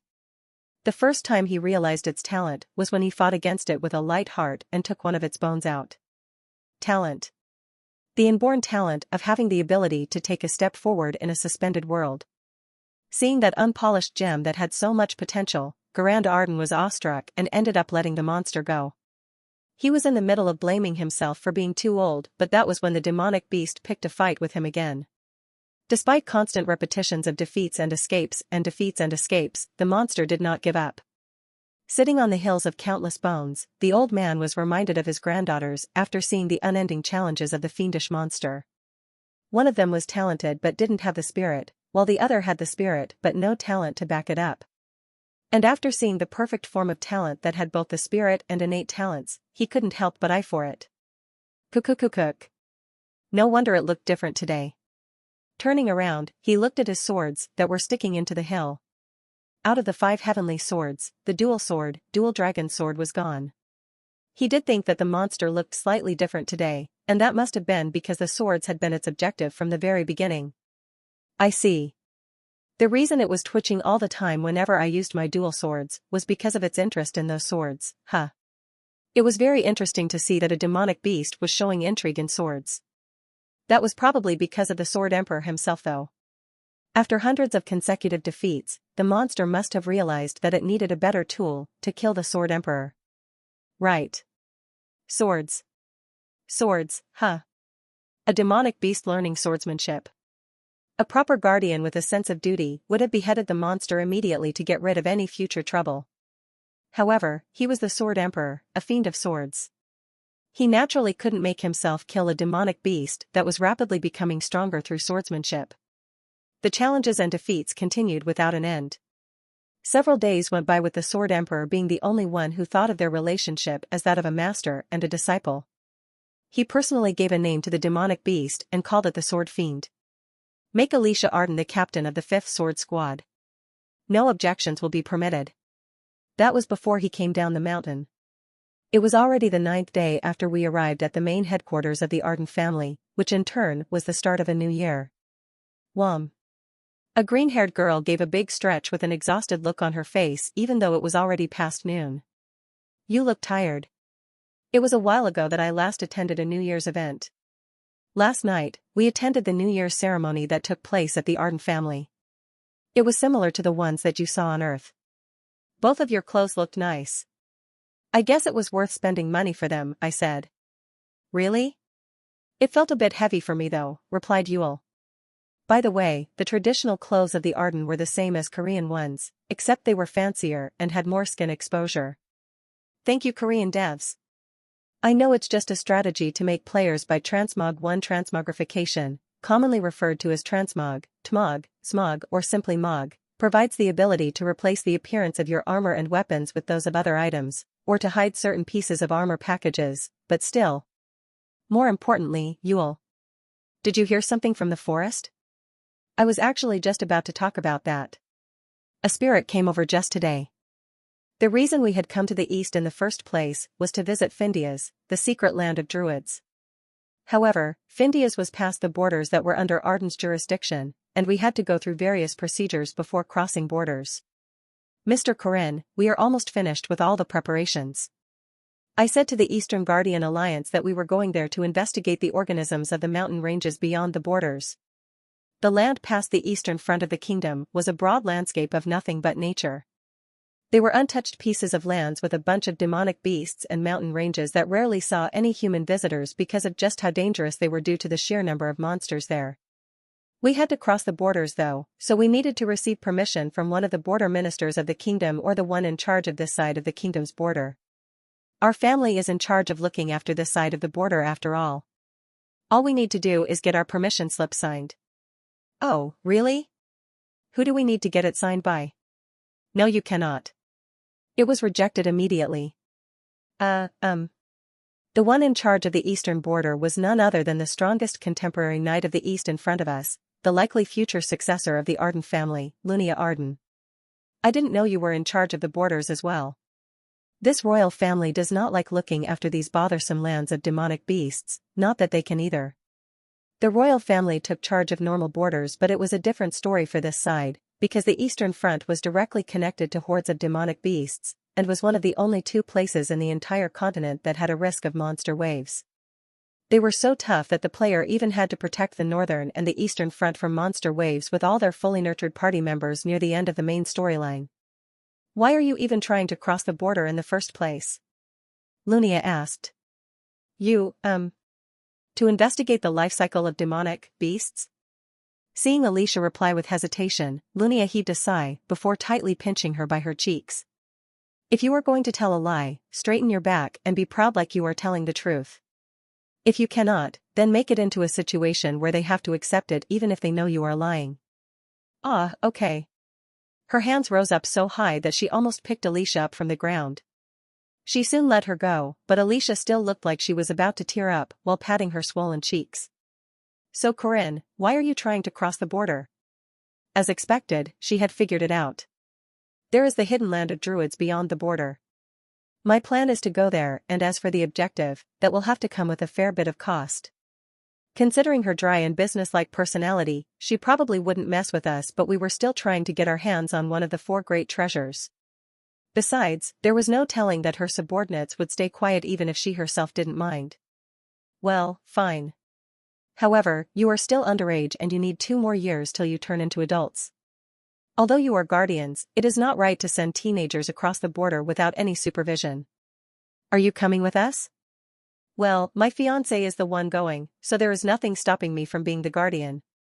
What about your subordinates? Ho. Did you want it to be just the 2 of us? That's not bad either, but what I'm trying to say is that I don't want our numbers to go up unnecessarily. It wasn't a bad story for us. Huaran and Marie had yet to arrive, so having Lunia, who was almost around their level, joining us would be a huge plus to our combat potential. Most half-assed guardians would only drag us behind in the mountain range of demonic beasts though, so it was better off for us to keep our numbers low. That was something I realized through first-hand experience last iteration when going out on expeditions. Then that will be the sister. It was rare for Alicia to raise her voice, but she carefully continued her words while unconfidently keeping her eyes low as usual. I think you should avoid using words like AF, fiancé. Why is that? The people around you might not like that. The opinions of other people do not really matter to me. You'll put Mr. Corinne in a tough spot as well. That is not for you to worry about. I am his friend though. There are strange rumors spreading about Mr. Corinne already. Well, even though I wasn't really going to marry Lunia, there were talks about how I was a smooth-tongued gold digger who deceived Lunia in a flash. That might be nothing strange though, because the story of an academy freshman suddenly seducing the future successor of the Arden family was an appealing story for many. Alicia seemed to have been discontent by such rumors. She was a very nice girl as always. Sister. Why, you're not going to take responsibility for him anyway, so I think it's not right for you to interfere with his marriage. For a split second, Lunia's eyes flickered with a sharp light. Instead of hostility, those looked like the eyes of a predator that was seeing something unexpected. Sure, I shall refrain myself. More importantly, ready yourself for the journey. We will cross the border with a small number of us. In spite of promptly following her suggestion, Lunia was wearing a rather crooked smile on her face. Inside a building located at the center of the Ardens' headquarters, an elegant lady sitting on the floor of the living room poured tea from the teapot to a cup placed on the small table. Sophia Arden, the wife of the current family head, Jade Arden, who was famous as the greatest swordswoman of the East during her youth, offered tea to her one and only daughter. There you go, Lunia. Unlike her, who was sitting down in a comfortable posture, Lunia Arden was sitting on her knees as she carried her cup of tea to her mouth. After taking a small sip, she slowly put it back down on the table. I heard you are spending a lot of time with a certain boy these days. He is someone I have fortunately come across. You could have left the night amusement for later. Sophia scolded her for finding someone early before getting herself a marriage partner. It was questionable whether that should be called an open or a wrong view of marriage. She seemed to have pretty much given up after the extramarital affair of Lunia's father, Jade Arden. The undeniable proof of dishonesty, Lunia's younger sister was like a thorn in the eyes of Sophia. Although her father never had any other illicit affair since that incident, it was such a shocking event to Sophia and one that crumbled all the trust she had in her spouse that it ended up changing her entire view of marriage. Lunia. A man is nothing but a tool that increases the status of the family. You must pair yourself up with the one who will give you the most in return. I am somewhat in agreement with your words, mother. Somewhat? Yes. Surely you would not have been so overconfident that I would be 100% in agreement with your opinion. Sophia indifferently accepted Lunia's argument.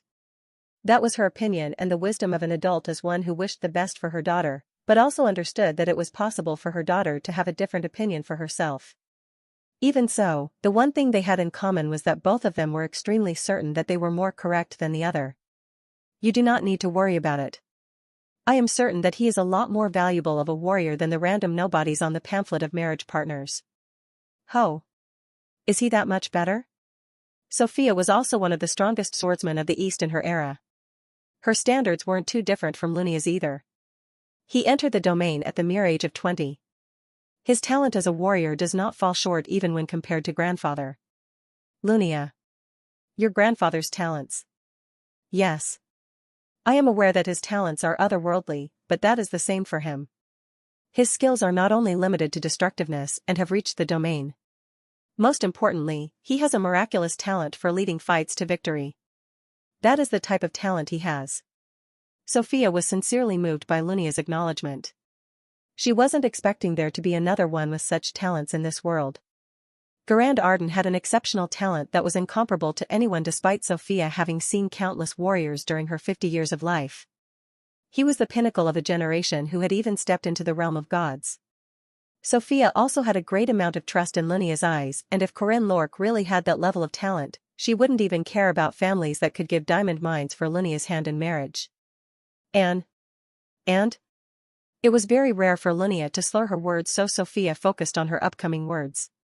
Those next words, however, made her doubt her ears. He is handsome. Sorry? I like his face. And besides, there is also the excitement of stealing what my younger sister wants. Sophia was puzzled and confused after seeing this side of her daughter for the first time in her life and didn't know what to say in response. I do not believe it is morally correct to steal someone else's lover. The words that she barely managed to forge out were extremely sensible words as a parent. Yule, Alicia, Lunia, who was here as our guardian, and me, the four of us crossed the border and headed into the mountain range, but the journey through the mountains wasn't as bad as I thought. Thank you.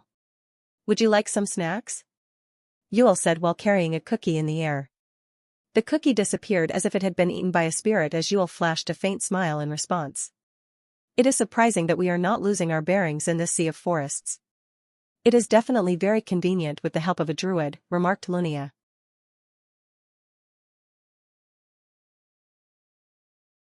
Wherever Yule the druid was going, even the branches made way by moving out of her path. The dangerous roads weren't even in consideration, and the spirits guided us down the safe path. That was truly the one who was loved by nature from birth, but that goodwill of nature was only because they were grateful for the consistent hard work of druids to protect and maintain nature. I am only being guided, and it is thanks to the spirits. We'll be there very soon. After walking for who knows how long, we made our way into places that normal people wouldn't even be able to find, and finally, for a split second, I felt something off. It was clear that I had entered through some sort of boundary. I see.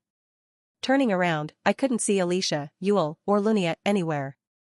It is a common trick, but it was an illusionary trick that dazed and confused people upon entering it, and it was similar to the Eight Gates formation that we experienced at the festival. I guess it was natural for there to be a deterrent spell like this for a secret land that was being protected by a druid sage. Even demonic beasts would probably be dazed and return to other places. However, this was probably a different application of that same formation. As proof of that, my party members were nowhere to be seen. If their plan was to simply daze us and make us go away from their village, there was no reason for them to mess with our sight. This was a kind of test, one that tested whether those accompanied by a druid had the right to enter the secret lands or not. I believe these generally test one's fear, trauma, or conviction. Since I had gone through several similar experiences in the last iteration, I steeled myself and looked around. I didn't rely on my five senses. The only thing I could trust was my sixth sense. Instinct was the only thing I could rely on. Come. I will be fine with anything, whether it be illusions or monsters or... Bro. Holy shit. I felt goosebumps immediately crawling up my skin. Bro. The shock was so great, like a stake stabbing through the heart, and I almost fainted. Heck. Evidence was being shown by both my eyes and my ears. I couldn't breathe properly, and it felt like my heart was traced out of my chest as my eyes closed by themselves to turn away from reality. Isn't this way too much? I wanted to refuse the thing in front of me. Despite knowing that it was fake, I still couldn't look at it. Hey, bro. It's been a while. Oh shit. He was an Asian-looking guy with jet black hair, unlike me who had slightly navy-colored hair. He was the real player of this game, whose name I was afraid of calling out. Park Sihu. Yes. I am Park Sihu, the one you killed. You are a fake. Of course. He walked up to me with a grin. That intense appearance of his alone was enough to send my heart beating like crazy. Saving the world, huh? What an interesting thing you have created. But bro, are you confident? Do you think you can do better than I did? I failed after monopolizing everything I could. Who do you think you are, bro? What can you do with that half-assed system window? Do you think you can really beat Tate's Valtaser? Right. That was something I wasn't sure about either. Park Sihu. Main player. The rightful protagonist of this world.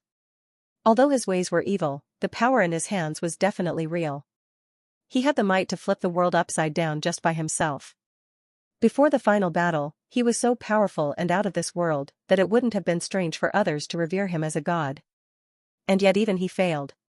Park Sihu failed to save the world and was defeated by Tate's Valtaser. He probably based it on our experience with the game to tackle his precepts and weaken Tate's Valtaser back to the realm of humans, and yet. You shouldn't have killed me, bro. What you should have done is persuade me. You should have tried your best to tag along with me and give it another shot. My chastity would have been at risk though. And how is that important?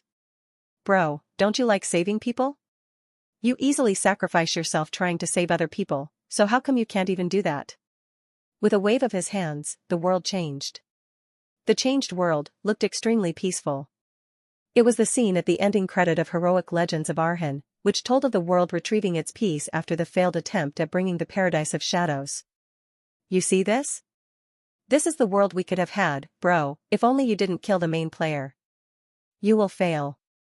Miserably. Who cares about the deaths of a few NPCs, huh? It's nothing compared to the grand goal of saving the world. Look at you talk. What? An illusion based on my memories, huh? It's quite interesting, but... I activated the demonic core of Sabancia inside me, and focused the power of darkness on my right arm. I don't know what this is trying to test, but you won't get a different reply from me. Demonic Spear of Darkness. The aura was supposed to stay within a weapon, but right now, I felt like hurling a fist regardless of the backlash.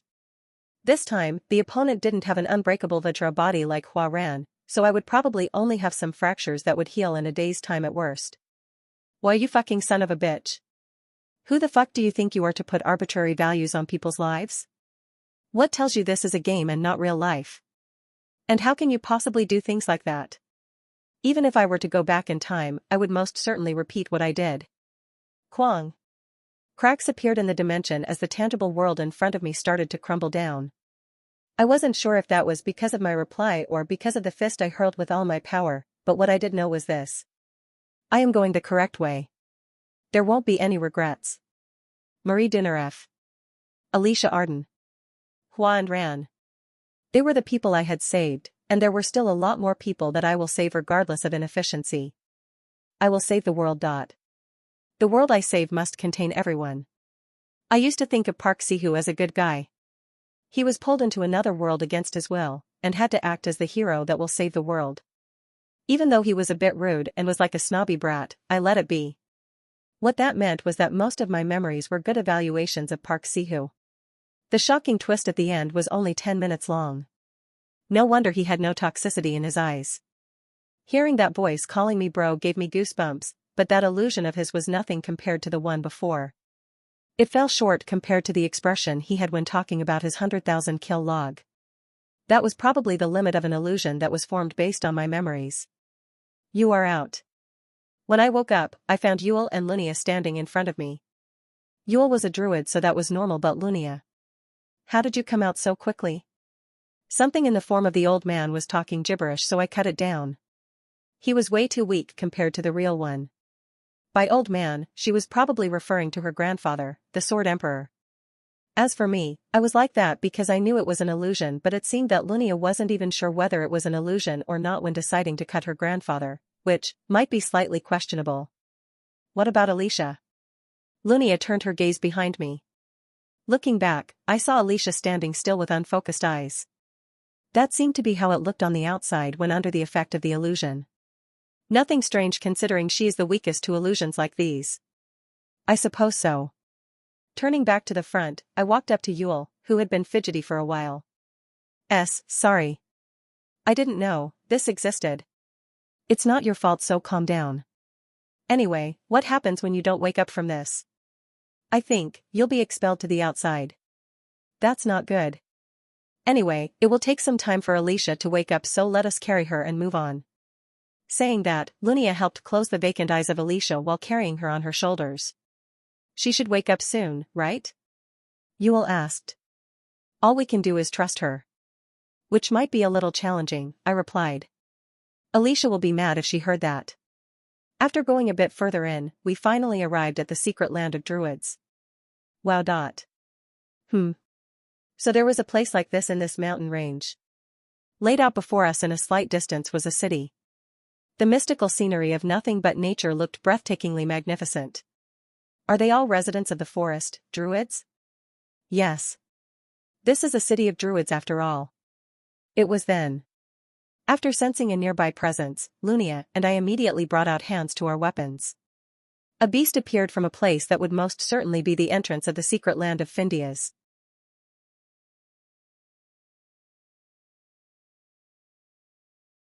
To think you would break through the fog this fast. Looks like we have some extraordinary guests. A beautiful leopard with a lustrous layer of black fur spoke in human language while gazing down at us.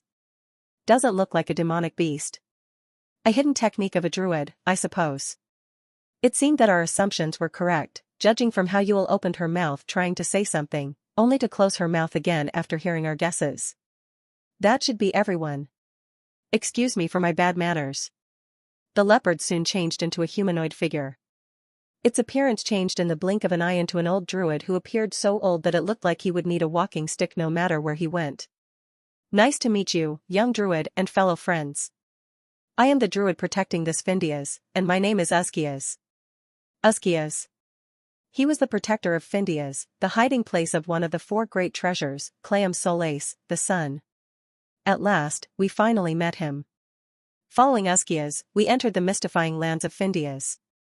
There was not a single man-made building, and the entire city was filled with tall trees with deep roots. Every one of the citizens looked elegant and mysterious. Yule. Are they all? Yes. They are all my kindred. Their eyes were on us outsiders. However, there was no hostility in their eyes, and they simply seemed intrigued by our presence.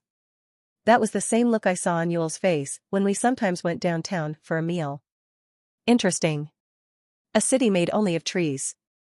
It wasn't surprising that Lunia was impressed by it, because this place called Findias was literally a naturally made city with nothing but tall and thick trees. Each of the trees looked as if the branches intertwined with themselves to form a shelter. It would definitely be on the top 15 list of most interesting houses on SNS. Are all the houses like this for druids? Yes. Well, the trees and spirits just make our houses for us. Damn. Can I have one if possible? It's what people would call as Greenbelt 1 Greenbelt, a real estate terminology about an area in a city where building is prohibited, though. Is that okay? Don't you like money, Mr. Corinne? Real estate is a long-term investment. That was unfortunate. My mind was already off thinking about building a resort here with a bunch of stores and developing it into a tourist attraction, but that seemed impossible. This way. Following Uskias's lead, we went into a small and tidy treehouse and sat down for a talk. It is my first time actually seeing you. Nice to meet you, Sage of Findias. Right, young druid of Avalorn. I am sorry for the tragedy that took place there. It's all right. Yule was one of the druids living in the forest of Avalorn, which was now destroyed by hordes of demonic beasts. Even though they were from totally different places, Uskias welcomed Yule as if she were his distant relative. Right. I have heard from the spirits that a young druid was looking for this place. From the request of a fellow called Corinne Lork, if I recall correctly. I am Corinne Lork. So you are Corinne Lork. The karma you have on your shoulders is truly one worthy of a saga. Uskias commented while looking at me. Despite the wrinkles near his eyes, the vitality in his pupils was no different from that of a young man. So, young hero. What brings to a remote area like this? Sword of the Sun. I have come to find one of the 4 great treasures left behind by the Dhanus, Clayum Solace, the Sword of the Sun. How do you? He looked at me with a piercing gaze, scrutinizing me despite his puzzlement. I do have the right, because I am here as the first spear of the Queen of Paradise, Arandanua. It was a lie, but at the same time it wasn't. I was the rightful successor of Arandanua, my master. This alone was a never-changing fact even after me coming back in time. It was right when I referred to myself as the first spear of my master. Kook, hawk. Hawk. Kia, ha, he, hi. Ho. Along with laughter that was hard to forget after hearing once, a man wearing a duster coat walked in after opening the wooden door. The thin man was as long as a snake. His body was covered with the long duster coat, which thus emphasized his eyes. His eyes were slit open and thin like those of a snake.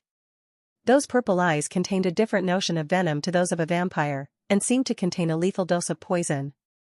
Hello, kids. He greeted us like we were friends, but did not conceal the ferocious light in his eyes. I knew who this person was. I was expecting someone to come, but wasn't expecting that to be the craziest person. Do you know who I am, O loyal watchdog of the Queen? Hoo-hee-hee. What brings Mr. Dunscaith, the King of Beasts, to this place? The same reason as you, young friend who killed Firmak. King of Beasts, Dunscaith. The monster of Murius, and the King of Dark Shade. He was known worldwide as a famous beastman terrorist, but... Kill Firmak? What? Do you know our professor? Just like Firmak Damon, he was one of the subjects of the King of Paradise, Tates Valtazer, who would have become the master of the mid-bosses, Ran and Ron. Don't play the fool with me, kid. I can smell his blood from you, and the smell of an intense fight to death. How did someone as weak as you kill him? Maybe he was just even weaker than me. Kuhuk. Kuhuhuk. Weak. Kukukuk. Skaith giggled while grabbing his belly. After suddenly stopping his smile, he looked at me with the eyes of a serpent. There is only one throne in the Shadow Paradise, kid. An era of darkness will devour the world and the chosen gods will descend personally onto the world. I, Dunscaith the King of Beasts, will lead all the beasts to eat up your goddess, leaving not a single bone behind. When that time comes, I shall cut your head and serve it on the prettiest of platters. Look at my eyes, kid, and remember it. These are the eyes of a man telling the truth. I could hear people gasping behind me, but I wasn't inexperienced enough to fall for such tricks. Your breath stinks. Get rid of your mouth. Kuhiherk. He started grinning like a madman. He giggled while looking at me, before suddenly turning to the side with a flick. Stop calling me. I told you not to call me. Skaith showed his temper. There was no one at the end of his gaze, but his outburst was definitely targeted at someone. Oh, sorry friends. There was a noisy buddy, you see. Kuhahik. He took a few steps back with a giggle, sat down on the other side, and joined our conversation as if it was the most natural thing in the world. What's wrong? I'm here for the sun as well. Yeah. I figured. This was the land of druids. The druids were in a neutral position, and were a separate force from both me and Tates Valtazer. Causing ruckus here would only lower our chances of getting the Clam Solace. You have quite the unusual enemies, Corinne. Hope this shows how rough my life is. After we were done with a short war of nerves, Uskias continued from where he stopped after an empty cough. Although both of you want the Clam Solace, I do not have the right to give it to you. All I do is test whether you have the right to lay your hands on the sun or not. As such, I, Uskias, the protector of Findias, will give you an appropriate test. Test? Hi. Test. I love tests. A test, huh? That's probably what they did last time as well. Most of the protectors of the secret lands were alive last iteration, and were all neutral. They were protectors of nature that followed neither the queen nor the king. That was why Tates Valtazer didn't bother messing with the druids either. It still should have been Skaith that came here in the last iteration, and the problem was that Valtazer had possessed all 4 treasures near the end. In other words, that meant that Skaith had passed this test. Please wait at your respective accommodations. I will tell you the content of the test after a discussion. This was different from the main scenario. It wasn't included in the original storyline of the game, and was an incident that happened outside the experienceable scope of the player. I'm expecting many things from you, Killer of Firmak. I was expecting to come across the king's subjects quite soon, but what I wasn't expecting was that I would be contending against them in this manner. At night, I visited Alicia's bedroom to see how she was. My plan was to invite her out for dinner if she had woken up from the illusion. Alicia. Did you get up? Opening the door, I looked at the bed of druids inside the room that contained no light source at all apart from the moonlight. There, I could see that Alicia was still fast asleep. Did she still not wake up from her illusion? Hopefully, she won't stay like that until the end. Ehue. Please wake up by tomorrow. It was when I turned my back to go have dinner. Tup. A hand suddenly grabbed my sleeve and stopped me from leaving. Did she wake up? Alicia? Are you, Wahak? She suddenly pulled me in. It happened so abruptly that I ended up being pushed down onto the bed without having any time to defend myself. Shoo. Hey, Alicia? A pair of vague eyes were gazing down at me. Her face under the moonlight was giving off a red flush. Brother-in-law. Huh? What? Alicia gently whispered into my ears. She then pretended to take something out from my left ring finger, and continued her whisper. Brother-in-law. Sister is not coming home tonight. Huh? Sorry? What? It was so dumbfounding that I had trouble breathing properly. What in the hell was going on? Despite my fluster, Alicia continued looking at me with a sensuous gaze. Her clothes slipped past her skin and, she suddenly fell on my chest with a flop. Zzzzzzzzzzzzzzz. She fainted into a deep sleep and did not wake up again. What just happened? At dawn, Alicia opened her eyes. Her back ached and her head was ringing in pain due to sleeping on a bed that didn't have a mattress.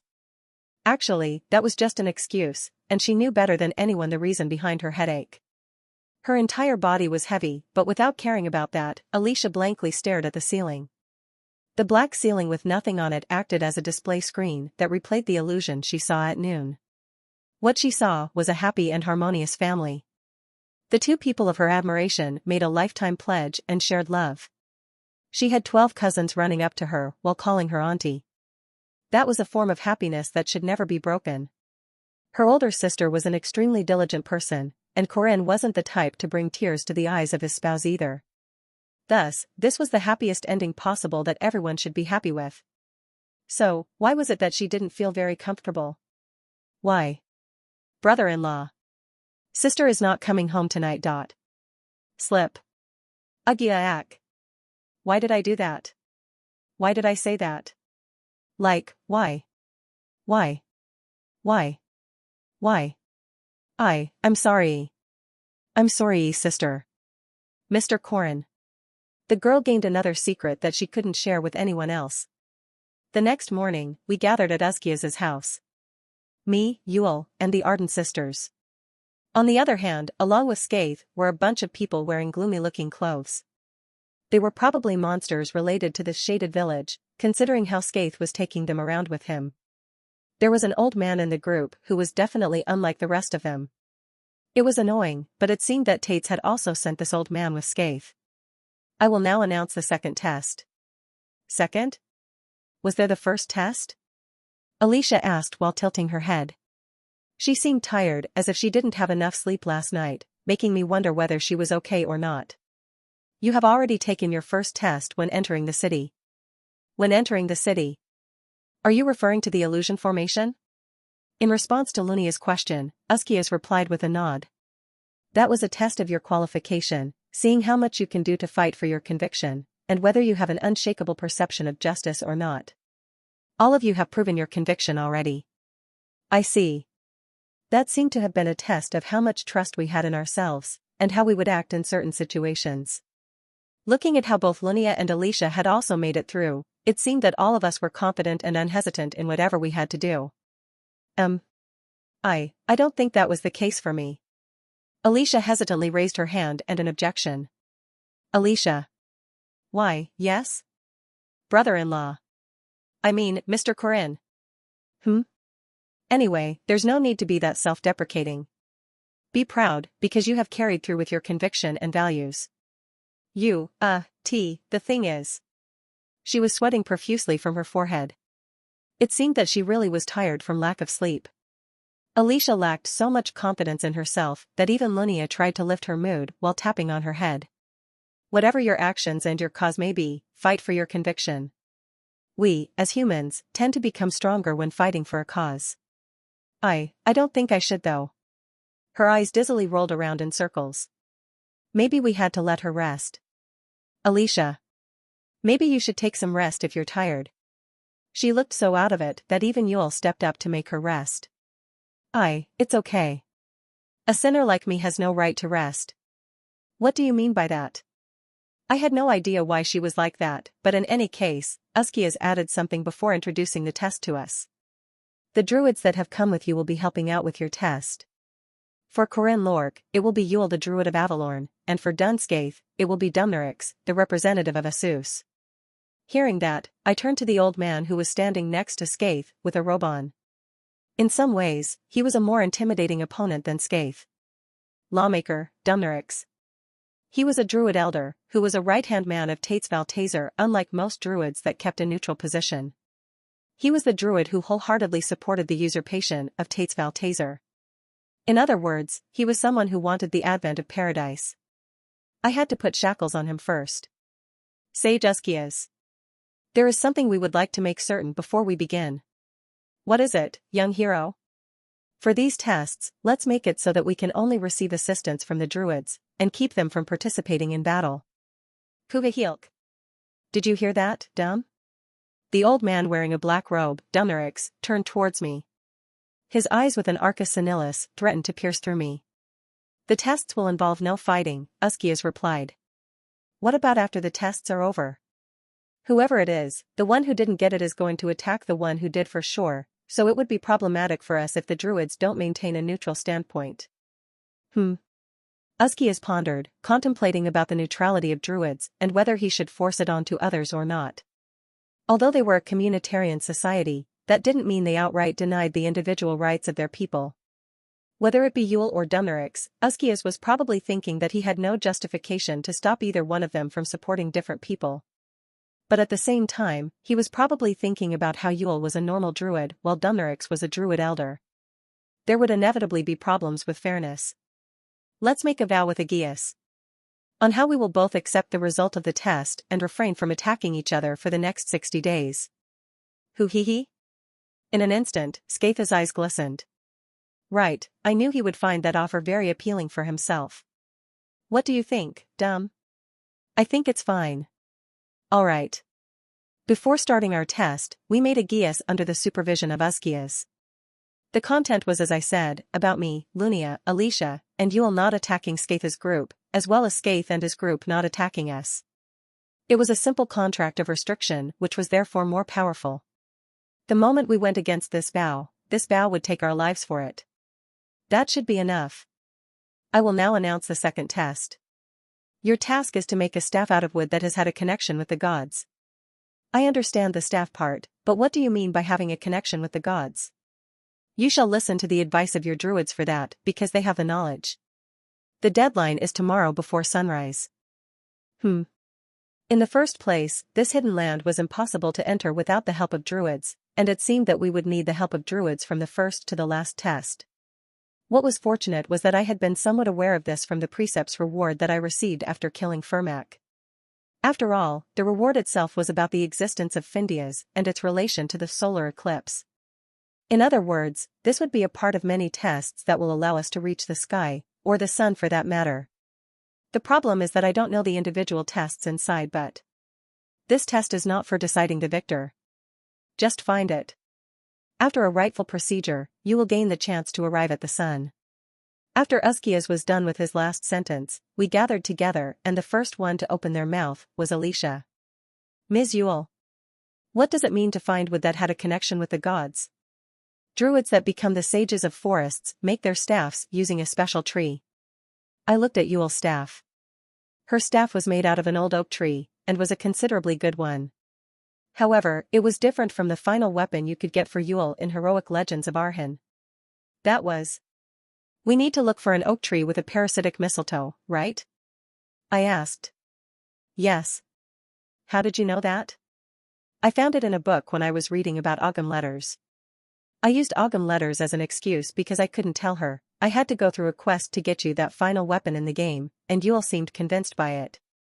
If I remember correctly, for druids, a mistletoe and an oak tree represents death and resurrection, and are special ingredients that are symbolic of a communication with gods.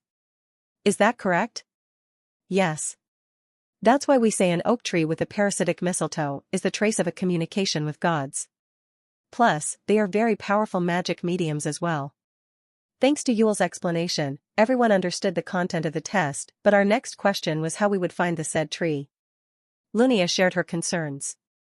This will not be very easy. What do you mean, Uni? Weren't there a few mistletoes near our house as well? The important part is that the mistletoe must be on an oak tree. Mistletoes grow on all sorts of trees, including apple trees and lime trees. It won't be easy finding a mistletoe on an oak tree, Yule added from the side. It will definitely be easier than finding a jujube tree that was struck by lightning, but finding an oak tree with a mistletoe in this ocean of trees won't be that easy either. But if I ask the spirits, that should increase our chance at finding one. Fortunately, we had a druid in our group, the representative of nature, that was loved by the forest itself. They were so loved that the trees and spirits even made them houses and a city. Alright. Let's first head into the forest. However, waiting for us was a very rough start. The spirits did not listen to Yule's request. This is bad. Yule said with an apologetic and troubled look on her face. Are the spirits not listening to you? Rather than that, most of them went to Scaith, huh? That was out of our control though, because Dumnorix was a sage of another forest whereas Yule was just a young druid who learned a few hidden skills. Spirits naturally had no choice but to prioritize the forest sage who had dedicated himself to nature for much longer than she did. I know it's not a contest of who comes first, but will we even be able to find a mistletoe by tomorrow morning at this rate? We would have to be very lucky. It was completely like a lottery.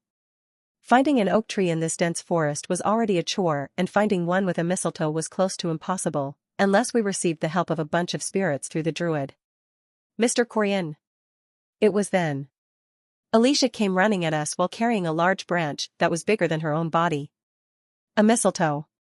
I found a mistletoe. She seemed to have run around looking for one while we were coming up with a plan. That's a nettle tree, Alicia. Eck? But the mistletoe.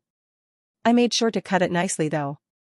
Alicia planted the branch of the nettle tree with a mistletoe into the ground with a disheartened look on her face. As if she couldn't let go of her hope, she looked back and forth between the branch and Yule, before carefully sharing her opinion. Maybe there's a different way? Speak, Alicia. For example, we can pop the mistletoe into an oak tree. That will get rid of its magical significance though, Yule replied. This time, Lunia raised a different plan. I heard there was a secret technique among druids that can immediately grow a plant. Can you not grow a mistletoe along with an oak tree? A plant that grew rapidly is just expanded with mana and has no nutrients, so it will go back to its original shape. It won't even last until tomorrow. Rapid growth, Yule, can you find an oak tree for us? I asked. That shouldn't be too hard. That will be more than enough then, I said while shaking the glass bottle that I took before coming to the east. It contained something gleaming in gold, and was the hidden card up my sleeve that was supposed to help us reach the sky. It was time to take a glimpse at a portion of that power. Next morning, Dunscaith giggled while looking at the thick oak wood staff in his hands. So pretty. Right? Yes, it certainly is, Mr. Scaife. His subordinates enthusiastically agreed to his words. Most of his men couldn't come into Findias through the first test, and even the few that did were quite useless. It was lawmaker Dumnorix who did most of the work, but who's the little friend that made the staff? Scaife praised the one who made the staff regardless. Little friend. Buddy. Let me give you a compliment. Despite being praised for his work, his subordinate wearing a robe had a pale look on his face. He tightly gripped on the silver rosario hanging on his neck and gulped. He knew how Dunscaith had devoured his fellow priest after calling him a friend. That was why his face turned pale from his compliments. Please do not kill me, sir. NNN? What is wrong, little buddy? I do not want to die yet. Everyone dies. Scaife roared out loud with a sonorous voice. His eyes were tainted in purple as something started wriggling beneath the hems of his coat. Little friend. Don't you want to ascend to heaven? We can help you ascend. The world is very cruel and there is a limit to how big it can go, okay? The tongue of a serpent licked the priest. Right when Scaith's duster coat was wriggling and about to change into a different form. Scaith. Uskias the sage is watching us. Dunscaith stepped back down. Before long, Corinne and his group came towards them. Hello, little Corinne. Is your rod also as thick and hard as mine? You should be careful with your word choice. Huey Herc. Scaife was fond of that boy. What face would the goddess make if he were to take that pretty head of the boy and put it on a platter? What would the pitiful queen, who was sealed by the king 80 years ago and forced to move around the world with a fake body, look like if even her last disciple were to return in a miserable state? So, have you made a good staff? I couldn't really see any spirits next to you. It was hard for Scaife to approach them in secret because of Lunia's acute senses, but even without going closer to them, he still knew that there were less than 10 spirits helping Yule. On the other hand, there were 1,000 spirits helping them, and finding a suitable tree had been very easy. Yule. Show them what we got. Okay. Yule took out a large staff from her robe. It was a huge staff made of an oak tree with a parasitic mistletoe. Their rod is bigger and harder than ours. With a flick, Scaife immediately turned his face to his subordinate who made the staff for them as the priest shuddered in response. How did you do it? You shouldn't have had enough time to find one. Don't you think you should put something on the line when you want to know what your opponents did? Hoo-hee-heek. You're right. What do you want? I can tell you if you give me either the Spear of Light or the Stone of Destiny. They're at home. Too bad, then. After we had a short verbal quarrel, Uskias walked to us in the form of a leopard. You have both marvelously completed your second test. You have all passed. Without any further delay, Uskias announced the third task. In the forest north of this place is a magic rowan tree that bears red fruits. Your task is to bring those fruits. We knew there would be more to the task than what he implied. There were so many demonic beasts in these forests that this place was called the mountain range of demonic beasts, but there were certain areas that were avoided by those monsters. One of those was Findia's. Because of magic barriers around the city, demonic beasts couldn't enter them and had to retreat back out. And another example was territories of absolutely terrifying entities that demonic beasts did not dare trespass. This way. Outside the secret lands of Findias, Yule and Dumnorix were in the lead with Dunscaith and my group walking awkwardly side by side. Little kid. Do you like toads? I like bullfrogs. They taste like chicken. Yoo-hee. I'm not liking you as much anymore. Do you think I ever did? It was when I was about to walk away from him. I told you not to call me. Skaith screamed as if in a fit and almost grabbed me by the neck but. Hooey? No. I can't break the pledge. Hick. Ugh. In the blink of an eye, Skaith reached his arm back at one of his robed subordinates. The man was immediately thrown onto the ground after having his neck crushed. I told you not to call me. Like a madman, Skaith punched the man in a robe with his fists along with a maddened laughter. It took less than 3 seconds for the robed person to be crushed to smithereens by his insane strength. I was wondering why he was taking around so many men for no reason, but it seemed that they were there as scapegoats for whenever he had a fit like that. A time bomb at least had a timer, but this guy was like an unexploded mine that was already stepped on. You never knew when this guy would explode. We are almost there. Dumnorix said as we then turned our eyes to the other side of the dense forest. At the end of the forest was a massive empty plot of land. We immediately spotted a rowan tree with red fruits and also discovered the one behind it. This can't be. How did we not notice this until now? Beyond the tree was a cliff, or rather, something that had appeared like a cliff until now. Crack. A disharmonious and jittery noise echoed across the forest from something moving after a long time of staying still. Using that as soil, trees, fruits, and dust had all been built up on top of it to form a mountain. How long would that have taken? We were all shocked to a stop, and that was when that thing opened its eyes. A giant. I accidentally let out a snicker after hearing Alicia's remark. That was no giant, even giants were like newborn babies in front of that thing, which was taller than 70 meters. They were beings that existed even before my master. Arandanua and her race ruled over the world. They were the gods of the first era of this world, that only existed in storybooks and rarely appeared to show off their might. Sky Titans. The one before me was a named character of heroic legends of Arhan, who was of the same race as the Sky Titans that protected the son of Findias. My name is Serpan. Those who crave the fruits must prove themselves. A majestic voice weighed down on the world. How many times has it been, he wondered. Garand clicked his tongue, seeing the sword fiend challenge him time after time whenever he was about to get bored. What a remarkable tenacity. Over time it was taking more and more time for him to beat the monster because of its ridiculous growth speed. The Sword Emperor was very much impressed while watching the fiend learn skill after skill. Hoo-ha-ha-ha. Just like my granddaughter. An overwhelming talent. The demonic nature of being bewitched by the action of cutting others. He wondered who would be on top when comparing them based on their madness. That does make me curious.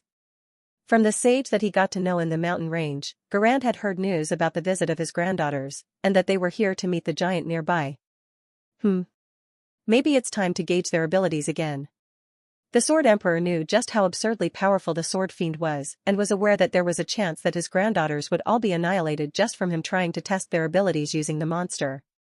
However, for the old man who was crazy with the sword, he cared not for the likes of familial affection, and was more intrigued by the appearance of another swordsman that would be on the same level as himself if not higher. If his granddaughters were to die here, that would just mean that they hadn't grown enough.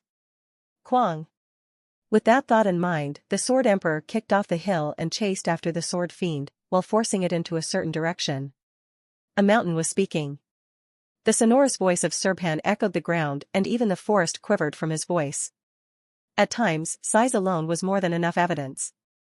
It was clear just from looking at him that his strength would be on another level. Answer me, little ones. Are you here for the fruit? There were a few people who couldn't even dare stand before the one who could oppress others with nothing but his voice. That's a very big fellow, dumb. Looks like defeating it will be quite a challenge.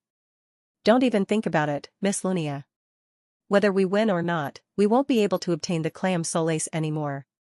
Serpan the Sky Titan was looking at us with an apathetic look on his face. My name is Corinne Lork, sir. I would like to receive some fruits. He looked down at us without a word, and glanced across everyone with his eyes filled with rocks. A giant had a slow-working brain because there was no need for him to think faster than the little ones. However, the silence of an overwhelming giant gave rise to a bunch of doubts, and most of Skaith's subordinates took several steps back in fright. Quick. In the end, when one of them turned around trying to run away. Kadak. Skaith punched the man with his fist as his neck rotated 960 degrees before coming to a stop. After a gruesome execution, Skaith walked up to the giant as if nothing happened. You see, very very big friend. I need to take your little fruits. Can you give them to me? Despite rotating the head of another person just then, he nonchalantly let out an amicable voice.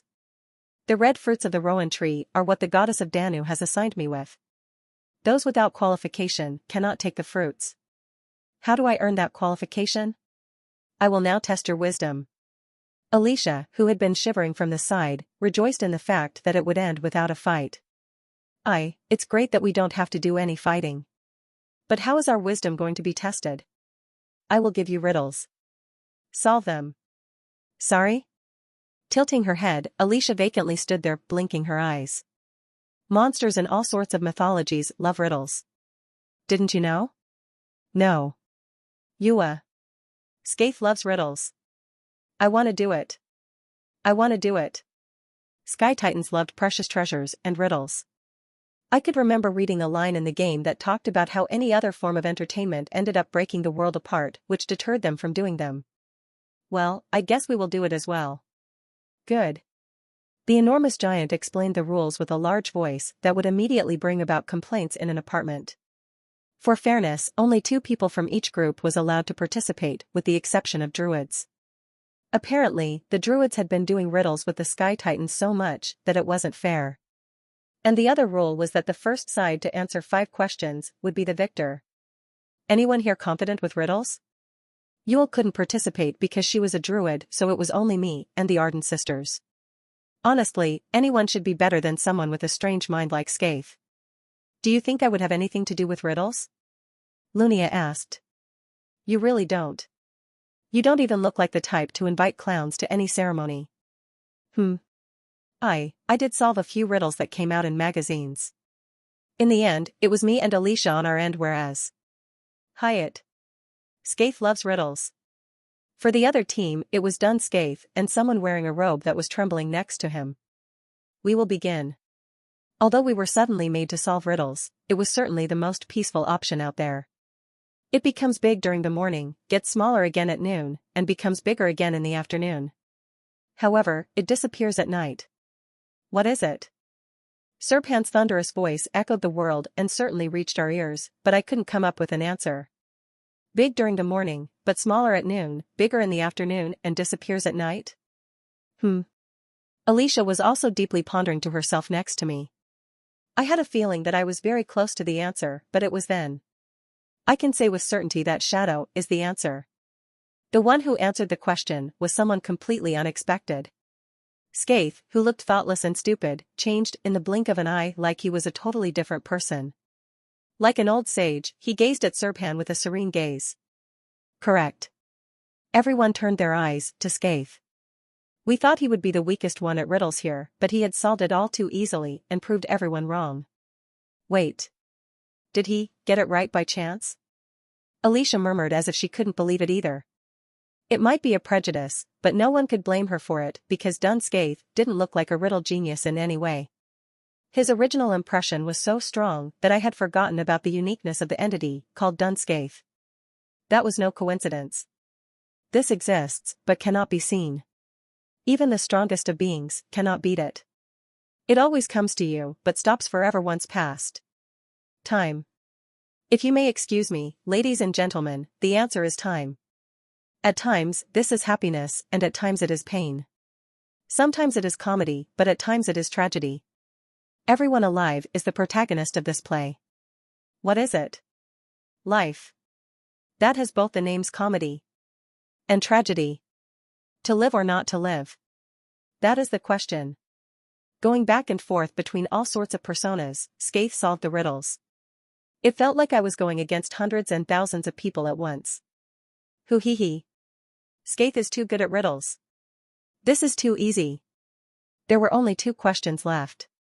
We hadn't even solved one, and yet Skaith had solved 3 of them already.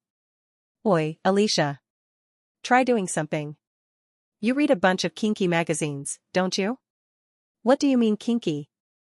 I only read the ones that all the teenage girls read. 4th question. This is beautiful to me, but sometimes, it cannot be understood by others. It could be violence to some, but could be a way out for others. What is it? The question was again very difficult. Was I this bad at riddles? Can I try saying something? Alicia said with her hand up.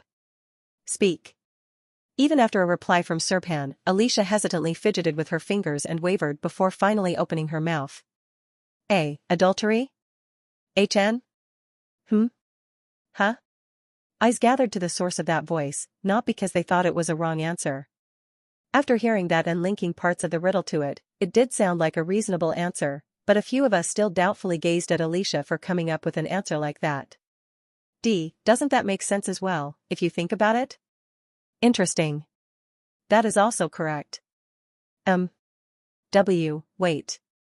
Please just tell me it was the wrong answer. I'm sorry. Let me take back what I said. Alicia, what in the world do you think about all day long? Why, you're wrong. That's not it. We tried our best, but that question seemed to be the limit of our beginner's luck. Skaith answered the following 2 questions in a row, and we lost the riddle just like that. Hoo hee hee. Pretty fruits. I did well. Did I do well? Congratulations, Mr. Skaith. Congratulations, sir. It was our complete defeat. After the riddles were over, we were trudging our way back to Findia's. Yuhurk. Very pretty. The wise look he showed during the riddle was long gone, and Skaith remarked while staring at the fruit like a child. I suppose you are not too good at riddles, said Lunia. I guess so. Looking back, I was never the type to rely on my brain. Even when playing the game, I had relied on the internet for all the puzzles. What do we do? Didn't we just fail? Alicia seemed restless, so Yule carefully shared her opinion to give her peace of mind. I don't think the tasks will end just like this. We are probably just missing one of the materials. That would be nice, but we, druids, don't usually decide things just from one failure, so. It was then. Yule stopped her feet after seemingly sensing something, and so did Dumnorix. Seeing their abnormal reactions, Lunia placed her hand on the sheathed sword. Is it an enemy? There is none. Ms. Yule? I can't see a single spirit near us. Now that you mention it, we didn't see any demonic beasts on the way either, did we? I remember seeing a few when we were going to the tree though. No spirits and demonic beasts? This place was the so-called mountain range of demonic beasts. There were only 2 possible reasons why those would both be nowhere to be seen. One was if someone killed all the spirits and demonic beasts. And 2 was if they ran away from the presence of an overwhelming powerhouse. Ooh hee hee. Are we in too deep? Before Skaith even finished his nonchalant remark, Dumnorix raised his oak staff. Oath Lavra, Dentata. All the nearby trees immediately formed a fortress. It took 2.3 seconds for the walls to be completed under his rapid growth spell and the assistance of nature. It was very fast, as expected of the greatest druid elder, Lawmaker. And as soon as the fortress was complete, a crescent light slashed it apart. Dodge. As soon as we scattered to dodge the condensed aura that immediately slashed through the fortress created by the Lawmaker. Trod. Something came in and stood at the center. The one who appeared while stepping on the rotting leaves had a humanoid figure. However, the red demonic beast had a gleaming pair of purple eyes and a muscular body that was definitely not that of a human. A humanoid demonic beast? It was one of the rare demonic beasts that was in the shape of a human. In its hands were 2 swords. Kaduduk. The monster struck down as one of the robed men got sliced apart like a piece of paper. The bisected body of the man falling on the ground marked the start of its onslaught. Step back. With its two swords, the beast created a slicing tornado. The blade shredded everything from the ground up like soaring dragons and immediately hacked 13 people. Huck. In that instant, I blocked the rampaging swords of the monster and retreated back after grabbing the defenseless Yule. If not for the fiend attacking everything around itself, I wouldn't even have had the time to take her to safety. Thank you. Stay back. Damn it, why was this guy here? Like, I knew it was around here, but why now, and why was it attacking us? Bind it. Nature immediately responded to Dumnorix's call as tree roots soared up from the ground and restricted the monster. Both the size and strength of the grip were incomparably better than Yule's. Yuhilk. Skaith reached his arms out at the restricted monster as dozens of vipers jumped out of his hands. Each and every one of those snakes had a lethal dose of venom that were even effective against demonic beasts. Sock. Despite having its feet rooted in place, the humanoid monster still managed to swing its blades. Those attacks that had the power to penetrate through the dimension bisected the snakes along with Skaith. Thud. In the blink of an eye, half of Skaith's head disappeared elsewhere. Without even realizing what happened to him, Skaith tilted his head in confusion. Oing? Flop. He powerlessly fell down as the monster then swung its blades at Dumnorix. At a glance, it seemed futile to cut through the air, but the sword aura embedded in his blade shot through the air and headed to the old druid. In response, Dumnorix quickly defended his body. Oak tree surged out of his body and covered him like plated armor, but Pajik. Blood spurted diagonally from his shoulder. The oak armor that got separated along with the surrounding dimension splattered down onto the ground. Sword Fiend. Right now, the only ones that were aware of that name were me and the Sword Emperor, that crazy old man who gave that name to the monster. At the same time, that was the name of the strongest swordsman of heroic legends of Arhen that would make the world tremble with its name. According to the original game plot, the Sword Fiend was supposed to go under Tatesval Taser's banner sometime soon, and yet right now, it had just cut the king's subjects, Dumnorix and Dunskaith, its future allies. However, I couldn't exactly be happy because we were going to be next. You damn beast. Lunia pounced at the monster with a sharp ambush, but the fiend reacted in time. Kadak. Her fastest slash was mitigated by the monster's swords, letting it flow elsewhere like the turning current of water. A demonic beast was using swordsmanship. That alone was already shocking, but there was something else that was even more surprising than that. That parrying posture and the following counterattack. Arden style? The demonic beast blocked Lunia's sword and wrapped its body inside for a following stab. It was definitely the swordsmanship of Arden. A defense using falling fist, followed by a counterattack. Bastard. Where did you learn that sword? With her immaculate sense of distance and her perception, Lunia dodged the counterattack with a hair's breadth and struck down with a rapid slash. What came in response was not a sword but claws. After blocking her sword with its sharp claws, the monster immediately swung one of its tough legs like a blade.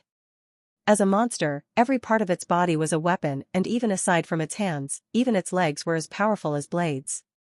With only one sword to fight against those, Lunia didn't force her luck and retreated back. Impudent beast. Next, their swords crashed into one another's. Lunia's strikes collided against the Sword Fiend's swords, creating terrifying storms of blades around them. Kagak. Every time, their attacks turned more and more intense. The two longswords shredded through the dimension with less than 1 meter between them. After a consecutive set of slashes, the Sword Fiend tried to take half a step back but was forced to an unnatural halt. Lunia was stepping down on the Sword Fiend's foot. That short moment of failed retreat was a detrimental gap. Go. Now that Lunia and the Sword Fiend were stuck in place at a distance so close that they couldn't even attack each other at full strength, we obviously didn't stay still doing nothing. Two-faced ominous snake, dragon blood. Crushing steel, 3 paths of 1 sword. Alicia and I attacked from both sides but... Kook. The monster jumped back in an acrobatic movement while seemingly kicking off the air. However, we didn't let it escape. We might have been caught off guard by that circus-like movement, but that was only for a bit. The moment it barely distanced itself from us, the 3 of us immediately pounced at it without giving it time to recover. And... the world paused. And there, we saw it. The 2 swords of the monster moved 4 times inside the domain. Domain Severance, 8 dancing blades. 8 dancing trajectories were carved onto the domain. Domain. The dream and aspiration of every warrior that allows you to take a step forward in a suspended world. In the last iteration, I wasn't even able to set my foot in that realm, but I had entered it quite a few times in this iteration. However, mine was still not a perfect form of domain when compared to Alicia's. I could only enter the domain after my body was warmed up by the heat of battle or with the help of my survival instincts. Apart from the likes of Alicia, who were born with an extreme level of concentration along with the eyes of the boundary, it was nigh impossible for anyone to enter the domain without any preceding signs.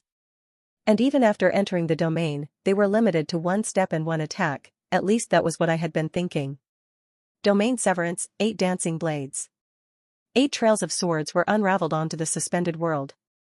It allowed us to take a glimpse at just how monstrously talented the Sword Fiend was. We retaliated at the same time. Singular Sword of Arden, Domain Severance. Soaring Snake, rearing head of the venomous dragon. Domain against the domain. My survival instincts sensed the life-threatening risk of the fight and allowed me to enter the domain. The weapons crashed into one another inside the domain. Fortunately for us, the opponent didn't have perfect control over the domain either. The weight behind his swords had been compromised to make up for the numerous swings. Calculating the best trajectory possible, we tried to fend off the 8 sword trails pouncing at us, but we could only offset 5 of them. The rest were going towards Lunia. In that instant, my eyes picked up Alicia's pupils. I could tell that those vertically slit eyes of hers were crumpled from astonishment. We couldn't stop it. Lunia's domain was far from perfect. Although she could perceive the domain, she was half a step slower than the Sword Fiend. That was why the only future I could imagine was Lunia falling down in tatters. Kang. It was then, the Fiend's swords were blocked by a black layer of aura that was floating around her. They stopped the Sword Fiend's swords from reaching Lunia. Compressed condensed aura? Compressed aura of self-defense. That was the powerful hidden skill that Alicia would learn at the very end of her growth. It was a technique that covered for the previously terrible defense level of Alicia, a powerful attacker. That made up from Lunia's delay of half a step and allowed her to strike down at the Sword Fiend with her own oppressive attack. Singular Sword of Arden, False Domain Severance. Kaduduk. Her sword penetrated down from the right shoulder of the monster, but it wasn't deep enough. By twisting its body slightly at the last second, the Sword Fiend managed to escape from her vicious attack. TCH. Lunia clicked her tongue after noticing that her violent attack that she had been trying to settle things with wasn't as satisfactory as she would have liked. Meanwhile, with one of its shoulders crushed, the monster stared at us. Kooky. It then started to laugh. Kookikikikiki. That wasn't a proper language. The monster was expressing its horrible laughter to us using its vocal cords. It seemed bewitched by the way of the sword and reminded me of someone. It is a dangerous monster. We must kill it here. I agree, I said in agreement with Lunia's words. The Sword Fiend had yet to reach the level of 1,000 dancing blades. That perfected skill of his allowed it to cut anything in existence that was inside the radius of 1 kilometer. In other words, now was one of the only chances we had to kill this monster. Although it wasn't a part of our plan, it would be worth it as long as we could defeat the Sword Fiend here, even if that meant we had to give up on the sun. Round 2 of the battle was about to begin. Right when the Sword Fiend was about to pounce at us. How are you, friend? Dunscaith suddenly appeared behind the Sword Fiend with a grin. The right and the left swords of the monster danced in order to cut the sudden yet defenseless enemy that appeared behind itself. Cock. Skaith got sliced like radish and chunks of his body fell on the ground. It should have meant an instant death, but his body suddenly melted down as hundreds of serpents slithered out of his innards. Even the Sword Fiend was baffled by that bizarre turn of events. It swung its swords to cut them down again, but slicing apart the hundreds and thousands of snakes was not an easy task. In the end, the Sword Fiend decided to retreat, but sharp branches of wood soared out of the ground and raged at it from all sides, stopping the monster in its tracks. Dumnorix, who should have been sliced by the Sword Fiend, was standing up again while displaying his upper body, which had trees replacing bones and flesh that had been hiding behind the robe. Apparently, some elder druids became one with nature after living a long time and were said to turn into that form. In other words, druids were one with nature. As long as he was on the ground next to spirits, Dumnorix was impossible to be killed. king of beasts, Dunscaith, and lawmaker Dumnorix. Even from the king's subjects, they were the two with incredible vitality that were close to being unkillable. They were terrible foes for the sword fiend to go against, as someone who only excelled in physical abilities. Monsters. Lunia commented, seemingly appalled by the strange abilities of the two of them, but that was probably a normal reaction. Unlike Fermac, who couldn't receive godship because of his infiltration mission, those two were future gods of the paradise who were given godships. They weren't beings that could be understood with the common sense of humans. Krrrr. It didn't take long for the monster to retreat after coming to the decision that it would be impossible to beat us. After being healed at the Infirmary of Druids, we came out and met Yule, who was waiting for us outside with a dark complexion. Sorry. I couldn't do anything.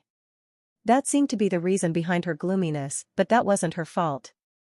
Our clash with the sword fiend lasted less than 20 seconds. Besides, her main source of power, the spirits were already being used by Dumnorix, so there was nothing Yule could do there. Don't worry about it. There wasn't much else that could have been done. But it's okay. None of us were seriously hurt anyway. The fact that none of us died even after an encounter with the sword fiend was already a miracle in itself. But honestly, it wouldn't have been strange for at least one of us to have died there if not for Dumnorix and Dunscaith. That demonic beast used the swordsmanship of Arden. Lunia stated while gnashing her teeth. After throwing a glance at her older sister, Alicia carefully opened her mouth. Maybe it read our books? That is ridiculous. Those skills were definitely polished through real battles. It didn't show the standard movements that we teach, it probably learned by itself by going against an expert swordsman. Sorry? Why, you mean? There is only one person that could have fought against a demonic beast of that caliber on repeat. It was then. Ho ho ho. Looks like you girls have noticed it. That was the voice of a considerably old man. However, his voice wasn't dry like Dumnorix's and was instead full of viciousness and power. Everyone turned towards the owner of the voice and found an old man with black hair, standing there with an irritating smile. Gee, Grandpa. His unkempt hair and tattered martial uniform made him look more like a wild beast than a civilized human. Sword Emperor Garand Arden. He was standing in front of us. What preposterous thing have you done, old man? Despite facing the Sword Emperor, the psychological pillar of the Arden family who still had an absolute status in the household, Lunia was relentless.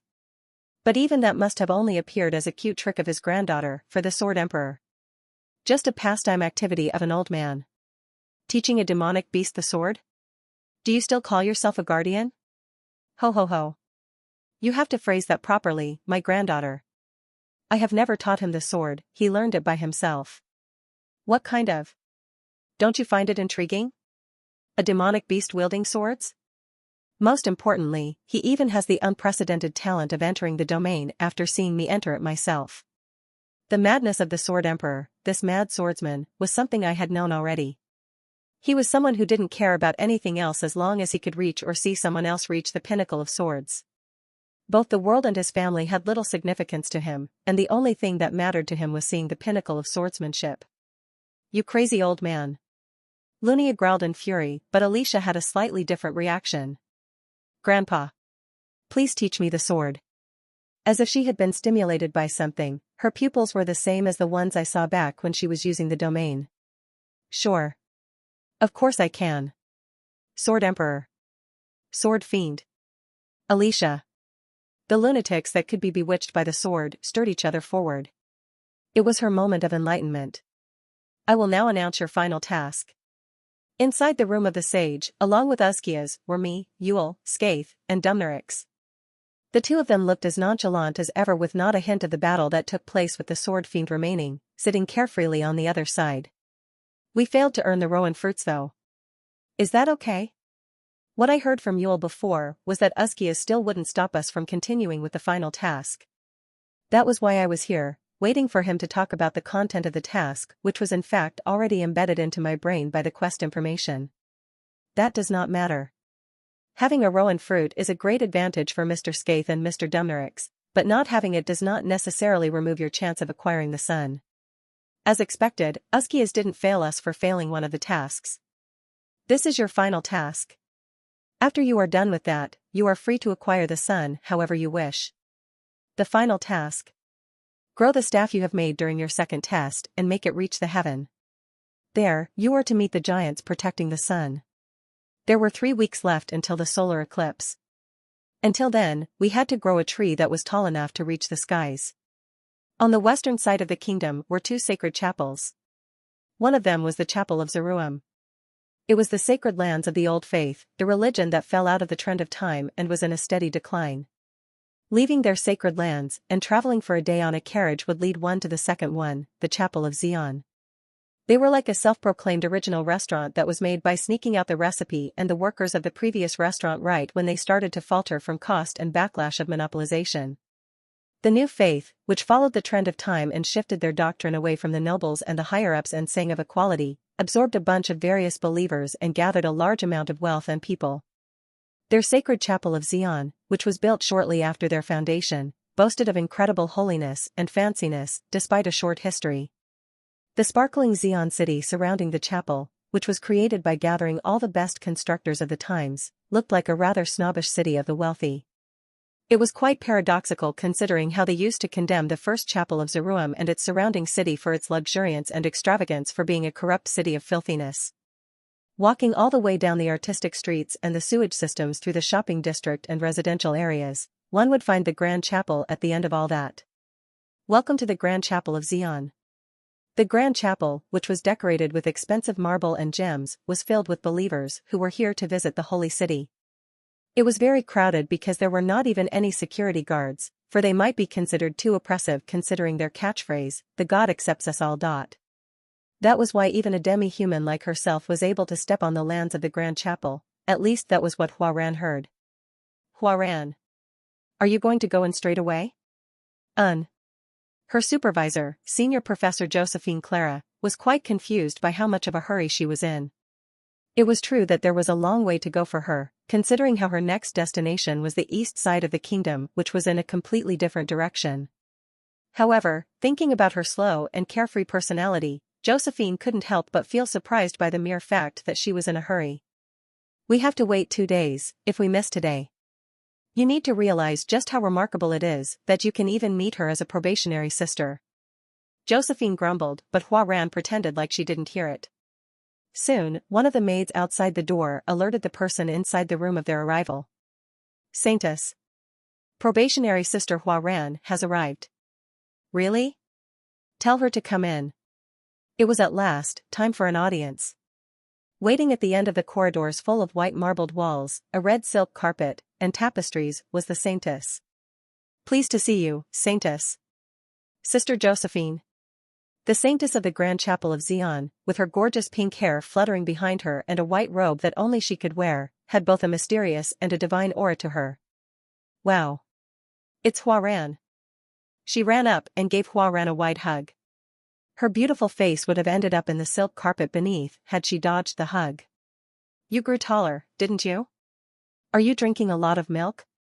What about anchovies? The Saintess said while affectionately fidgeting with her cheeks like rice cakes. Get rid of your hands. Are you embarrassed? Estelle Haditha El Rath. She was the first princess of the El Rath kingdom, as well as the Saintess of the New Faith's Grand Chapel of Zion. She was a symbolic religious figure that even the queen couldn't mess with, but... I heard you had to go through a bunch of trouble at the festival. Are you all right? On the outside, she was an untouchable symbol of royalty and divinity, but to the people close to her, she was like one of the amicable neighbors. Restriction first. Huaran didn't feel very comfortable around this Saintess and asked to go straight to the topic. As a demi-human and the main culprit behind the Moonlight Castle incident, she needed something to freely move around in the El Rath kingdom, and that was the restriction sealing her to this date. However, she was here to adjust the restriction. Please lift the restriction. HNN? Estelle tilted her head in response to Huaran's request, and looked back and forth between her and Josephine. What do you mean by lifting your restriction, I wonder? At least the first seal, please. Huaran was requesting her to alleviate the intensity of chains of Zion that were restricting her, but it was a very short request. Josephine tried to step up to explain in her stead but was stopped by a wave of Estelle's hand. And why is that? It's stuffy. If that is your reason, then I won't cancel it for you. Without any hint of her previous gentle attitude, Estelle adamantly refused her offer with a stern look on her face. Seeing that, Huaran hesitated before opening her mouth. It's because it's stuffy for me. But, you do the rest. The change happened in a flash. Huaran's crimson eyes and hair suddenly turned into a gentle blue color. Estelle had already received a report about it and knew who that was. So you are Ran, is that correct? Nice to meet you, Saintess. Unlike the curt attitude of Hua, Ran was a lot more gentle. However, her stubborn and straightforward approach was still the same. I need power.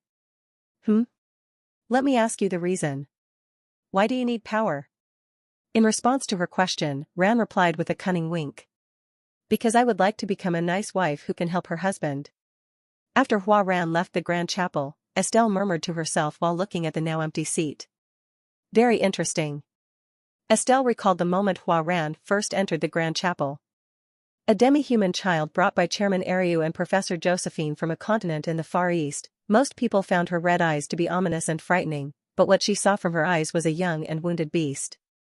She was just a young and anxious girl, who was frightened by things she couldn't see and things she couldn't hear. The moment she saw her, Estelle chose to follow her duty as a saintess of Xi'an, and not as a princess of the El Wrath kingdom. At the cost of confronting her younger sister, the second princess, she accepted Hua Ran under the name of New Faith. She let her enter the academy to learn and in hopes of people calling her a hero instead of a monster. However, even she wasn't expecting Hua Ran to learn the heart of a human this early. She had been hoping and wishing her a great future for her, but the young girl grew even faster than she expected to the point that she was now talking about love. The wounded girl was now seeing a bright youthful life and had become a romantic girl. Corinne Lorque. And the one at the center of that change was a freshman boy of Mercarva Academy.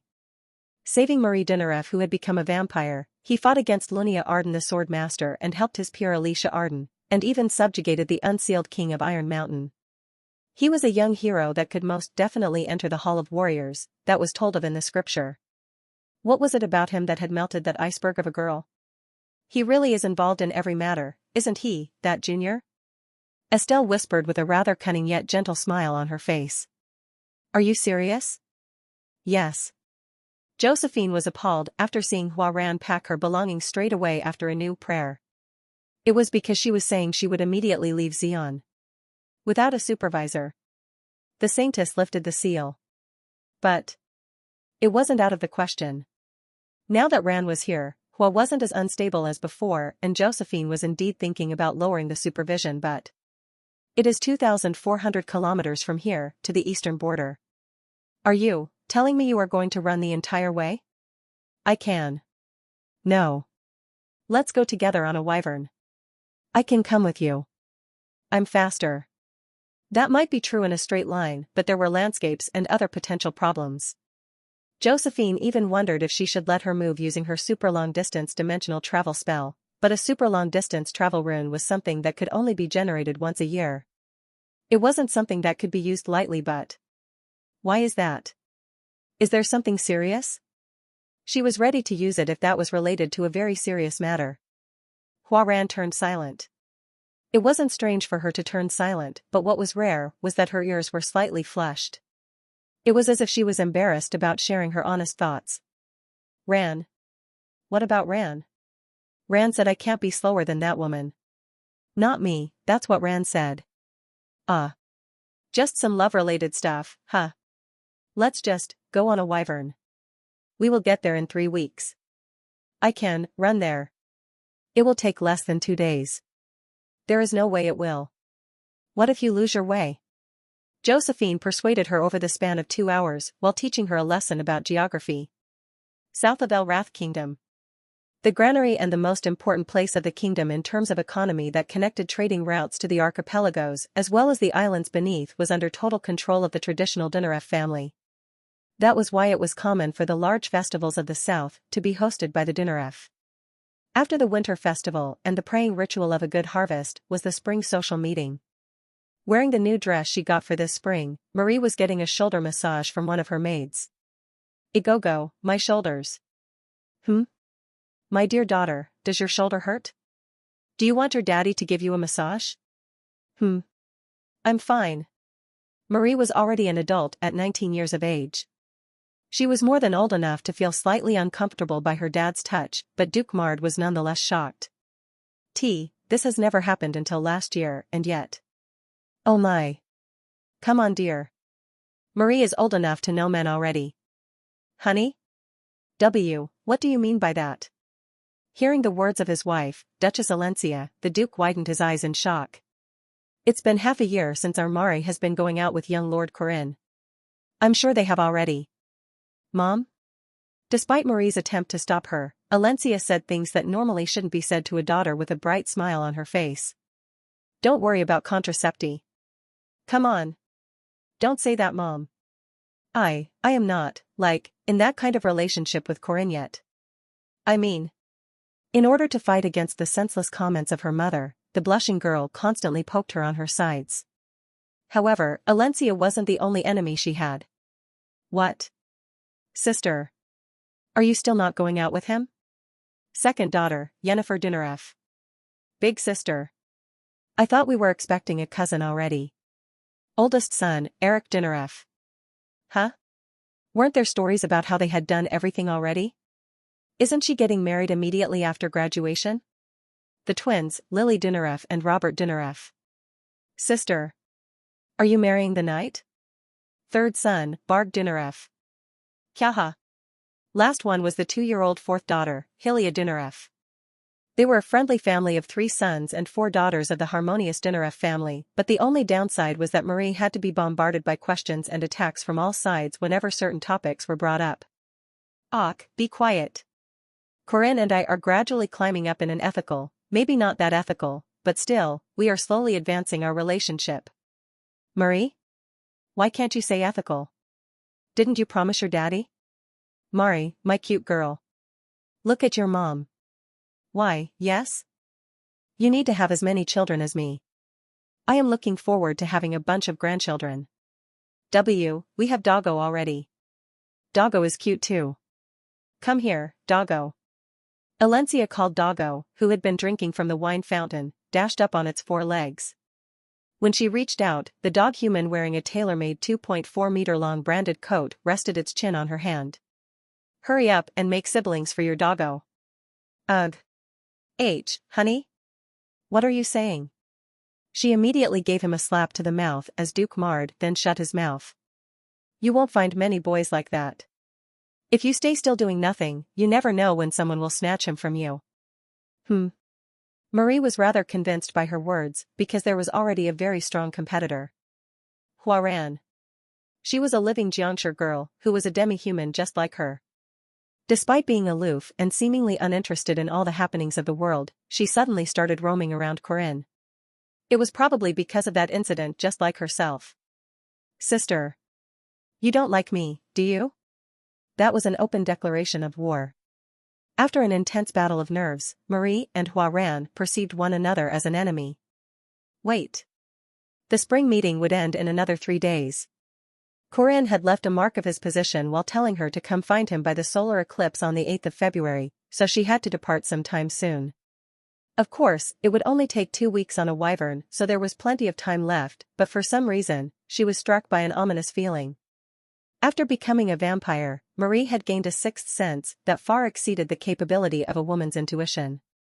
Her senses were warning her that something bad was about to happen, to her romantic battlefront that is. Mom. What is it? Can I leave now? Good luck, my girl. Alencia waved her hand with a wide smile on her face, and Marie sprinted off. She was already far away before Duke Mard could even say anything. Let me borrow a wyvern. No. Actually, I'll use a Hresvolger. Sure. Go ahead. No. Where are you going, Marie? Holidays are supposed to be spent together with your family. Marie's brothers and sisters chipped in after Duke Mard's scream. It's fine, Dad. She can just make a new family there. A grade 1 knight brother-in-law, huh? I'm going to brag about it to my friends. No one was on the Duke's side. Under the full support of her mother and her siblings, Marie jumped onto Doggo. Let's go, Doggo. Time to go find your daddy. KNN. Even though she had wasted some time because of the winter festival and the spring ceremonies, she would be there in no time on a Hresvolger. Alicia is the only one in the east, so it should be okay. Corinne said he was busy too. What Marie hadn't expected until then was the engagement of the oldest daughter of the Arden family. When was the time Alicia was motivated to learn the sword? At the start, she was just following the steps of her admired older sister, and next, she was bewitched by the sword. On the first day she cut a human, she found herself smiling. That gave her goosebumps. She was afraid of herself. She remembered the time when she was floundering her arms inside a black and tranquil ocean. Just like that, she had been turning away from her talents, and she only opened her eyes back up because of the advice and assistance of a boy. After picking up her sword again, she was in the process of slowly understanding and accepting the fiendish nature of her talent. Domain Severance, 8 dancing swords. Kukikikikiki. That was when she came across another being who had talents that were as fiendish and frightening as hers. It was a demonic beast, and yet, it was well versed with swords. Unlike those that recklessly swung their weapons around, that monster clearly knew and understood the way of the sword. Sword fiend. With just one encounter, she understood that that monster was a fiend of the sword, just like her. That wasn't the end, that beast was stronger than her, and was at a level she could not reach. Scary. She was scared of that talent. Because she knew about the evil nature of that talent more than anyone else, she was all the more frightened by it. Since the monster was one that would be bewitched by the act of slicing things apart, Alicia instinctively realized that it would be inevitable for them to have another clash. Despite not being fond of fighting, even she drooled just from imagining about a battle to the death against that monster, so there was no way that a mere beast would be any less expectant of it than herself. We will definitely try to kill one another. She had to learn how to cut that monster down, because otherwise, she would be the one ending up dying. Slam. Uck. A sharp sword grazed past her side. Pressing down on the bloodstained uniform, Alicia took a step back. Is that everything you have? The old man with a wild appearance gazed down at her with a haughty expression. Alicia looked back at her grandfather in fear. He was as enormous as Mt. Tai, that was too much to fight against. Even though he was her family member who cared for her the most when excluding her older sister, and was even kinder than her at times, sometimes, she still got goosebumps when interacting with him. Your basics are as awful as always, my granddaughter. I got a lot better though. Do not ever think that your standards are the same as mine. The Sword Emperor said while gazing at the horizon. The scope of his vision was already different from that of normal people. However, that was a lot faster than I thought. To think you would ask me to teach you the sword. Grandpa. That demonic beast. In my heart, I consider it as my disciple. Hoo-hoo, but it probably thinks of me as a stepping stone. Why aren't you killing it? Because it is one that can reach the level of 1,000 swords. It's my first time hearing about that level. Of course, because I made it. Those who reach that stage will easily cut the heavens and the world. The literal god of swords. I want to lay my eyes on such a swordsman. The more she heard about his worldview, the harder it became to understand him. Was he leaving a monster like that aside just because of something like that? I don't really understand what you're thinking, Grandpa. You do not need to understand it. It is just an obstinate wish of an old swordsman, that cannot be understood by anyone whether it be family or comrades. The Sword Emperor then pointed his sword at his granddaughter. His sword had just slashed past his grandchild's thighs and waist and was dripping with the blood of his own family. What is there to question? The world is a survival of the fittest. Even ignorance can only be permitted for the strong. Uck. Alicia stood up with a grumble. Although she couldn't understand the madman in front of her eyes, she still needed his help with the sword. I shall make you into a fiend yourself. A fiend of swords. Kill the monster, use it as a stepping stone and reach a higher level. Become my true successor. You senile old man. Ho ho. Taking after your sister now. The fight continued. From the side, it looked more like a battle of life and death than a simple duel. On a starry night, Alicia carried her exhausted body and headed to the empty plot of land where the final task was taking place. It grew a lot, she said. Yeah. Corinne Lorque replied with his eyes still on the oak tree that was growing in that vacant plot of land. It had been 4 days since the final task had been announced. Just like what Uskias said, the oak staff that they buried as a sapling was growing at a rapid speed to reach the heavens. But it's not fast enough. I'm sorry to say this to Yule, but our speed is nothing in comparison to the one being grown by Dumnorix. Then, what's going to happen then? Well, it's going to be fine. Don't worry about it. Corinne said while munching on a beef jerky that he received after asking the druids of Findias. He nonchalantly offered her one. Thank. Sword Emperor, that old man is not going easy on you, is he? You're going to bleed to death before we even get to climb the tree. While looking at the side of his face as he munched on a beef jerky, Alicia pondered to herself. What exactly was this person fighting against? Why did he bother crossing the border to carry out the tests and trials of druids? She had no idea what the ultimate goal he had his eyes set on was, but one thing was certain when looking back at everything he showed her over the past year. Everything was about helping people. Even when he was stopping the enormous boar from escaping, and even when he was alone fighting against Professor Fermac who infiltrated the academy. Also, when he was standing off against the undefeatable demi-human of an unbreakable Vajra body. In the end, none of those were for himself and were all a part of a process of him trying to help other people. He was like a hero of justice that could only be seen in fairy tales these days.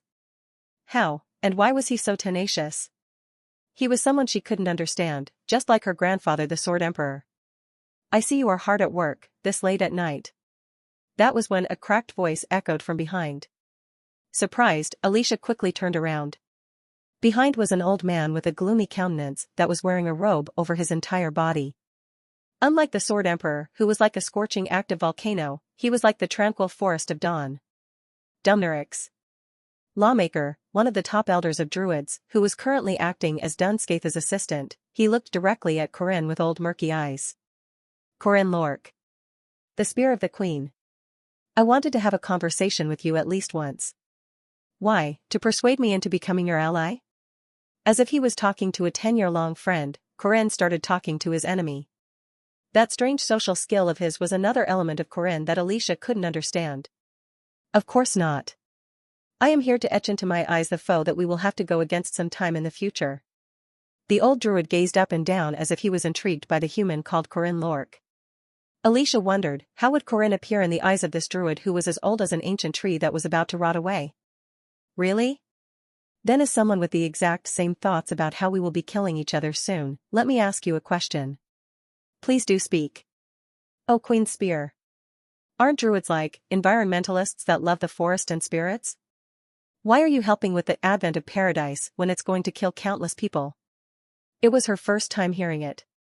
Alicia was shocked by their extraordinary goals as well as the fact that Corinne Lork was trying to fight against them. The word, love, is a bit misleading. We druids are just one with nature. Then why would you?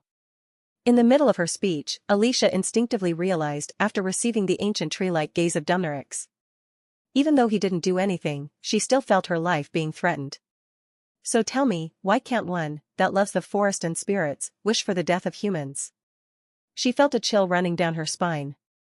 Corinne seemed to have felt something similar as he gave a frown from the side. They could not feel any emotion from Dumnorix.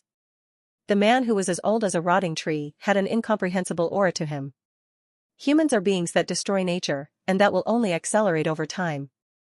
Sounds exactly like what a normal environmentalist would say. You are not wrong. I might perhaps be just a little bit more extreme and wicked though. His lips contorted in a strange and unbefitting manner. It is okay for there to be less humans. Alicia gulped from his spookiness. It was a very simple solution to protecting nature that even he himself considered wicked. Maybe it wasn't incomprehensible that bards singing about harmony with nature and the spirits would hope for the downfall of humans. Even though her grandfather was a madman, these people were worse. They were continuing on with their evil deed despite being aware of its wickedness. Right when Alicia was feeling repulsed and even frightened by Dumnorix's comments, Corinne said after grabbing onto her trembling shoulders. Watch me, Alicia. I am going to kill all these evil bastards. Mr. Corinne. Despite his murderous declaration, Dumnorix chuckled as if he was looking at the cute tricks of a young grandson. However, that won't happen just yet. And at least for now, you are destined to fail. How confident. The two of them glanced at one another's staff sapling. In spite of Yule's continuous and heartfelt care, Corinne's staff only grew by about 10 meters. That was magical enough already, but comparisons were subjective as always. Dumnorix's staff was already 30 meters tall. It was roughly 3 times faster than their own already, and that pretty much explained how this competition was going to end up. It is a huge problem that you do not have the red Rowan fruits, but more importantly, will you even make it in time for the solar eclipse in 2 weeks? There's no need to even wait for the solar eclipse. It's about time to climb up. Uh-huh. Corinne said while confidently standing up. Under the skeptical gaze of Dumnorix, he took out a bottle from his bag. It was a bottle that contained some finely ground specks of gold.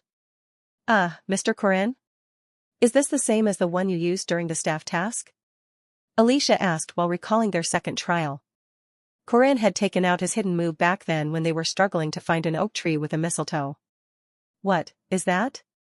Even a druid who had been living with nature for centuries could not recognize it.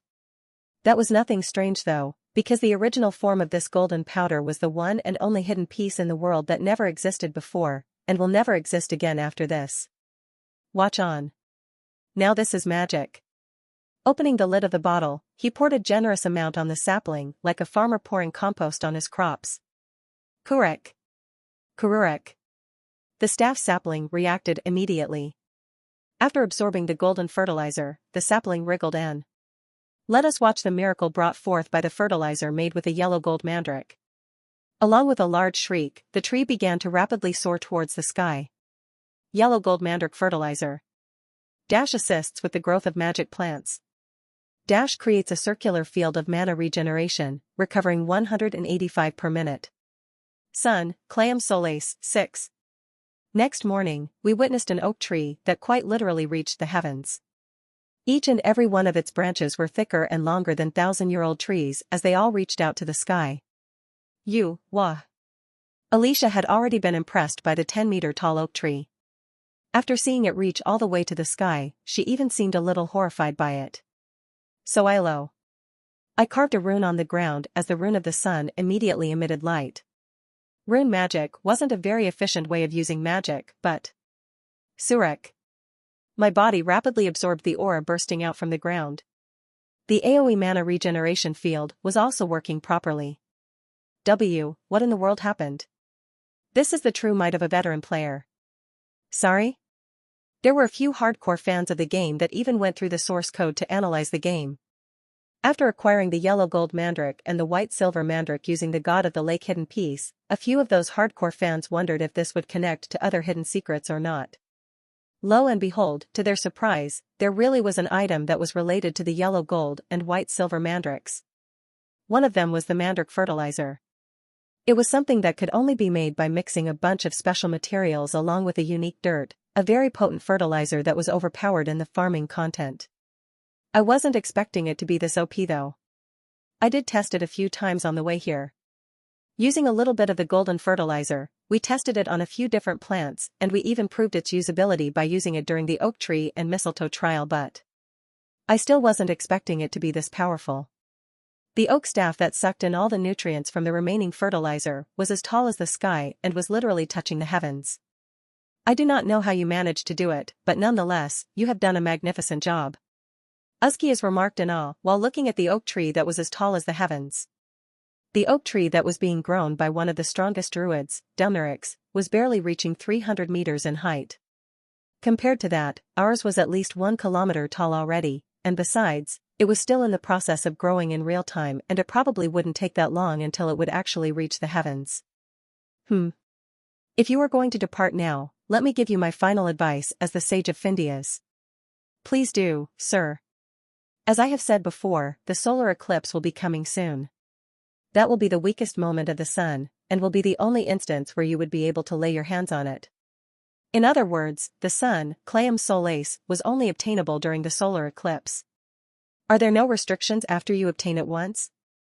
In the last iteration, it used to be in the possession of one of the king's subjects, the King of Beauty, Eakade Bress 1 Eakade Bress, previously Ohad, https://en.wikipedia.org/wiki/Bress, and he had been using it regardless of whether it was the solar eclipse or not. Everything is now in your hands, young hero. With those last words, Uzkias went back to his house as if he had done everything that needed to be done. Mr. Corinne. Are we setting off immediately? Yeah. It won't end in just a day or two. We need to grab some rations and clothes before we start climbing it. I will go tell sister to get ready. What was unfortunate was that my strongest members weren't ready yet. I roughly knew how to obtain the sun, but the problem was the Sky Titans protecting it, as well as things I was unaware of. It would have been reassuring to have Huaran and Marie with us, but, if the two of them didn't arrive in time, we would have no choice but to set off by ourselves. We need to depart in a week at the latest. Hopefully they'll come by then. Night.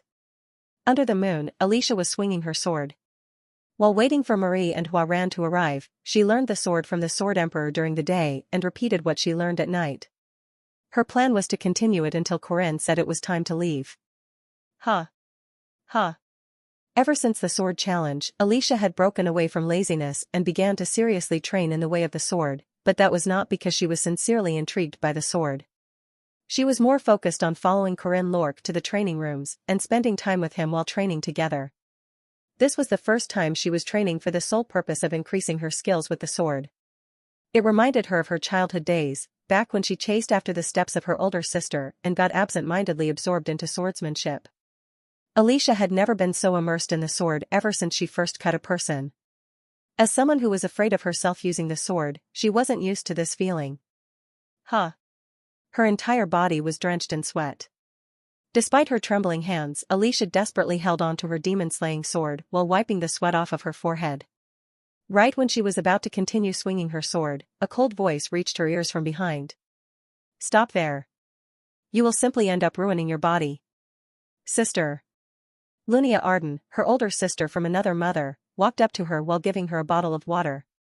Training is about forcing yourself to your limits and slowly exceeding it over time. Any more than that right now for you is torture, not training. Okay. Alicia agreed and sat down on the chair that Yule left for her. Have you had dinner? Not yet. Hearing that, Lunia picked something up from her pocket and tossed it at her. Without even seeing it, Alicia knew what it was. Honey bomb candy. It was Alicia's favorite candy that was so sweet that it numbed her tongue. You carry that around the whole time. Do you like it? Yes. Sister. I love it. I see. Looking back, that was probably when Lunia started to carry these candies around in her pocket. Remembering that tickled her heart in a pleasant manner, but it also put her mind in dismay.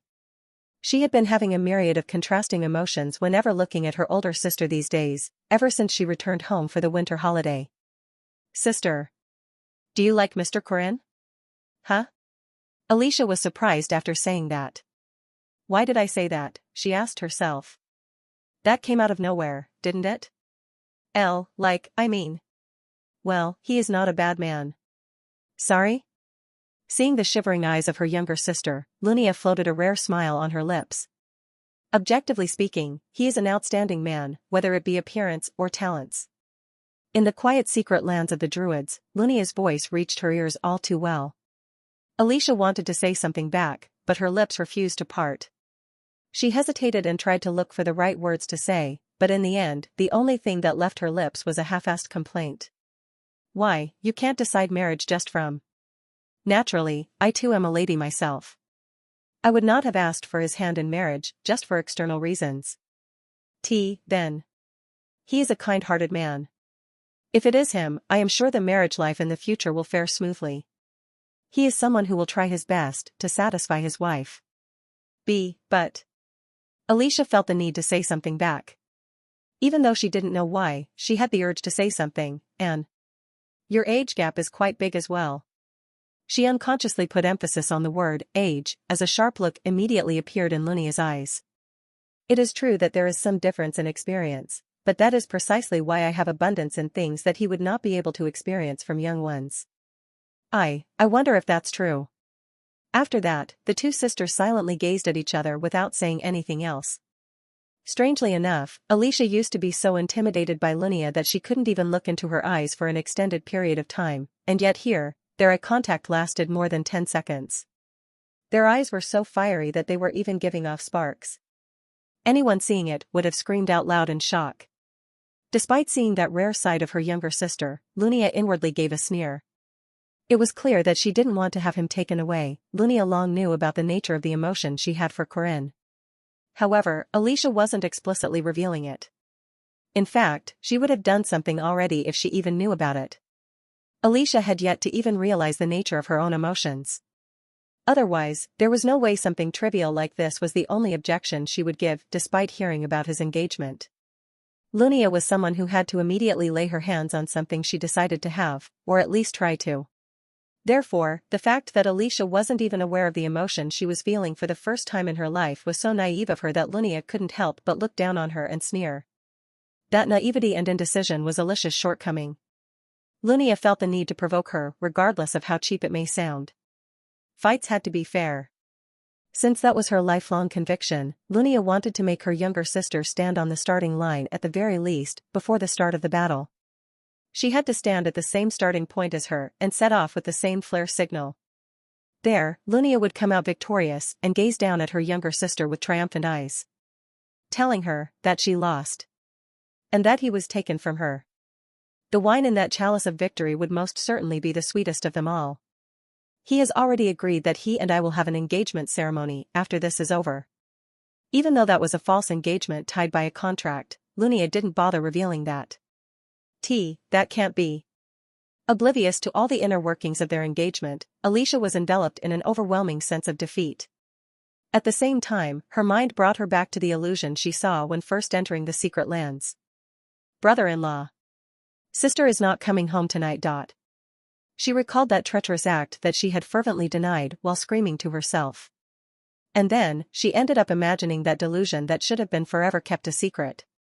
If that same situation were to unfold, would she do the same thing? Why was it that she couldn't say no to that straight away? Marie went past the Arden headquarters in the east and headed straight to the border.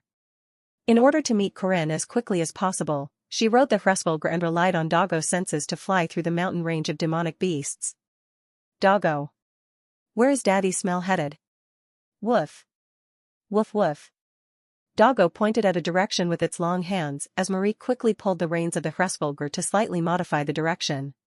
In the middle of a long flight, a sudden thud echoed across the mountains all the way to the sky she was in. Quang. Quang. Quang. What is that? Hearing that horrendous noise of nature being destroyed, Marie turned her eyes and was baffled by the unbelievable sight. Quang. Quagong. Quang. Something was racing through the forest in a straight line. There were no paths in the woods. Roads weren't developed and traveling through an ocean of trees was supposed to be extremely tiring. However, that thing that was running through the forest was speeding in a straight line as if it was running on a wide plot of barren land. Everything in its path was being destroyed. Huaran. The one crushing through the 100-year-old trees with their bare body was a small girl wearing none clothes. There was only one person she could think of that could pull that off. What is she? It was then. In the middle of her non-stop dash, Huaran looked up at Marie's eyes. Their eye contact, however, lasted only a split second. Huh? She disappeared? Huaran suddenly vanished from her sight in the blink of an eye, but that was when something else entered her sight which grabbed her attention even more. At the end of her gaze was an enormous tree that was so tall it was about to reach the sky. Is that it? That was also in the same direction as the place Doggo was pointing at, as well as where Huaran disappeared. It was an incredibly large tree, so Marie decided to look for Huaran for starters and landed on the ground. Daddy is nearby, you say? Woof. Her argument was supported by Doggo's bark. Marie turned to the Hresvelgr and said while feeding it a bag of potatoes. For now, stay in the sky and follow us from behind. I will call you if something happens. KRRHK. The large eagle, Hresvelgr, understood human language and flew up into the sky. The place where Huaran disappeared is. Relying on the enormous oak tree as a landmark, Marie began searching the forest. After taking a few steps forward, as soon as she arrived at the place where Huaran had disappeared. Everything suddenly turned dark. Or did they? When Marie dizzily came to herself, she was sitting inside a chapel. The bride and the bridegroom just graduated from the academy, right? I heard they did the deed during enrollment. Oh my, oh my. Was it a shotgun marriage? Just what I would expect from such a wonderful couple. Ho ho ho. HNN? A peaceful melody from the organ was echoing across the chapel, with kids dozing off. Unlike the calm and simple performance, the chapel was fancy and well decorated. It was rare for chapels to be decorated like this, considering how religions usually talked about frugality, harmony, and mercy. This was something that could generally only be seen at sacred chapels, like the Grand Chapel of Zion. Thanks to that, Marie realized that she was in someone else's marriage. The bride will now be entering. Along with the sonorous voice of the priest, the large main gates of the chapel opened as the bride then walked in. The wedding dress of the bride had a white background with fancy golden strings and hundreds of embedded diamonds. That was the wedding dress of her dream. At times, she used to imagine wearing a dress like that and walking down the red carpet of a wedding hall with a specific boy. Ugh. Whose marriage was this again? In the middle of her attempt to remember what she had forgotten, Marie was shocked after seeing the bride. Huaran. The bride was walking in with a flushed and embarrassed look on her face, and was led down the red carpet by Josephine. Wow, so pretty. What a beautiful young lady. The old ladies sitting next to her were giving Huaran compliments, and created a fuss while saying both the bride and bridegroom looked wonderful. However, none of that reached her ears. Ahaha. Huaran is getting married, huh? Why did I not know about this? Ahahaha. She was hit by an incredibly ominous feeling. Who was Huaran?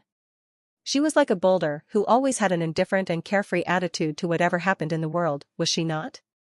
Who would a girl like that get married to with such an embarrassed look on her face, one that had the same shade as the red carpet beneath her feet? There was only one person she could think of. It can't be. There's no way. Surely. The bridegroom will now enter. The priest's voice, however, mercilessly trampled on the girl's wish as the boy appeared from behind the open doors of the chapel. Wearing a classic Southern-style suit with obsidian buttons and a luxurious watch on his wrist, the boy nervously walked inside. After arriving next to the bride, he received her hand from the bride's guardian as the two of them walked to the hosting priest of the ceremony. Light shone through the stained glasses on the ceiling and the walls, brightening up the bride and the bridegroom as if blessing their future, and Marie sat there blankly watching the two of them. All she could do was vacantly sit there and watch them. There were two people who looked extremely happy and harmonious. Anyone looking at the two of them would smile from how wonderful they looked together, but that did not apply to Ran. Appa. A boy was giving a wide smile to the girl with watercolored hair who did not even bother trying to hide her flushed cheeks. Facing each other with deeply affectionate eyes, they smiled brightly like fools.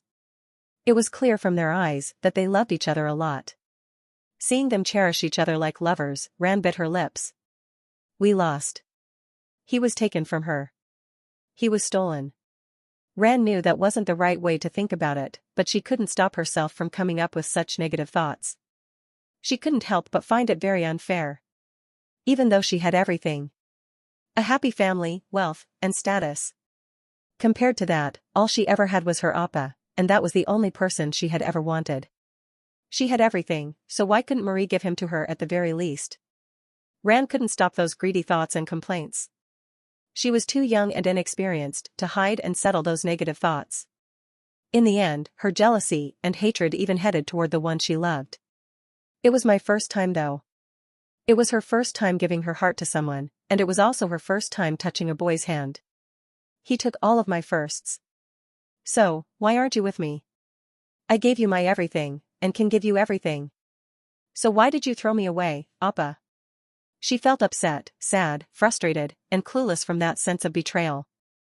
The ideal image of happiness in front of her was at the cost of her own happiness. Uzkias, the guardian of Findias, curiously asked while gazing at the two girls that had been taken to the town hall. So, did you say they had been like that for a few days? Yes, Sage. There were two more outsiders who visited the secret lands of Findias, who lost their consciousness after coming in contact with the illusionary fog surrounding the city. Normally, they would have sent them back for being unable to beat their illusions, but they couldn't dare do that to those girls. A frightening aura was being emitted by them. The outburst of energy from their unstable emotions were so immense that they were blocking anyone from touching them. They weren't like this when we first brought them here though. I wonder what they are seeing in their illusions. The druids of the secret lands were appalled by the ridiculous amount of their aura and mana. The emotions of these transcendent beings were threatening to break the barriers of the city. Huh. At this rate, they are about to create cracks on our barrier. I will personally go into their illusions and guide them outside. Do you need our help, sir? No. I will divide my consciousness into two to lead both girls out at once. Interfering with another's mind was a very risky task. Using the hidden technique of druids, Uskias separated his consciousness into two and entered the illusions of the two girls. What? After entering the illusions of the two girls, Marie Dinaref and Huaran, Uskias was utterly shocked. What has the world come to? How could these young girls be so? One thing was certain, the two girls were soon to wake up from their illusions, without Uskias having to guide them out. They're not coming. Like, what is going on? The druids of Findias did not know that the two girls stuck in their illusions were a part of Corinne's group. That was why they had laid them down at one of the city's halls, thinking that they would wake up sometime soon. Corinne. Any later than this, and there will be no advantage to our previous lead. Sister, but... No, Miss Lunia is right. If we wait any longer than this, our advantage over Skaitha's group will turn meaningless. In the end, Corinne decided to start climbing the oak tree. Let's go. Corinne, Alicia, Lunia, and Yule. The four of them started climbing the enormous oak tree. Meanwhile, Skaith and Dumnorix were glaring at them with a sharp look in their eyes. Marie silently watched over the two happy people. Guests congratulated them, the choir sang songs, and the priest blessed their future. Everyone in the chapel was happy except for Marie. 1 year went by. Huaran gave birth to a child.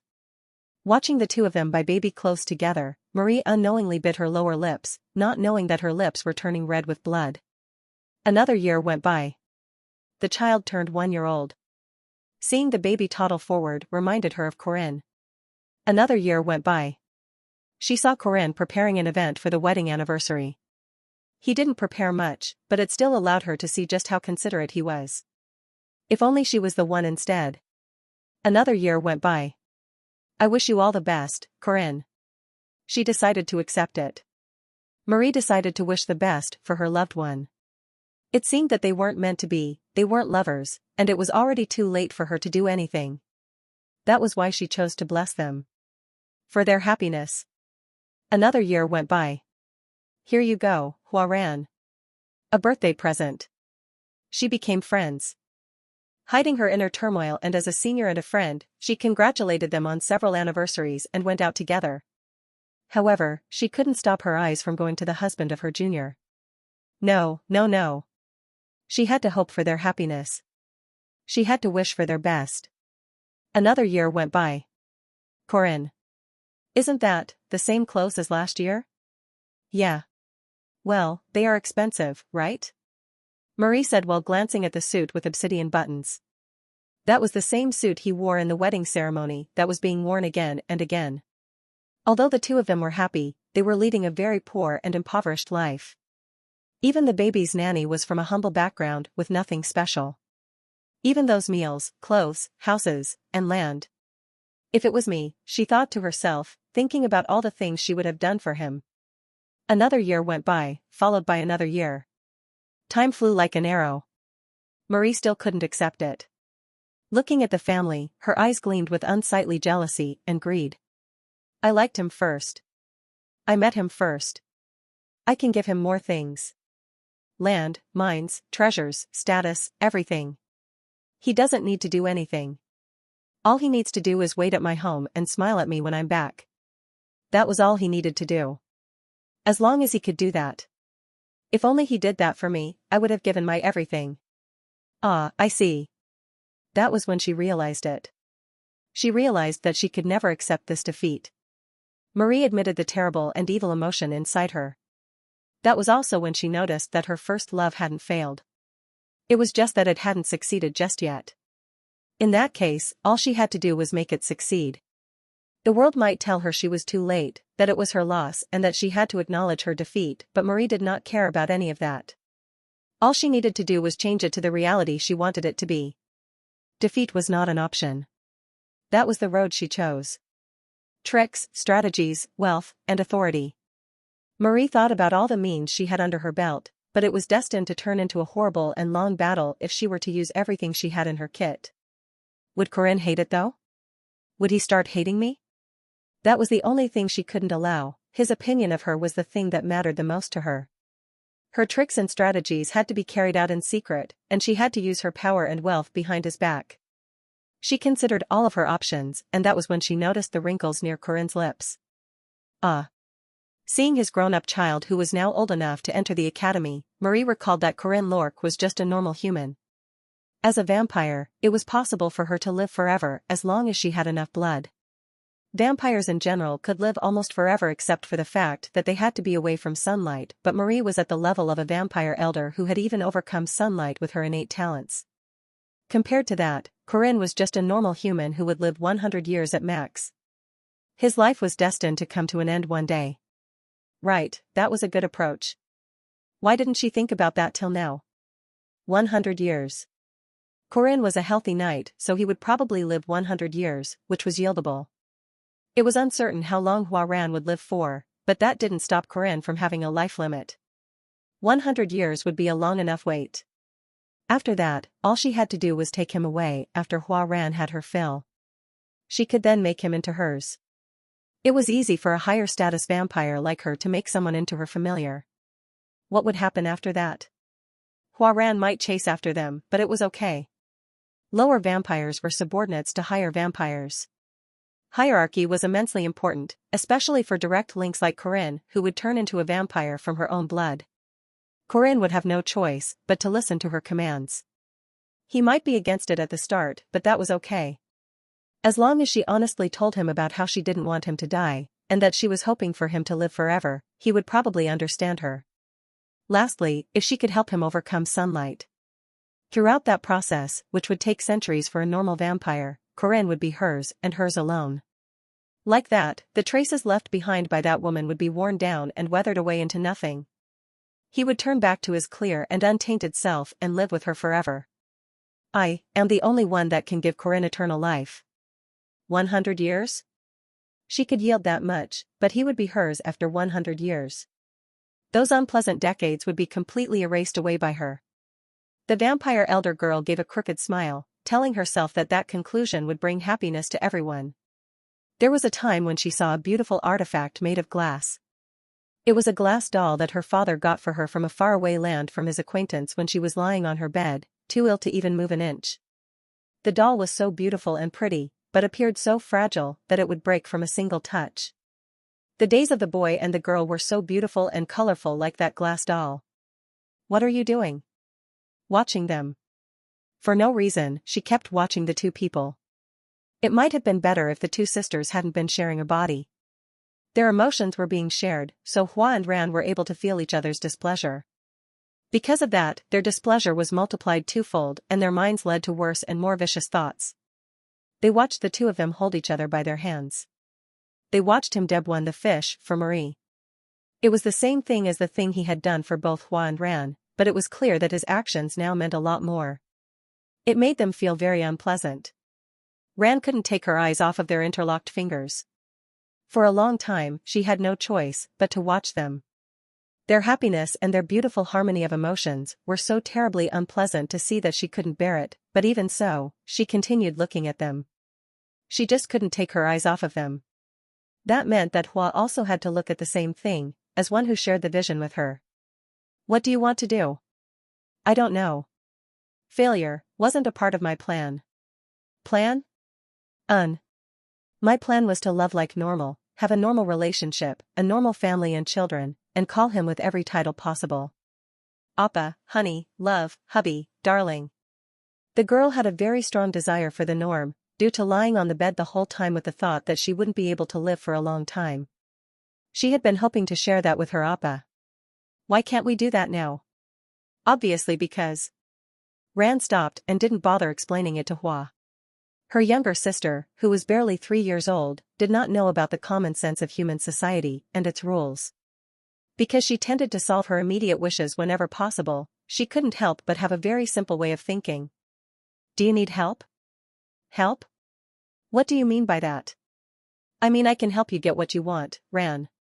After hearing Hua's words, Ran tilted her head. Unfortunately, she had no other choice but to rely on her help, even if that meant crushing the perfectly crafted glass doll. Been a while. Have you been fine? The boy acted like usual. His kindness tickled her cheeks and made her feel feverish on her face, but Hua Ran pretended indifference while gazing at him. Then, she grabbed onto his hands while locking her fingers with his. Hua Ran tried to escape. Her hands were tiny compared to the large hands of the boy. But when she added power to her locked fingers, the boy cried out in pain. Ugh. Then, he tried as hard as he could but could not escape from her grip. The stubborn boy tried to use his own weight by leaning back, but even after falling onto the bed behind him, he still couldn't escape from her grip. Hua Ran got on top of him, but still kept her fingers locked in his. One of her red eyes turned blue.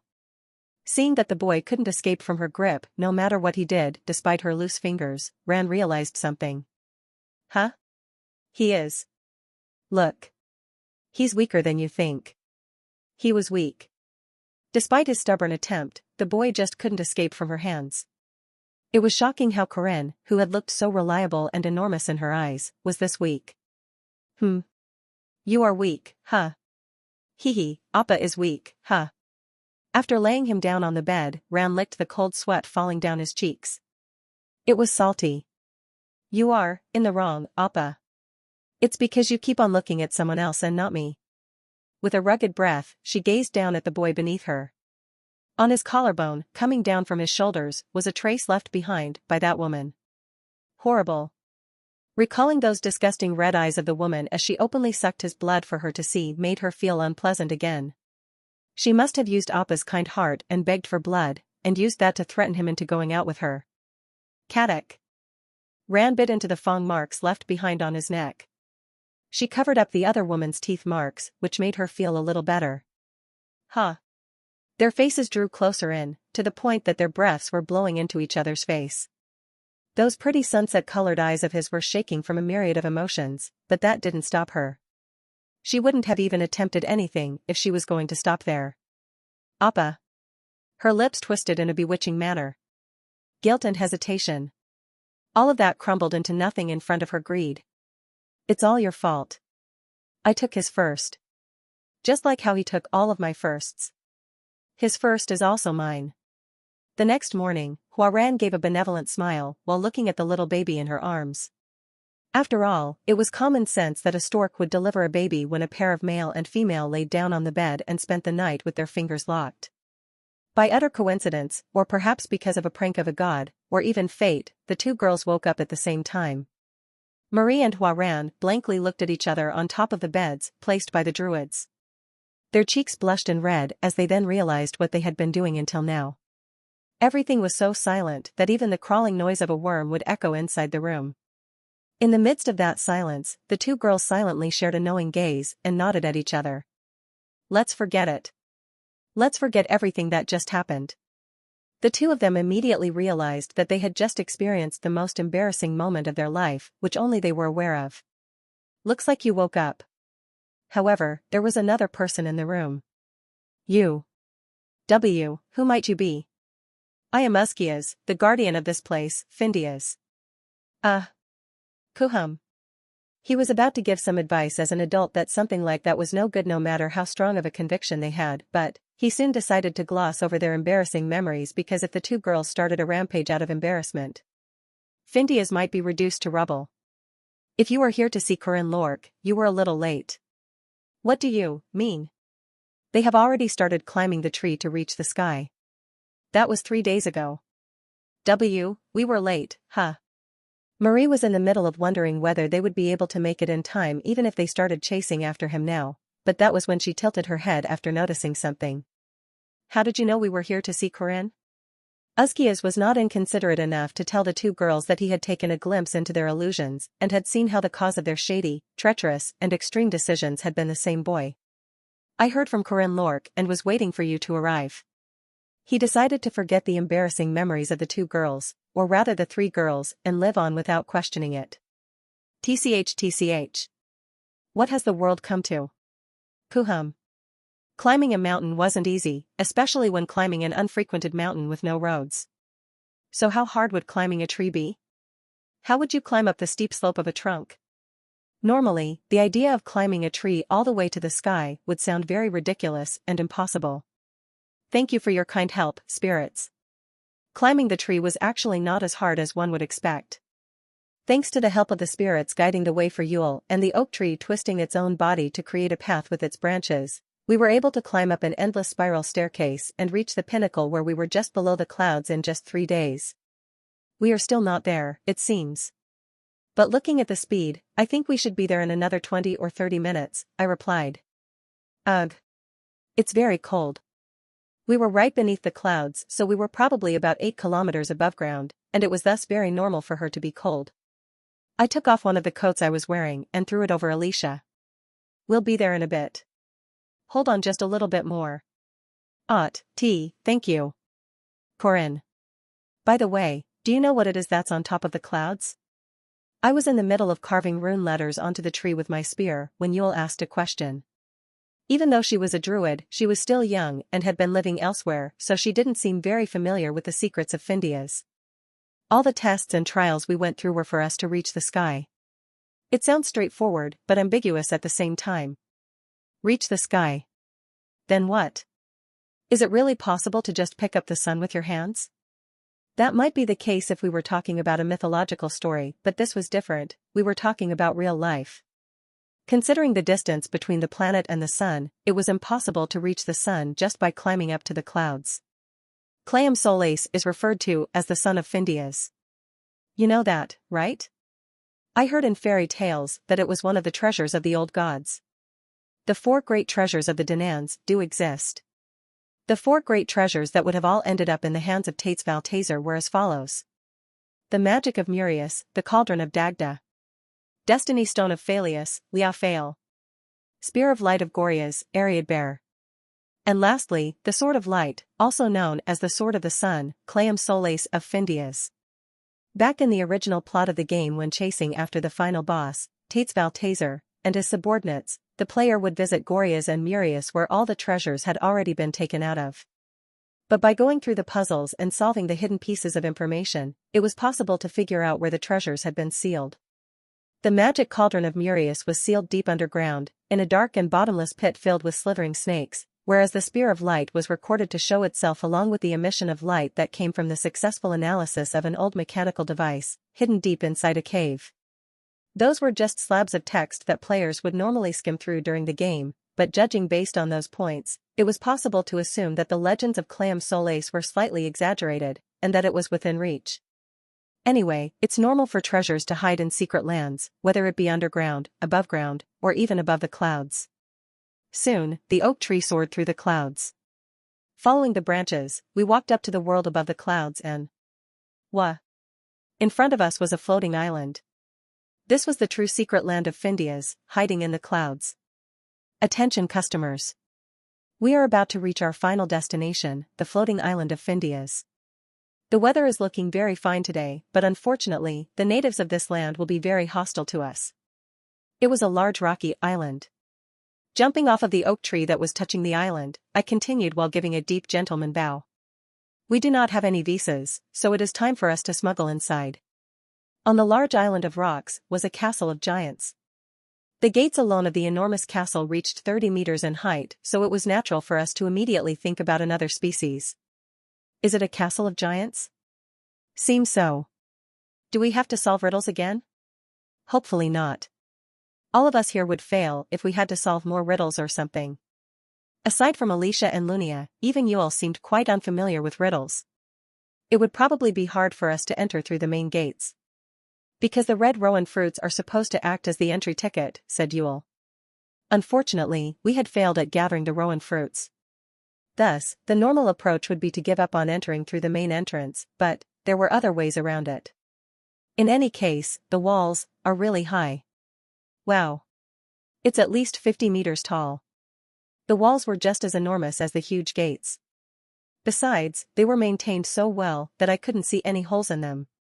Well-maintained 50-meter-tall walls, huh? That at least told us something. Seems it does not have sky titans inside at the very least. Lunia appeared to have caught on the same points as me.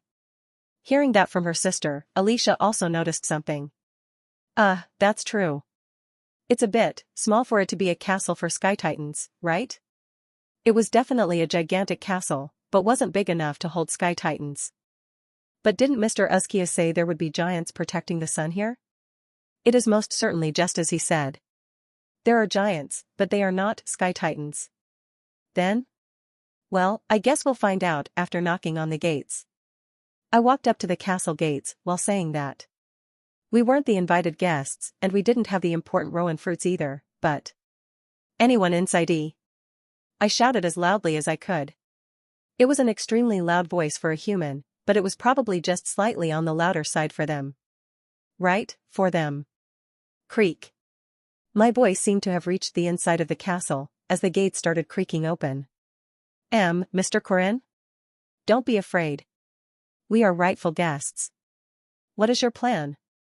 Lunia asked. We are going to be winging everything from here onwards. Just don't get too nervous. I was not aware of the background story of this place. It was an unexplored land of mystery that hadn't been visited both in the game and in my previous iteration. Everything here was outside the player's cognition, and the only option for us was to wing it. But fortunately, coming up with random things on the spot was my forte. Who are you all? It was a loud voice, but wasn't sonorous enough to shake the pebbles and rocks on the ground as we had been expecting. The owner of the voice soon appeared along with tens of similar humanoid figures. Huh? Giants? Giants that were all taller than 5 meters were gathered together as a crowd. It was a phenomenal and rare sight of a bunch of mid-boss level entities that were at least semi-grade 1 or above in large bulks. Corin. Are you going to fight them? Of course not. I am not stupid enough to go for a frontal fight against dozens of giants. Fighting wasn't an option, at least until the solar eclipse in 2 days' time. Humans? Humans. Oh. For humans? Looking very juicy. A stew. We are having a human stew tonight. The giants surrounded us while shouting out terrifying sentences. One of the special traits of giants was that they could eat everything including humans. Cannibalism was the worst trait of giants, and was one of the reasons why giants were still treated as demi-humans by humans. Mr. Corin? Don't worry. We have Yule on our side. Huh? Me? I don't have any means to stop dozens of giants though, was the look on her face. Wait. We have been personally sent by the Sky Titan, Sir Serpan, and the Sage of Findias, Uskias. After shouting that, I could feel my party members sending me puzzled gazes. Serpan? Uskias? Hearing those names, the leader of the giants halted his feet. As I expected, there seemed to be not only a connection between Findias and the floating island of Findias, but also a regular exchange. Yes, sir. Speak in more detail, human. Now, this was where I had to be very careful with my replies. Why did Uskias set the red rowan fruits as the objective of one of the trials? That was most likely a ticket or a necessary device. Without that, we couldn't lay our hands on the sun, at least not in a valid manner. Currently, we had 2 things that were going well for us. First was that we managed to arrive before Skaith thanks to the fertilizer made with the yellow gold mandrake. And second was that we had information about Uskias, Serpan, and the red fruits of the rowan tree, thanks to attempting the trial. Adding those 2 points resulted in the following. We have been sent beforehand by the honorable hero, Mr. Dunscaith. Mr. Corin? Lying. Dunscaith? Who is that? Yes, let me explain, sir. He is our lord and the great hero who has completed all the trials. He will be making his way very soon with the red fruits of the magical rowan tree. If these giants were the ones protecting the sun, there was no way they wouldn't have any connection with Findias. In other words, it would be impossible for them to ignore the importance of the names, Uskias and Serpan. Boss. Does that mean these guys are guests from Sir Serpan and Uskias? Red rowan fruits, Uskias and Serpan. Those were all names that the natives of the floating island of Findias should be aware of. Now, it was time for the finishing blow. And you see, Miss Yule here is the druid who has come instead of Mr. Uskias. Ek? Corin? How could I have possibly missed a druid? But, did you say this little girl is here instead of the sage? Yes, sir. Miss Yule is the future guardian of Findias that will be succeeding Mr. Uskias. Mr. Uskias has been very ill and Miss Yule here has been chosen as the future successor. Of course, it was another lie, but there was something we had that could add credibility to that falsehood. Oh, Miss Yule. Please show us your marvelous power. Huh? Oh, okay. Yule, who had been in a stupor from my constant lies, replied with her strongest spell. Sail. Ifin. You are. Youth. Strafe. Twigs and branches gathered to form the shape of a giant, a wooden doll that was even larger than the giants. Wickerman. That was the greatest spell of druids that were only inherited by the sages of each forest. A Wickerman summoned with pure mana without a single sacrifice wouldn't even last more than a minute, but that was more than enough to prove something to the giants. The fact that she could raise a Wickerman, which was only permitted to the chosen few druids, was the same as saying that she was a sage of a forest. She really is the sage of the forest. Since the giants couldn't leave the island, Findias on the ground was probably the only place they could interact with. In other words, the only things they could possibly be aware of were the names of the Sky Titan and the druids of this forest. Everything I said made some sense, and as expected, they were soon convinced that I was telling the truth. Good. We will treat you as guests. However, unless you have the red fruits of the rowan tree. Yes, of course. Sage Uskias has told us that we must hand them over to you, wise giants, for your permission to lay our hands on the sun. You will not be able to take the sun without the fruits. Of course. Our Lord Skaith will be here very shortly. He considered it respectful to let the great giants know beforehand about his visit. I see. The giants looked quite happy after hearing good things about them. Just like that, we openly entered the castle under the warm welcome of the giants. How was that? Super easy, right? My comment was met by 3 pairs of squinted eyes. In any case, we arrived at the guest room built for giants under their guidance. Sitting in front of the milk and large chunks of pork that were served to us, I gave an open announcement. Now, let's go. Gee, go where? To the treasures of giants. I know it's nothing to be proud of, but in our last iteration, we were pretty much living as thieves, because Park Sihu the player had an overpowered tool called the inventory. Whenever there was a treasure, all we had to do was sneak it into the inventory and no one was able to find it. Therefore, it became commonplace for us to sneak expensive-looking things into the inventory and pretend like nothing happened. I only helped a tiny bit though. In the game, they were simply pictures in the background so it was impossible to take them, but in the real world, all we had to do was pick the treasures up one by one, no? I'm sure there were many gamers out there who saw those pixels of incredible treasures during the campaign, and thought to themselves, wow, how nice would it be to take a few of those for myself. In any case, because of that, we took in the habit of looking for treasures first whenever we arrived at the boss stage, huts, or whatever. At night, 30 minutes into my search for the room of treasures with Alicia, with Lunia and Yule staying back just in case, we arrived at a large hall that most certainly contained a bunch of treasures. Mr. Corinne. Why are you so good at this? Of course it's from experience. It's your first time coming to a giant's castle, and yet you find the storeroom with a few guesses. You must have done this quite a lot. Wait a second. Are you doubting me right now? My hands are clean, okay? At least in this iteration, they were very clean.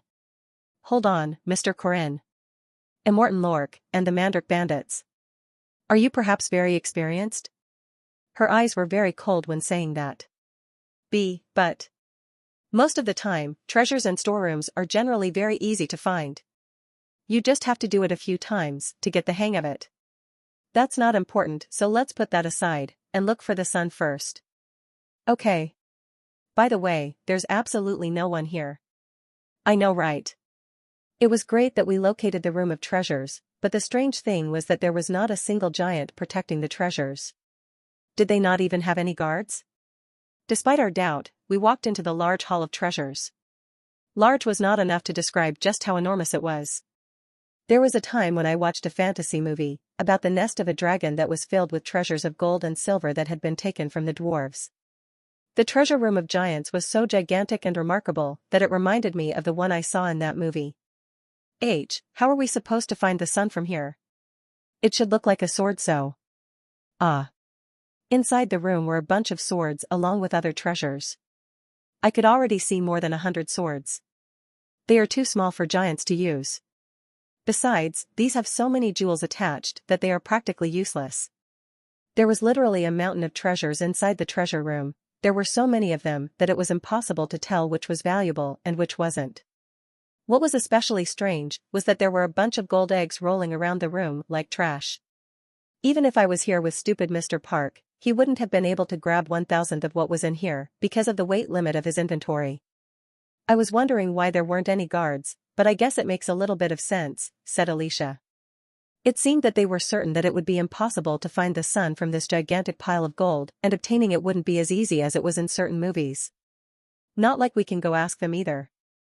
It was when we were in the middle of searching for Clam Solace. Cluck. Cluck cluck. For some reason, there was a chicken roaming around the room. A chicken? Do giants have chicken farms or something? But that one looks a bit too small for giants to eat. Treasures were lying around like trash in the same room as a chicken. It was hard to tell why. For the time being, we ignored the chicken and continued with our search. After spending a while looking for the sun, we were about to go back to the entrance, but it was then. Kung. Kung. Kung. The footsteps of a giant echoed from near the entrance of the treasure room. Hide. Where? The best place to hide in a place filled with treasures. Come here.